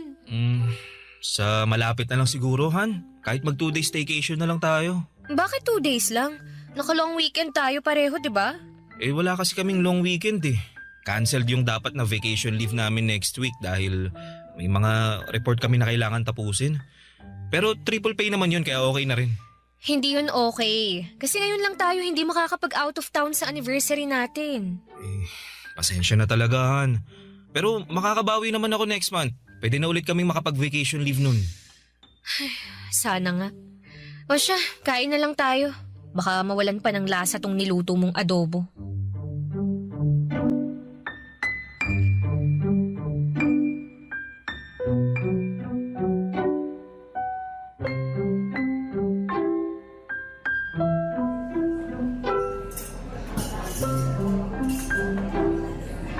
Ay, ang tagal naman ni Jenny.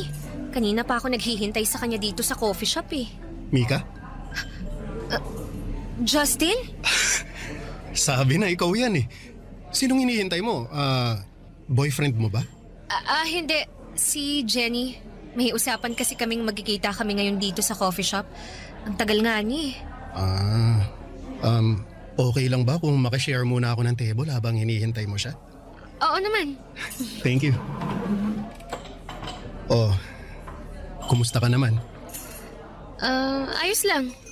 Ikaw, kumusta ka? Ayos lang din.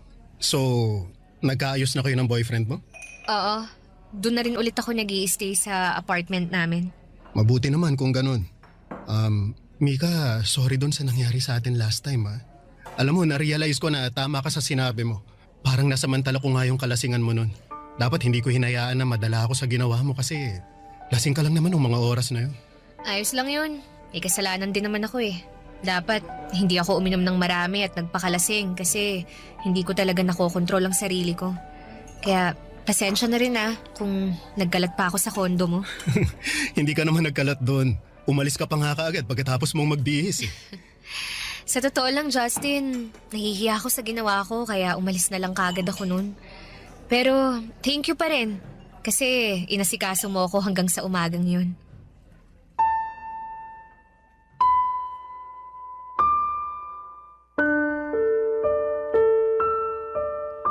Papadudot naramdaman ko ulit sa gaan sa pakiramdam ko ang naidulot ng pag-uusap namin ni Justin ng mga oras na yon. Sa totoo lang, pagkatapos ng huling pagkikita namin ay may mga oras na hinahanap-hanap ko siya.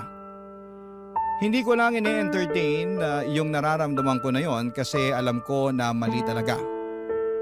Pero sa muling pagkikita naming dalawa ay parang bumalik lahat ng pananabik na nararamdaman ko para sa kanya.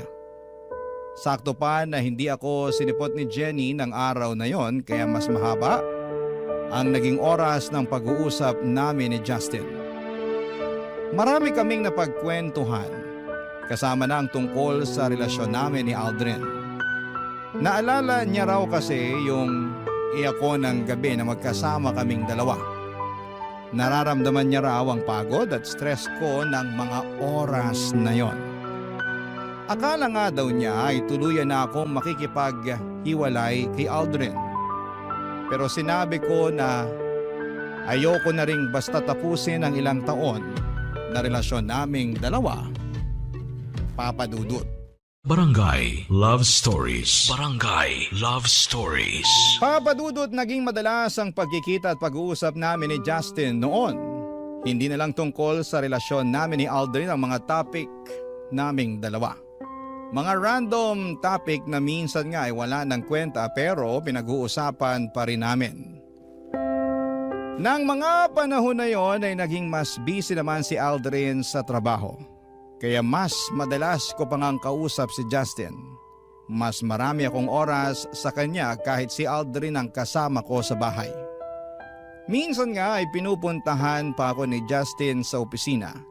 Niyayaya niya akong magkape bago ako umuwi. Sa kanya ko naman nakukwento ang mga stress ko sa trabaho. Doon ko nagsimulang maramdaman na nagsisimula ng magkaroon ng espasyo si Justin sa puso ko. Sa maniwala kayo at sa hindi ay sobrang pinipigilan ko po yon. Kaya lang kasi nagsimula ng maibigay sa akin ni Justin ang mga bagay na hindi na ibibigay sa akin ni Aldrin noon. Ang atensyon, ang pag-aalaga, at oras niya, Papa Dudut.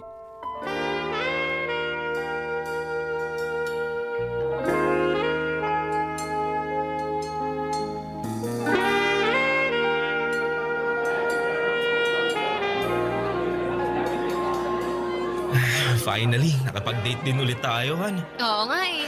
Akala ko hindi ka na magkakaroon ng oras ulit para sa akin. Sabi ko naman sa'yo, babawi ako. Bumibelo lang talaga ako. Naiintindihan ko naman kasi mag-iisang taon ka palang halos sa bagong posisyon mo sa opisina. Salamat sa pag-intindi palagi sa akin, Han, ha. Alam ko na ikaw yung pinaka nahirapan kasi madalas sinasalo mo yung init ng ulo ko eh. Pero sana wag mong kalimutan na ginagawa ko lahat to para sa future nating dalawa, ha. Konti na lang. Pwede na nating malipatan yung hinuhulugan kong bahay. Tsaka makakakuha na rin tayo ng kotse kaya masusundo at maihatid na rin kita sa trabaho mo. Sabi ko naman sa'yo, tutulungan na kita sa pagbabayad sa mga yan. Para hindi ka na nahihirapang mag-budget. Hindi na kailangan kasi kaya ko namang hulugan lahat eh. Mas kailangan ko na lawakan mo yung pag-unawa mo sa akin. Sa mga ginagawa ko sa trabaho ko. Mas kailangan kita sa tabi ko. Kahit kailan, hindi ako nawala sa tabi mo, Han. Alam ko, kaya malaki ang pasasalamat ko sa'yo kasi hindi ka napagod sa akin.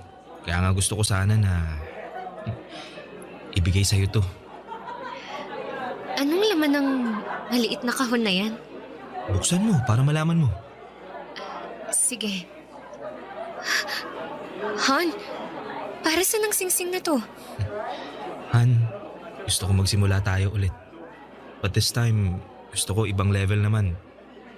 Mika, will you marry me?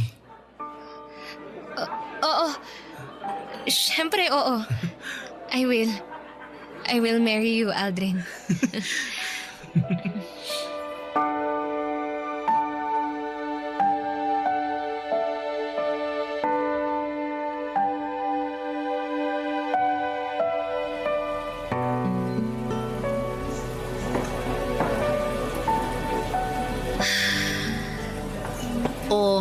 Bakit ang lalim naman ang buntong hininga mo?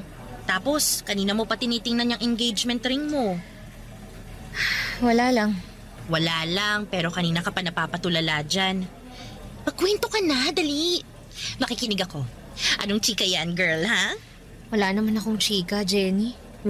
Di nga. Oo nga. Okay lang naman ako. Okay. Sige, sabi mo eh. Ako na lang ang magtatanong para may pagchikahan tayo. Bakit parang hindi ka masaya na ikakasal ka na? Ha? Bakit mo naman natanong yan? Halata kasi sa mukha mo habang nakatitig ka dyan sa engagement ring mo. Tsaka, hanggang ngayon nga hindi mo pa rin pinopost o di kaya sinostory man lang sa social media yan eh. Kaya aminin mo na sa akin, may gumugulo talaga ngayon sa isipan mo, no, Mika? Sige na nga. Sasabihin ko na ang totoo. Jenny, para kasing hindi na ako sigurado kung gusto ko pa ba talagang magpakasal kay Aldrin eh. Ayan na nga bang sinasabi ko? Matagal ko nang nararamdaman yan. So, nahuli mo na ba siyang may ibang babae kaya ayaw mo nang ituloy ang kasal? Walang ganyan, Jenny. Kahit kailan, hindi ako niloko o sinaktan ni Aldrin. Okay. Bakit biglang nagbagong isip mo?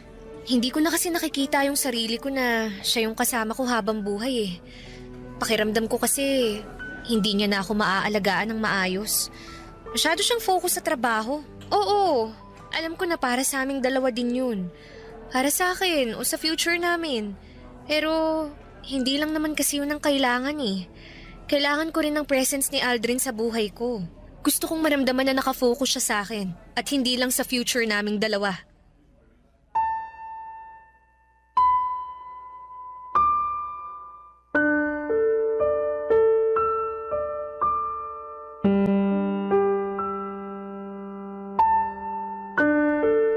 Papadudod sa ilang taon na relasyon namin ni Aldrin ay never siyang gumawa ng kahit na anong bagay para masaktan ako. Naging faithful siya sa akin kaya lang nang mas makilala ko siya. Na-realize ko na marami din pala kaming pagkakaiba. May mga katangian siya na hindi ko alam kung gugustuhin ko bang makasama sa panghabang buhay. Dumagdag pa ang presence ni Justin sa buhay ko. Si Justin na mas nabibigay ang oras na hinahanap ko mula kay Aldrin.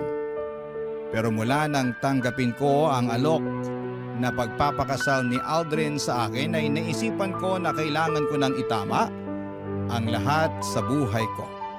Hindi pwede na magpatuloy pa ang kung anuman ang nararamdaman ko para kay Justin. Ayaw ko nang patuloy na magkasala sa relasyon namin ni Aldrin. Kaya naman nag-decide ako na simulan nang iwasan si Justin, Papa Dudut.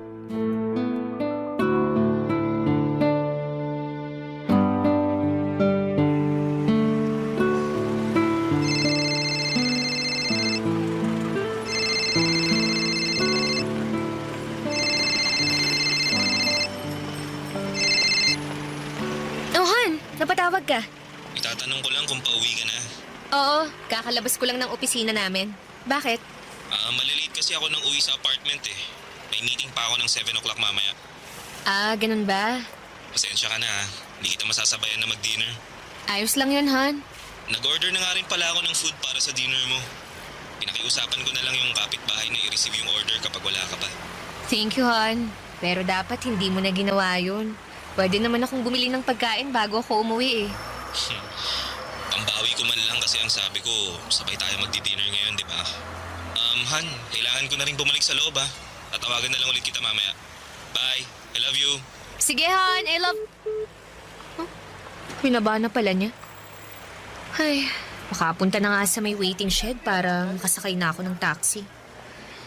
Mika! Justin! Anong ginagawa mo rito? Wala naman tayong usapan na magkikita tayo ngayon eh. Wala nga pero gusto kasi kitang makita kaya pinuntahan kita dito. Bakit? May problema ba? Kung meron, tinext mo na lang sana ako kaya tinawagan mo na lang ako. Mika, bakit mo ba ako iniiwasan? Ha? Saan naman galing yan? Hindi kita iniiwasan, Justin. Kung hindi, bakit hindi mo na sinasagot ang mga text o tawag ko? Naging busy lang ako sa trabaho. Yun lang yun. Mika, may problema ba tayo? Ano bang sinasabi mo? Wala naman tayong problema, Justin. At wala tayong dapat na maging problema. Talaga? Wala? Wala kang gustong sabihin? Hindi mo ipapaliwanag kung bakit mo ako iniiwasan? Sa ibang araw na lang tayo mag-usap. Kailangan ko nang umuwi. Mika, sandali. Bitiwan mo nga ako! Mag-usap nga kasi muna tayo. Huwag mo akong talikuran. Mahirap pa talagang intindihin na wala tayong dapat na pag-usapan, Justin. Gusto kita at alam kong gusto mo rin ako, kaya mo ako iniiwasan. Justin, ikakasal na ako. Alam ko, sinabi sa akin ni Jenny. Pero hindi mo naman na siya mahal, di ba? Mika, aminin mo na yung totoo. Gusto mo na rin ako at ayaw mo nang magpakasal kay Aldrin. Gusto mong malaman yung totoo? Sige, aaminin ko na. Nalilito na ako sa nararamdaman ko ngayon. Litong-lito na ako kasi pakiramdam ko, may nararamdaman na ako sa iyo, Justin. Ayun naman pala eh. Bakit hindi mo na lang hiwalayan si Aldrin? Hindi ganun kadali yun. Bakit nga? Ako naman na yung gusto mo, di ba? Kaya iwanan mo na yung lalaking yon, Mika. Iwanan mo na siya. Para sa akin. Gulong-gulo ang isipan ko noon, Papa Dudut. Pero syempre, hindi ko hiniwalayan ang boyfriend ko. Ayokong basta na lamang itapon yung ilang taon ng relasyon naming dalawa. Aldrin is a very responsible partner and a good provider. Sadyang hindi lang siya perpekto at may kaunting pagkukulang. Ang pagkukulang na natagpuan ko kay Justin. Sa totoo lang kasi ay mas napupunan niya ang emotional needs na kailangan ko. Para bang hindi ko na kailangang magkwento sa kanya o sabihin kung ano man ang problema ko. Nababasa na kaagad niya kung ano ang nasa isipan at nararamdaman ko. Kaya nga mabilis na nahulog ang loob ko sa kanya. Kasi nakita ko na mas naiintindihan niya. Papadudod hanggang ngayon ay naguguluhan pa rin po ako. Patuloy si Aldrin sa pagpaplano ng kasal naming dalawa at si Justin naman ay patuloy din na naghihintay at umaasa na hiwalayan ko na si Aldrin para sa kanya. Ayokong gumawa ng desisyon na sobra kong pagsisisihan sa bandang huli. Hindi ko rin alam kung paano pipili sa kanilang dalawa. Dahil alam ko na merong isang masasaktan sa desisyon na gagawin ko. Hanggang dito na lamang po muna ang sulat ko at sana'y makarinig o makabasa ako ng mga komento sa ating mga kabarangay na makakatulong sa kung ano man ang pinagdaraanan ko. Ang inyong kapuso at kabarangay, Mika. Nalilito pa rin sa life ang ating kabarangay. Ano kaya ang maipapayo mo sa kanya? Ibahagi mo yan sa ating comment section para mabasa rin niya. Barangay LS 97.1 Mga kwento ng pag-ibig, kwento ng pag-asa at mga kwento ng buhay dito sa Barangay Love Stories. Love Stories.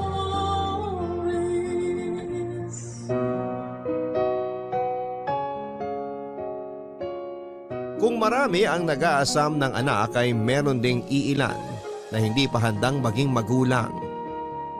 Kaya nga nakakapagdesisyon sila ng padalos-dalos at pagdating ng panahon, gusto nila yung pagsisisihan.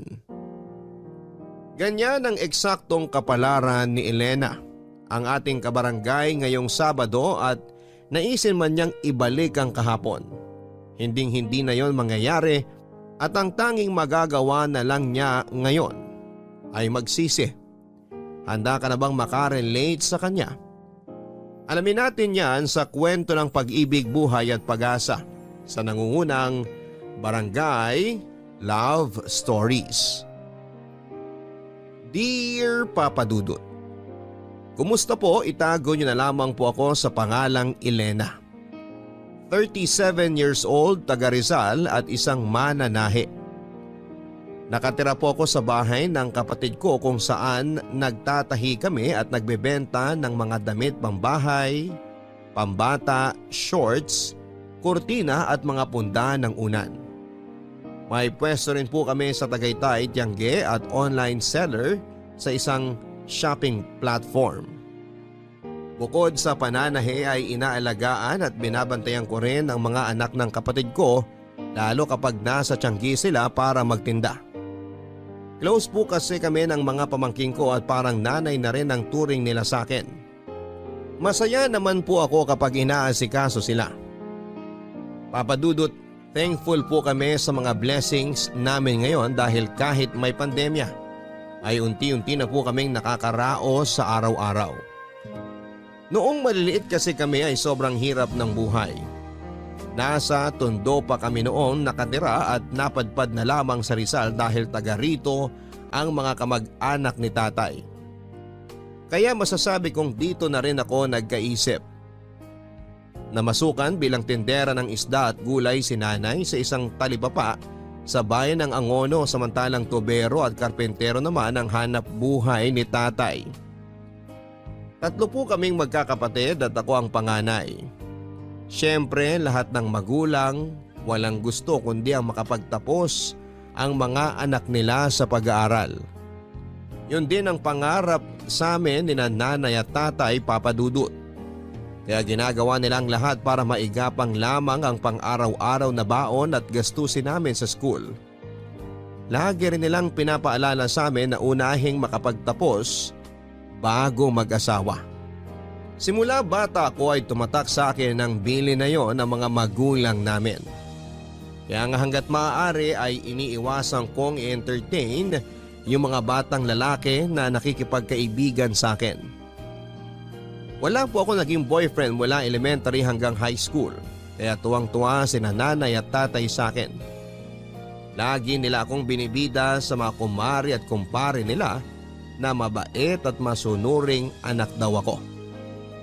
At hindi raw sila makapaghintay na makagraduate ako sa college nang sa wakas ay magkaroon na ng profesional sa pamilya namin. Hanggang sa tumungtong ako sa 19 na taong gulang. Tanda ko nasa 2nd year college ako sa kursong education nang makilala ko si Dexter. Dati siyang tourism student pero nag-transfer sa course namin. Mas matanda siya sa akin ng 3 taon. Bali 22 years old na po siya that time. Mabait po si Dexter at mabilis kaming nagkapalagayan ng loob. At makaraan ng ilang buwan, lumalim po ang aming pagkakaibigan.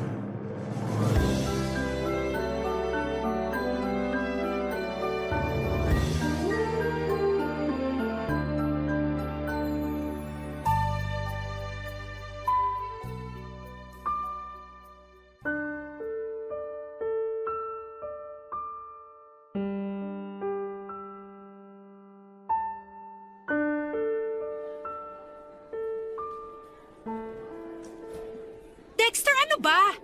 Bakit kanina mo pa ako iniiwasan? Hindi mo nga ako kinausap kanina sa klase natin eh. Parang wala lang ako sa'yo. Wala lang talaga ako sa mood. Kilala mo naman ako pag bad trip, di ba? Yun lang yun. Yun nga ang hindi ko magets. Bakit ka bad trip? Kanino ka bad trip? Ay nako, ba't ba ang dami mong tanong? Ay, gusto mo talagang malaman? Malamang tinatanong ko nga, di ba? Sa'yo ako bad trip. At bakit naman? Ano bang ginawa ko para mainis ka ng ganyan sa akin? Ah, kaya ka ba nagkakaganyan kasi nabuntis mo ko? Hinaan mo nga yung boses mo. Mamaya may makarinig sa'yo eh. Machismis pa tayo. Ano kung i-chismis nila? Totoo naman na buntis ako at ikaw ang ama. Sira ulo ka talaga. Sigurado ka bang buntis ka? Mamaya niloloko mo lang ako. Sinasabi ko sa'yo, Elena, hindi magandang biro yan ha. At bakit naman ako magbibiro, Dexter? Oo, buntis ako. Oh, ayan. Tingnan mo ang resulta ng pregnancy test ko. 2 linya. Ibig sabihin positive. Buntis ako. Ay, buwisit namang buhay to. Patay ako nito kay nanay at tatay. Hindi nga nila alam na may boyfriend ako tapos ngayon magkakaapo na sila. Aba, Akala mo ikaw lang ang patay sa mga magulang? Ako rin! Anong pinagsasasabi mo dyan? Bakit parang mas ikaw pa tong takot at nag-aalala? Baka nakakalimutan mo, ako ang nagdadala sa anak natin dito sa tiyan ko. Sabing hinaan mo yung boses mo eh. Para sabihin ko sa'yo, isang malaking pagkakamali ang lahat ng to. Yung pagbubuntis mo, hindi dapat nangyari yan. Kasi hindi pa ako handang maging tatay. May mga pangarap pa ako sa buhay. Wala pa akong planong bumuo ng pamilya. Ang kapal na mukha mong sabihin yan, Dexter. Mangilabot ka nga. Tao ka pa ba? Nabuntis lang ako, naging demonyo ka na. I'm sorry, okay? Pero nagpapakatotoo lang ako. Saka alam ko, ramdam ko, ganun ka rin. Iba, sabi mo patay ka kapag nalaman ng parents mo magkaka-baby na tayo? Ibig sabihin, hindi pa talaga buo yung loob mo na magkaanak tayo. Kasi nag-aaral pa tayo at marami pa tayong pangarap sa buhay. Ano gusto mong gawin ko? Nandito na sa tiyan ko ang anak natin. Ilang araw pa lang naman yan. Pwede mo pang alisin yan sa sistema mo. Gusto mong ipalaglag ko ang baby natin? Oo! Napapaliw ka na ba? Baliw na kung baliw. Pero baka matuluyan na ako kapag pinanganak mo ang batang yan. Intindihin mo kasing mabuti ang sinasabi ko. Please lang. Pareho pa tayong hindi handa na maging magulang. Kaya bakit natin ipipilit na buhayin ng batang yan kung magiging miserable lang siya pag pinanganak mo? Mahal, makinig ka naman sa akin oh. Di ba may tiwala ka naman sa akin? Pero natatakot ako, Dexter. Di ba masama yun? Masama na ipalaglag ang baby kasi parang pinatay mo na rin siya. Wala pa namang masyadong muwang sa mundo yung baby sa tiyan mo. Baka nga dugo pa lang yan eh. Kaya ngayon pa lang, alisin mo na siya. Huwag kang mag-alala. Kasama mo naman ako eh. Hindi kita iiwan. Makikita mo. Mas magiging okay tayo pag nawala ang anak natin.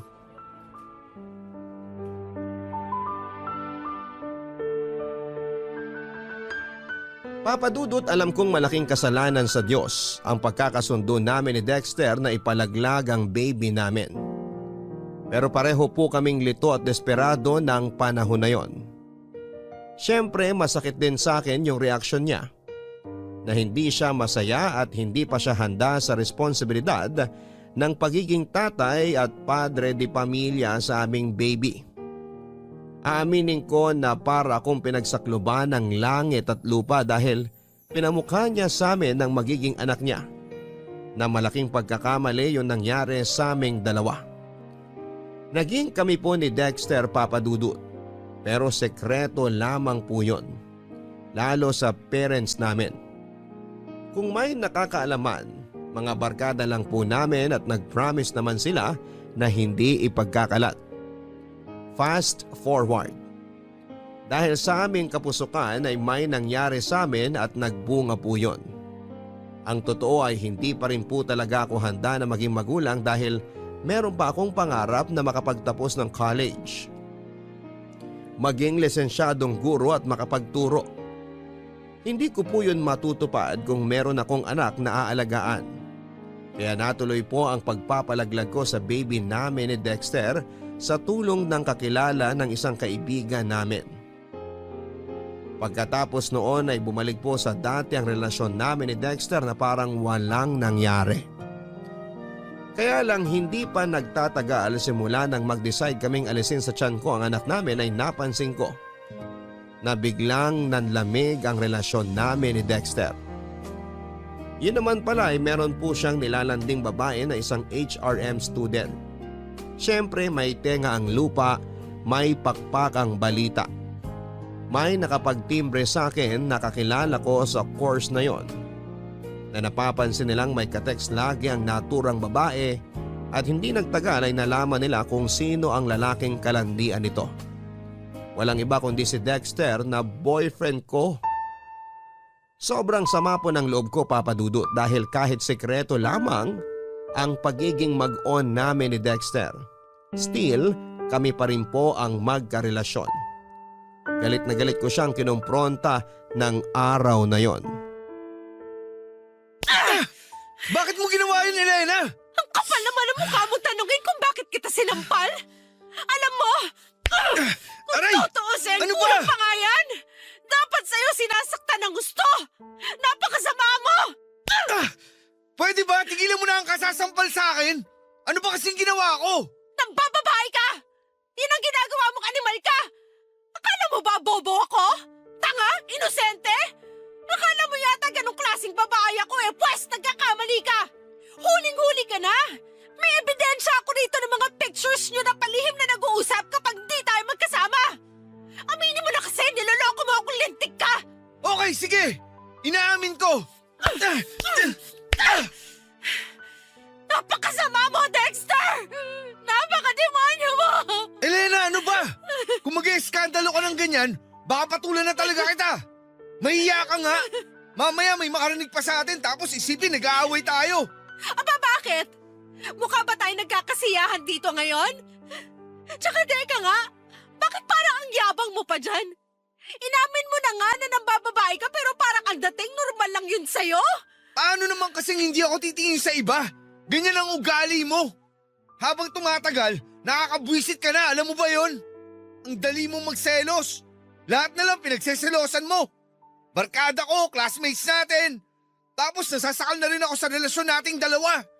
Masyado kang emosyonal at kulang sa atensyon. Ano bang palagay mo sa akin? Yaya mo? Magulang mo? Hindi naman, di ba? May sarili akong buhay tapos gusto mo lagi kang nakikisawsaw. Ano? Bawiin mong sinabi mong yan kasi nakakasakit ka na! Marunong ka palang masaktan? Kasi kani-kanina lang, ikaw yung nananakit eh. Tinan mo nga itong mga hampas at palo mo sa akin. Bakat pa sa braso ko yung kamay mo. Tapos ito yung mukha ko.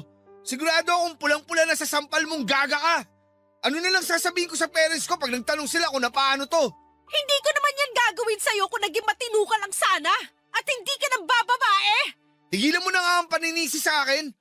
Saka hindi ako mambababae kung hindi ka aastang baliw at siraulo dyan. Hindi mo ako pag-aari. Kung magpapatuloy ka sa ganyang ugali mo, maghiwalay na lang tayo. Ayoko na sa'yo kasi nakakasawa at nakakaumay ka. Dexter naman! Huwag mo namang sabihin yun! Huwag mo akong iwan at huwag mo ako ipagpalit sa iba!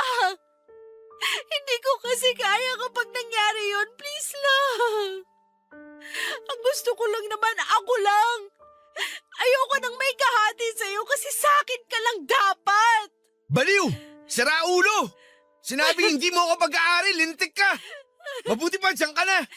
Alis na ako at huwag kang susunod sa akin! Nakakabwisit yung pagmumukha mo! Dexter! Please wag ka umalis! Wag mo akong iwan!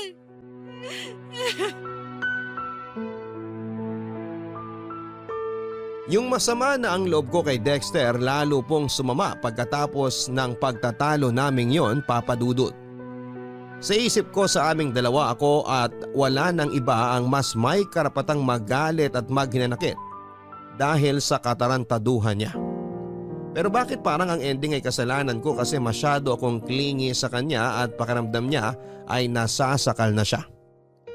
Alam ko, Papa Dudut, na excuses lang niya ang mga bagay na yon para mapagtakpan ang kasalanan niya at siya ang lumabas na biktima sa aming dalawa. Kaya galit na galit po ako sa kanya ng panahon na yon at kulang na lang ay isumpa ko siya, Papa Dudut. Ilang araw din po kaming hindi nagpansinan ni Dexter at mas mahirap yon sa parte ko dahil magkaklase kami. Tingin ko nga ay ako lang ang affected dahil mukhang ayos lamang siya. Nagagawa pa nga niyang makipagtawanan sa iba naming kaklase at sumama sa mga gimmick o inuman ng mga ito after class. Mahal na mahal ko po si Dexter, Papa Dudut. Tawagin niyo na po akong tanga, martir o hibang. Pero may pagka-hopeless romantic kasi akong tao. Siya rin kasi ang first love ko at first boyfriend ko kaya gusto kong siya na rin ang mapangasawa ko. Kaya kahit may kasalanan siya sa akin at sa relasyon namin ay nagbulag-bulagan po ako sa mga kalokohan niya kahit harap-harapan na po ang pakikipaglandian niya sa ibang babae. May punto po na nagmanik-luhod ako sa kanya. Para piliin lamang niya ako kaso sa huli, iniwalayan pa rin niya ako.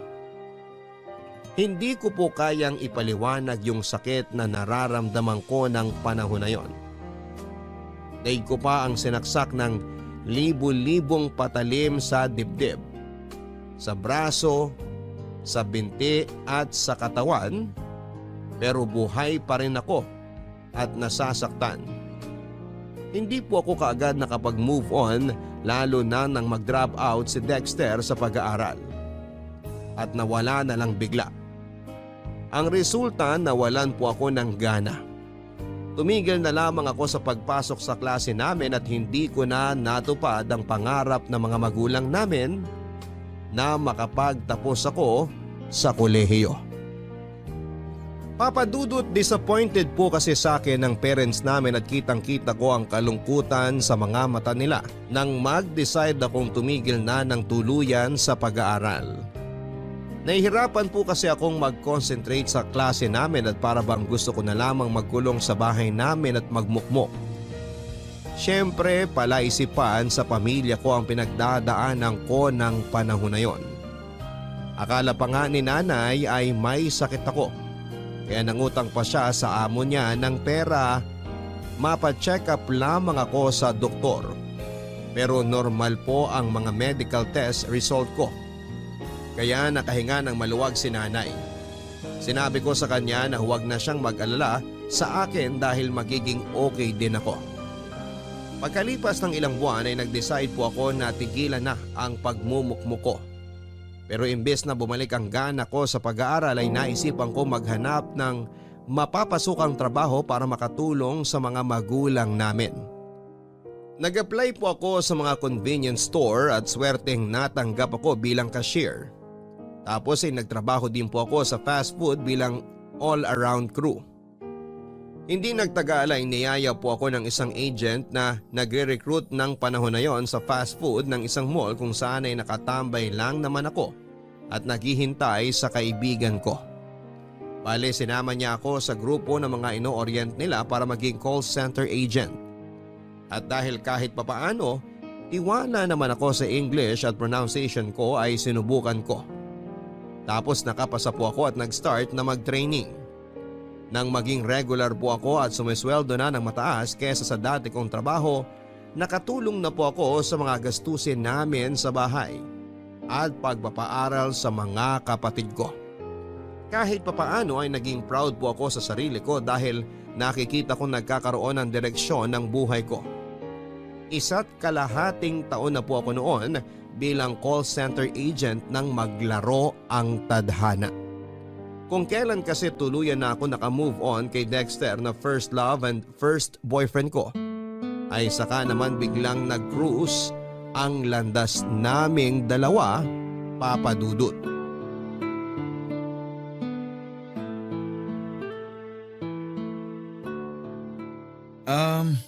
Kumusta ka naman, Elena? Ang tagal din nating hindi nagkita. Ayos lang. Ito working as call center agent. Diyan lang office namin sa malapit. Naisipan ko lang bumili ng kape bago mag-start shift ko. Ah, ganun ba? Sandali, nagkakape ka na pala ngayon? Oo, nakakailang cups nga ako nito araw-araw. Nakaka-addict kasi. Nako, hinay-hinay lang sa pag-inom ng kape ha. Masama rin yan sa kalusugan kapag napasobra. Alam ko naman yun. Hindi ko lang din maiwasan dahil kailangan lagi akong gising sa trabaho ko. Kapag hindi ako nakakapagkape, daig ko pa yung sabog at lutang. Ganun? Ayos lang ba makipagkwentuhan sa'yo? Nagmamadali ka ba? Ang totoo, gusto ko sanang humingi ng sorry sa'yo kasi bigla ako nawala after ng breakup natin. Alam kong masakit sa'yo na naghiwalay tayo tapos iniwan pa kita. Ewan ko kung anong pumasok sa isip ko nun. Kaya bigla ako nag-decide na tumigil sa pag-aaral at sumama sa tito ko papunta sa Cebu. Pinasok niya ako ng trabaho doon. Doon na rin ako tumira ng ilang taon. Elena, alam kong malaki ang kasalanan ko sa'yo. Kaya gusto kong humingi ng sorry. Aaminin ko masama ang loob ko kasi sinaktan mo ko ng sobra-sobra noon. Hindi ko maintindihan kung ano bang naging kasalanan ko sa'yo para sa huli. Iwan mo ko at hindi piliin. Ikaw ang first love ko, first boyfriend. Kaya normal na masaktan ako ng husto at mahirapang makamove on. Siguro, tinanggap ko na lang talaga na hindi tayo para sa isa't isa at merong nakalaan sa ating iba. Teka, maiba ako. May asawa ka na ba? Mga anak? Wala. Wala akong anak at mas lalong wala akong asawa. Sinubukan ko manligaw. Nagka-girlfriend naman ako pero iba ka pa rin, Elena. Sobrang ibang-iba yung relasyon natin at hindi ko yun mahanap sa mga babaeng nakasama ko. Alam ko lahat ng mga kasalanan at pagkukulang ko sa'yo. At sa maniwala ka o hindi, pinagsisihan ko yun ng gusto. Kung may babalik ko lang kahapon, hindi kita sasaktan at hindi kita iiwanan. Kaso wala eh. Nagpakagago ako. Imposibleng matama ko pa yung mga maling nagawa ko. Mga bata pa tayo noon kumpara sa edad natin ngayon. Siguro mas nag-mature na tayo. Tsaka pinatawad na kita, Dexter. Hindi ko man maintindihan yung mga dahilan mo noon kung bakit mo yun nagawa. Hinayaan ko na lang na tulungan ako ng panahon na maghilom. Tapos sino mag-aakala na magkikita tayo ulit, di ba? Napaka mapaglaro ng kapalaran. Oo nga eh. Pero naniniwala ako na may dahilan ng pagkikita nating to. Pero ikaw ba?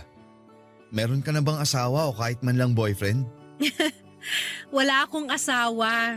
Wala rin ako mga anak. At mas lalong wala akong boyfriend ngayon.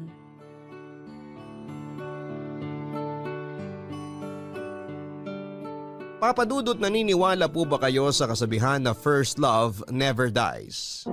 Ako kasi ay oo at napatunayan ko yon nang magkita ulit kami ni Dexter sa isang convenience store bago ako mag-duty sa trabaho. Natatandaan ko na nakikrave ako noon ng kape kaya naisipan kong bumili. Tapos yun na nga, nakita ko siya at sobrang nakakamangha na parang ewan yung pakiramdam nang magkumustahan na kami. Nandun yung pagkailang syempre. Pero dahil merong kaming pinagsamahan ay unti-unti kaming naging komportable sa isa't isa. Nang makapag-share kami ng buhay namin at mga nangyari after our breakup, pakiramdam ko ay nabunutan ako ng malalim na tinik sa lalamunan, Papa Dudut. Kasi kahit papaano ay nagkaroon kami ng closure. Pero ang akala kong muli at huli naming pagkikita ay scam pala. Dahil bago kami naghiwalay ay hiningi ni Dexter ang bagong number ko. Nung una ay nag-alangan ako pero sa huli ay nangibabaw pa rin yung kagustuhan ko na makipag-reconnect sa kanya. Hindi nga nagtagal ay nagsimula kami mag-text at chat ni Dexter, Papa Dudut.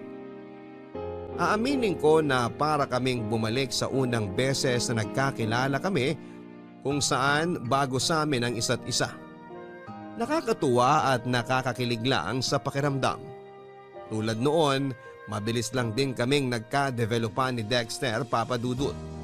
At hindi nga nagtagal ay umamin siya na may nararamdaman siya para sa akin. Kabado, lito at excited po ako ng panahon na yon, Papa Dudut. Parang sinisilihan ng puwit ko kasi hindi ako mapakali. Ang bilis at ang lakas ng tibok ng puso ko na para bang bumalik ako sa pagiging teenager. Ewan ko, Papa Dudut, pero iba yung hatak ni Dexter sa akin. At bagaman natatakot na ulit akong masaktan, kaya pinipigilan ko ang puso ko na mahulog sa iba. Hinayaan ko po ang sarili kong mahalin ulit ang unang lalaking minahal ko. Sinabi ko pa nga sa sarili ko, by hook o by crook. Aaminin ko ulit kay Dexter na gusto ko pa rin siya.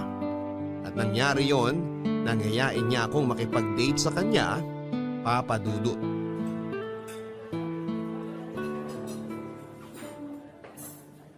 Elena, thank you ah.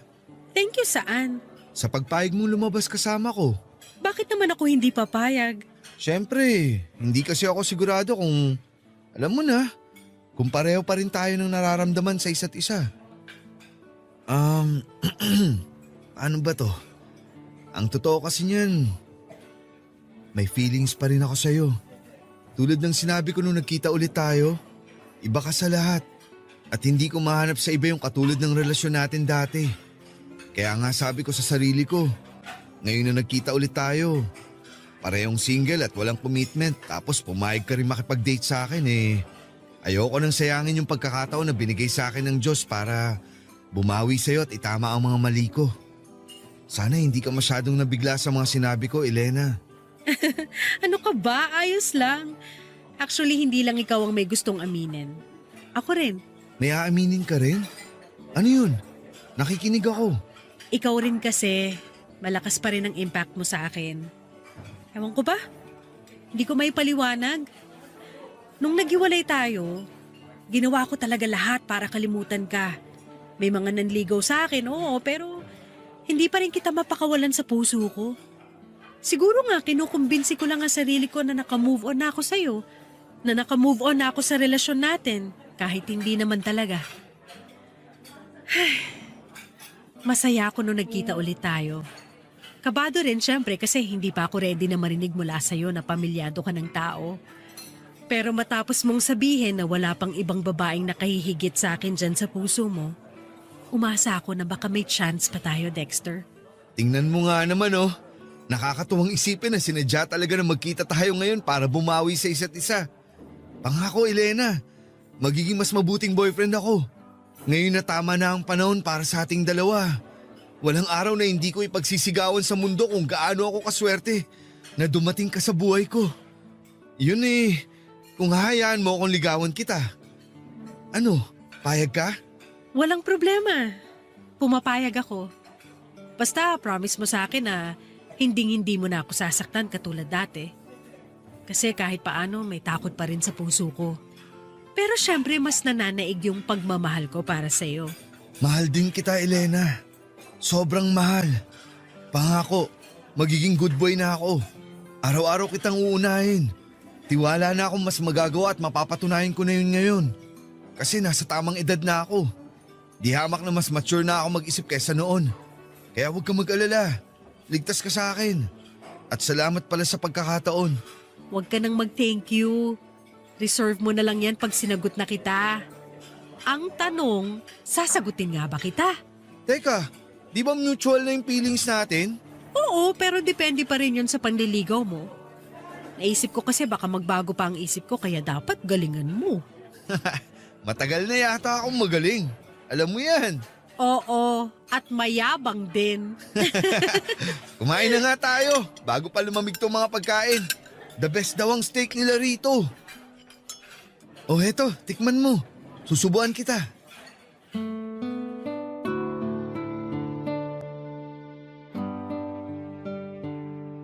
Kung noon ay tinatago namin sa mga magulang namin ang relasyon naming dalawa, nang ligawan at sagutin ko po si Dexter ay ginawa ko na yung bagay na hindi ko nagawa noon.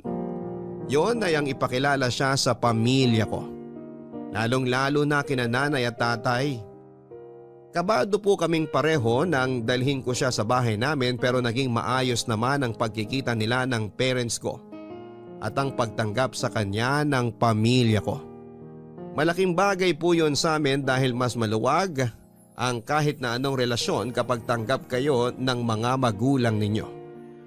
Hindi nagtagal ako naman po ang ipinakilala ni Dexter sa parents and family niya. Naging okay rin po ang lahat sa dulo kaya tuwang-tuwa kaming dalawa, Papa Dudut. Wala na po akong mahihiling sa may kapal dahil muli niya kaming pinagtagpo ni Dexter at pinagsama bilang magkasintahan. Malungkot man at masakit yung paghihiwalay namin noong araw, naniniwala po kami na paraan lamang yon ng tadhana para ihanda kami sa panibagong buhay na haharapin namin.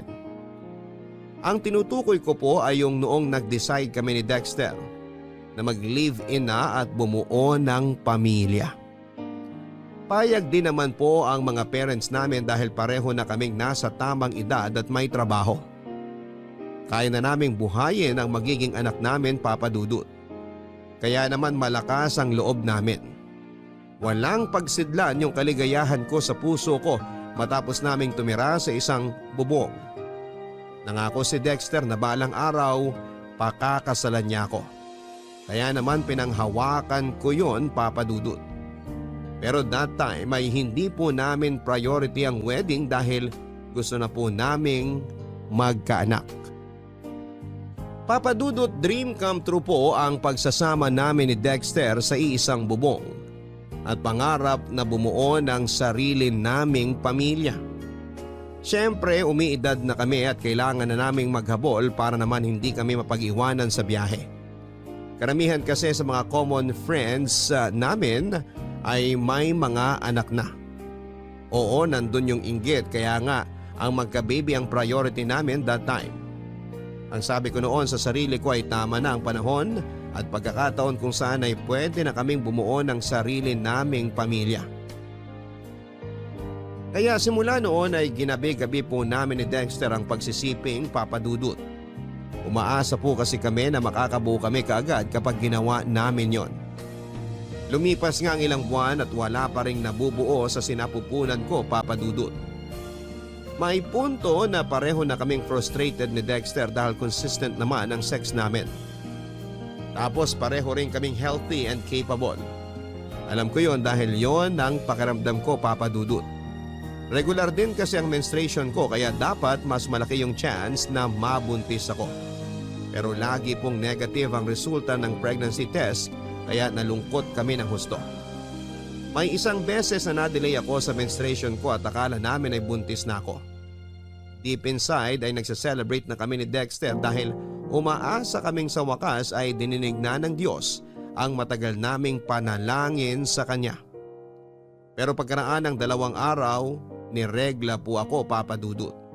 Kaya gano'n na lamang ang disappointment namin ni Dexter. Pero hindi pa rin kami sumuko. Sinubukan pa rin po namin kahit paulit-ulit na kaming nabibigo. Ganon naman talaga ang buhay. Walang mangyayari kung magmumukmuk lamang kami sa sulok at hindi magpapatuloy, Papa Dudut. Negative na naman. Ano ba yan? Oh, mahal. Ang aga-aga, bakit parang nakasimangot ka?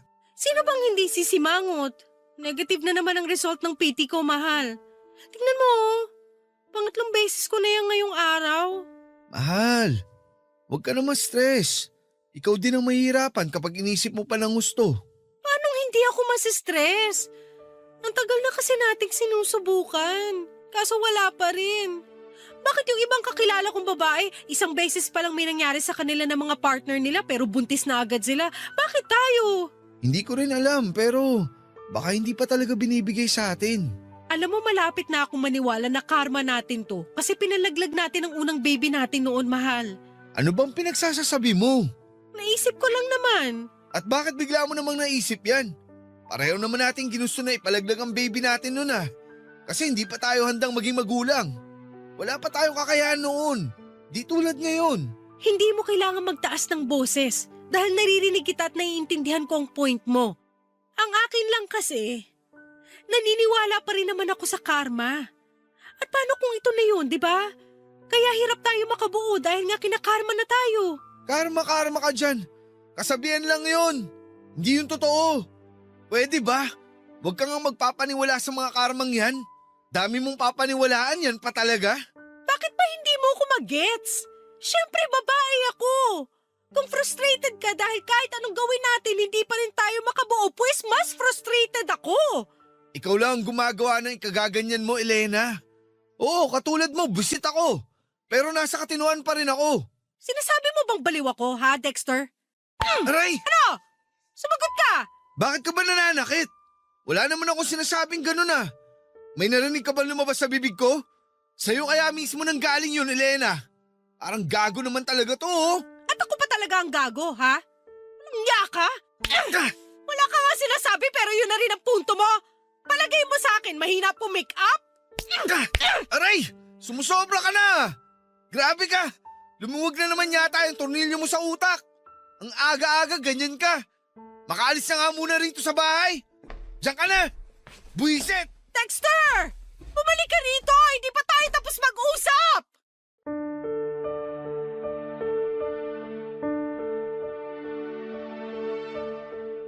Aaminin ko, Papa Dudut, na matapos ang realization ko na yon sa posibilidad ng mababang tsansa na makabuo kami ni Dexter ay mas doboble ang frustration na nararamdaman ko sa kaloob-looban ko. Muli pong nag-flashback sa akin yung panahon na walang pagdadalawang isip naming hinatulan ng buhay ng kaawa-awa naming baby nang ipalaglag ko po ito. Walang gabi simula noon na hindi ako umiyak bago matulog, Papa Dudut. Tuwing umaga na lang ay nagigising ako na mugto ang mga mata at paos ang boses. Tapos madalas ay nagagalit at naiinis sa akin si Dexter dahil madrama at maarte daw ako. Isang beses nga ay sinabihan niya akong magpatingin sa OB para malaman namin kung may problema ako sa matres. Kahit natatakot ay sinunod ko po ang gusto niyang mangyari. Doon ko po nalaman ang sagot sa tanong ko, Papa Dudut. Hindi ko na po idedetalye ang findings ng doktor sa akin pero isa lang ang sigurado. May kinalaman ang pagpapalaglag ko noong araw sa dahilan kung bakit hirap po akong mabuntis ng panahon na yon. At matapos ko pong sabihin kay Dexter ang resulta, imbes na simpatya, awa o pagdamay sa kalagayan ko, galit, panunumbat at paninisi ang initial reaction niya. Bagay na mas nagpalala pa ng matinding sakit at kalungkutan na nararamdaman ko ng panahon na yon.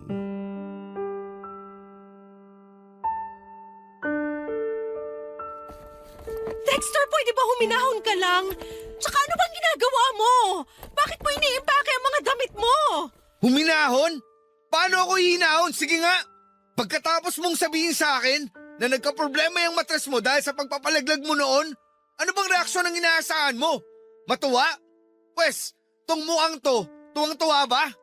Nakakainis ka, Elena! Ikaw pala ang may problema kaya hindi pa rin tayo nakakabuo. Hindi ko naman kasalanan yun ah. Hindi ko rin ginusto, Dexter. Sana naman intindihin mo ang sitwasyon. Ewan ko kung paano gagawin yung sinasabi mo pero nahihirapan na akong intindihin ka. Tapos malalaman ko pa yung resulta ng test mo. Lalo na ako nabwisit sa'yo. Kaya nga naisip kong umalis muna rito sa bahay eh. Kasi ayaw kita makita o makasama. At saan ka naman pupunta? Kahit saan. Doon sa bahay ng kumpare ko. Sirang ulo ka talaga. Kung ano-ano pumapasok dyan sa kukote mo, mas malala ka pa sa akin. Sa palagay mo ba masaya ako malaman yung result ng mga test ko? Nalulungkot ako at nasasaktan, Dexter. Maraming pumapasok sa isip ko, lahat yung negative thoughts. Sinabi ko sa'yo kasi gusto kong damayan mo ako bilang partner. Pero bakit ganyan ang asal mo? Tapos gusto mo pa akong iwanan? Mahiya ka nga! Napakamakasarili mong tao! Hindi ko kasi alam kung anong mararamdaman eh. Hindi na tayo magkaka-baby, Elena. Hindi na tayo magiging magulang.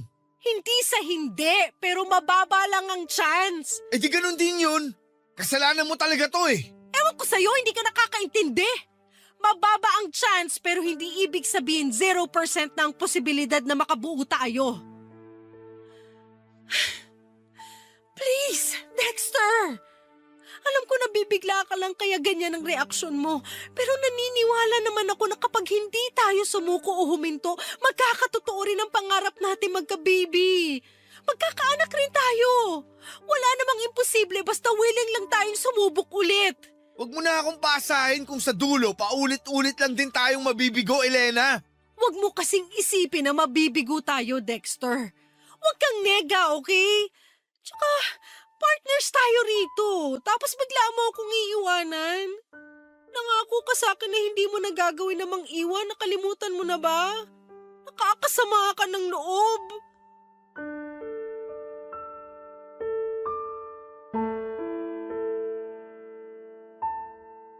Matapos sabihin sa akin ni Dexter na hihiwalayan niya ako dahil hindi kami makabuo, ay nataranta po ako ng husto at kinain ng matinding takot, Papa Dudut. Hindi ko kayang mawala sa piling ko si Dexter lalo na kung kailan pabor na sa amin ang kapalaran. Muli po ako nakiusap sa kanya na subukan lang namin. Hindi naman kasi sinabi ng doktor na wala na akong tsansang mabuntis. Mababa lang pero kung hindi kami susuko, samahan pa ng dasal sa may kapal ay baka isang araw ay matupad din po ang aming kahilingan. Mabuti na lamang po dahil nakinig sa pakiusap ko si Dexter at muli po naming sinubukang magka-baby, Papa Dudut. Bukod doon ay nag-start po kaming magpanata sa simbahan tuwing linggo para dinggin ng Diyos ang kahilingan namin. May mga binago rin po kami sa lifestyle namin para mas maging healthy kaming pareho. Halimbawa, nag-quit po si Dexter sa paninigarilyo.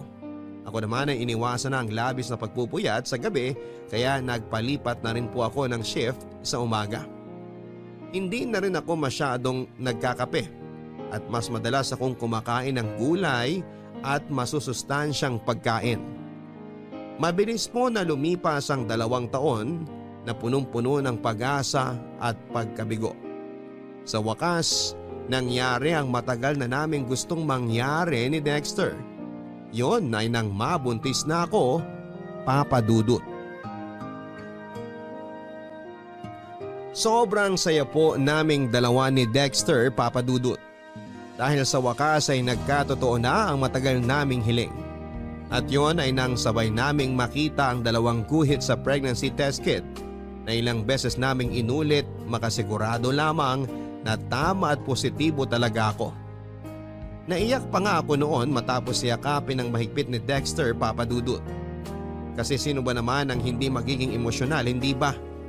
Ang tagal-tagal naming hinintay ang sandaling yon kung saan ay mabubuo na ang aming munting pamilya. Anak na lamang po talaga ang kulang sa aming pagsasama. Kung maingat na po ako noong bago ako mabuntis, mas naging maingat po ako during my pregnancy, Papa Dudut.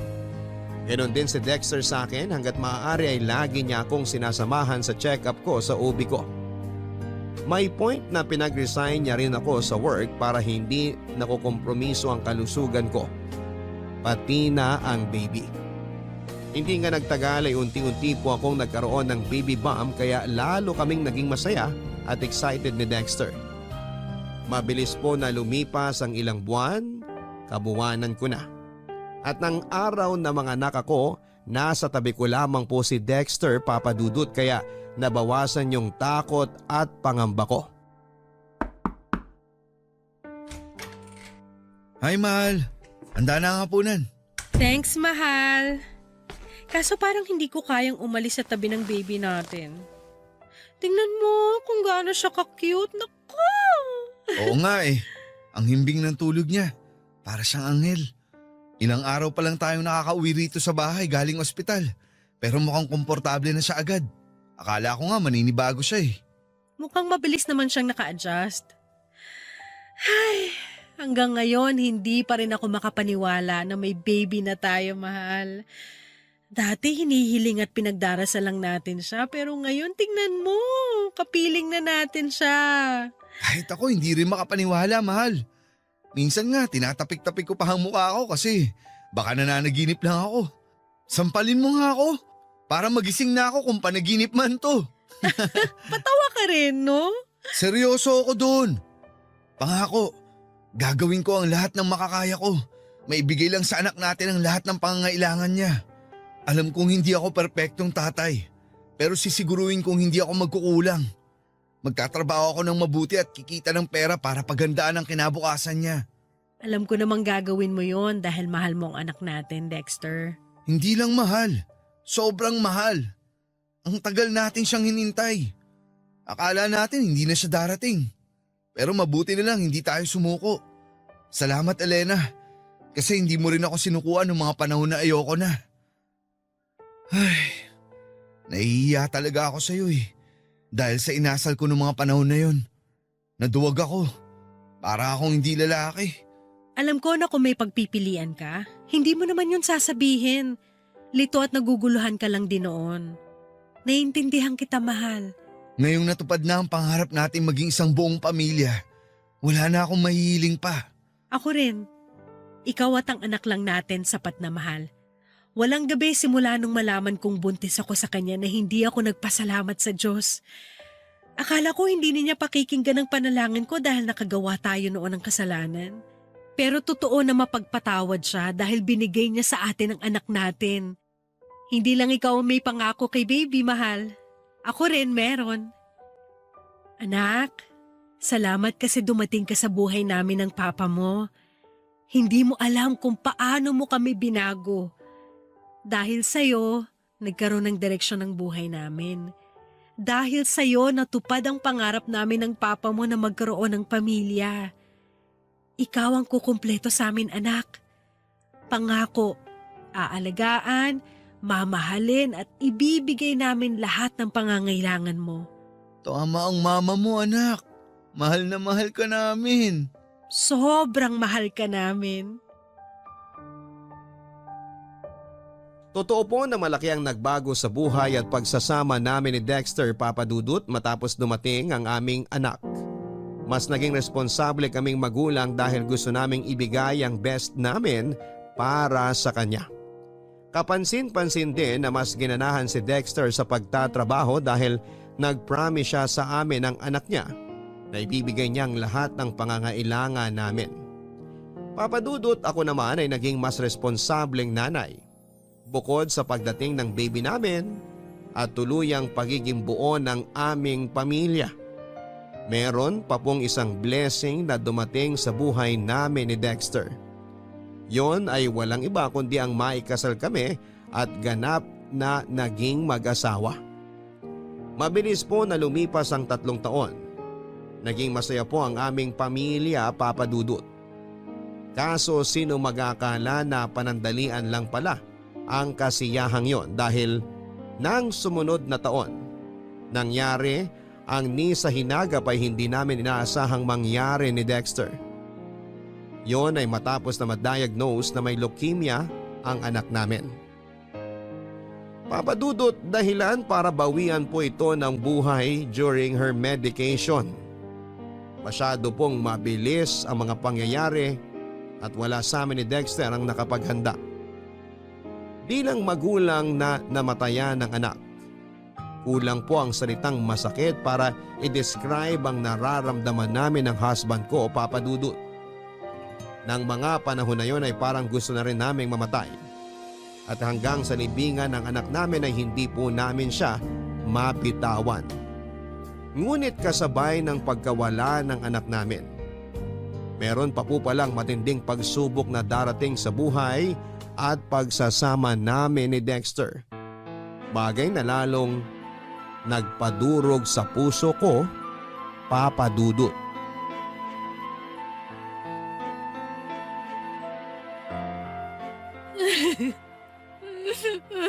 Dexter, please wag mo naman akong iwanan, oh. Hindi ko naman sinasadya na saktan ka.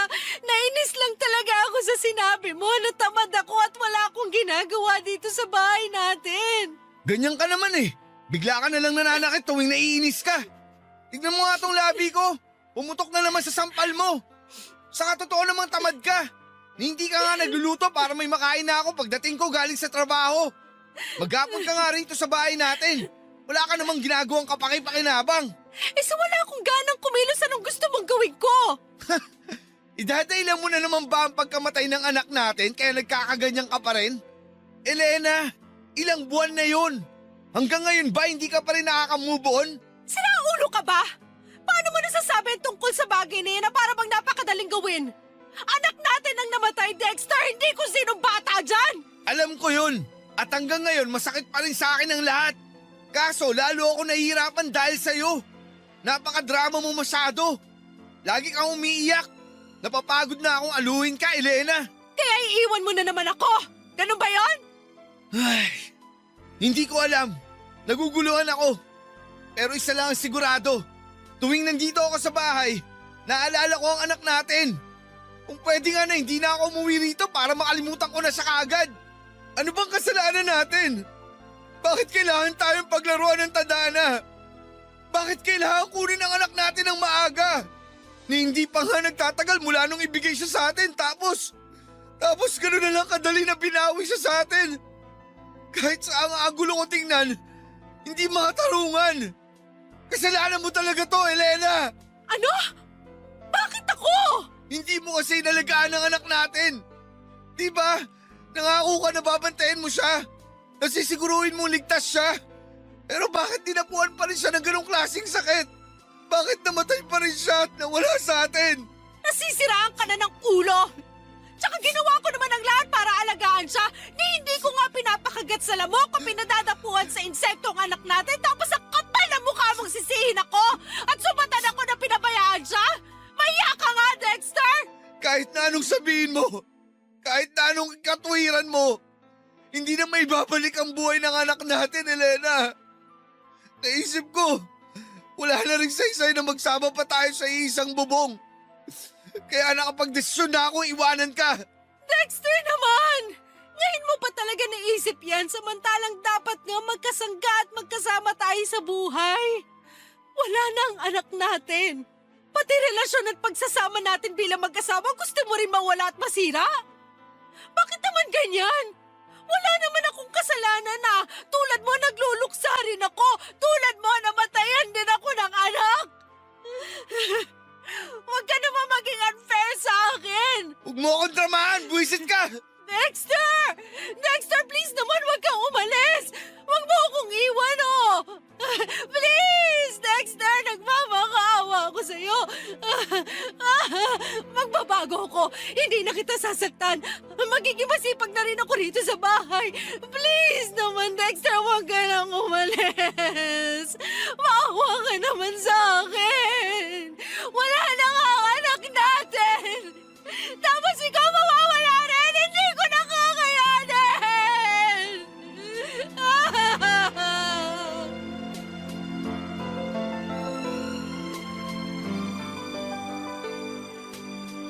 Hindi na po talaga maayos ang relasyon namin ni Dexter ilang linggo matapos mailibing ang anak namin, Papa Dudut.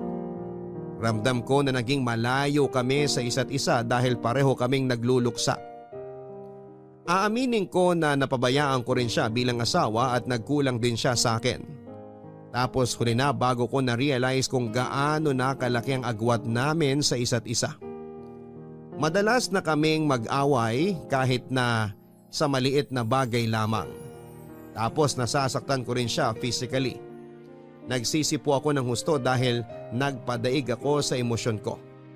Kaya nga sinubukan ko pong isalba ang relasyon namin ni Dexter pero nauwi pa rin kami sa hiwalayan. Yung sakit na nararamdaman ko nang mawala ang anak namin ay naramdaman ko ulit. Matapos akong hindi piliin ang asawa ko, Papa Dudut. Sa kasalukuyan ay nakatira po ako sa bahay ng kapatid ko at tumutulong sa negosyo nila dahil para akong mababaliw kapag nananatili ako sa dati naming bahay. Hanggang sa ngayon ay aaminin ko na may mga gabi pa ring umiiyak ako bago matulog at paulit-ulit kong tinatanong ang Diyos kung totoo bang mag-isa na lamang ako sa buhay dahil kinuha na niya ang aking anak at nagkahiwalay na naman kami ni Dexter. Mukha lang po talaga akong matatag pero malapit na akong masiraan ng ulo. Hindi ko mapigilan ang sarili kong isipin na hinatulan na ako ng langit dahil sa kasalanang nagawa ko nang minsan ngunit walang kapatawaran. Kaya malaking bagay po na nakapagbahagi ako ngayon sa programa ninyo upang mabawasan ang sakit ng pinagdaraanan ko, Papa Dudut. Maraming salamat po kung sakaling mapili po ninyo ang sulat ko at sana'y patuloy pong i-bless ang Barangay Love Stories para makapaghatid po kayo ng magandang storya ng buhay. Ang inyong forever kapuso at kabarangay, Elena.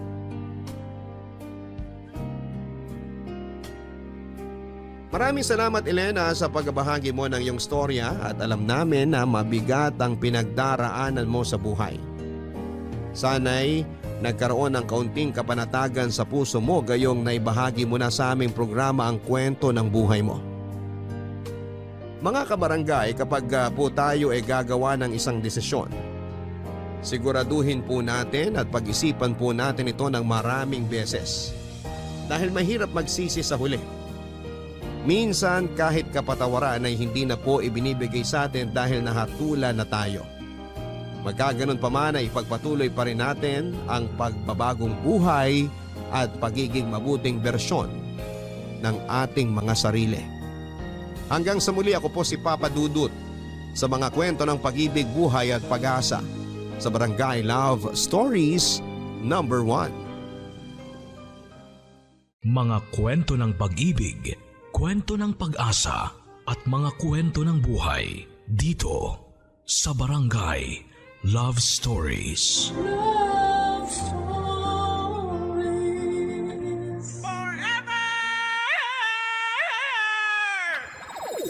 Nagustuhan ng iyong napakinggan? Ituloy yan via live stream sa www.gmanetwork.com/radio.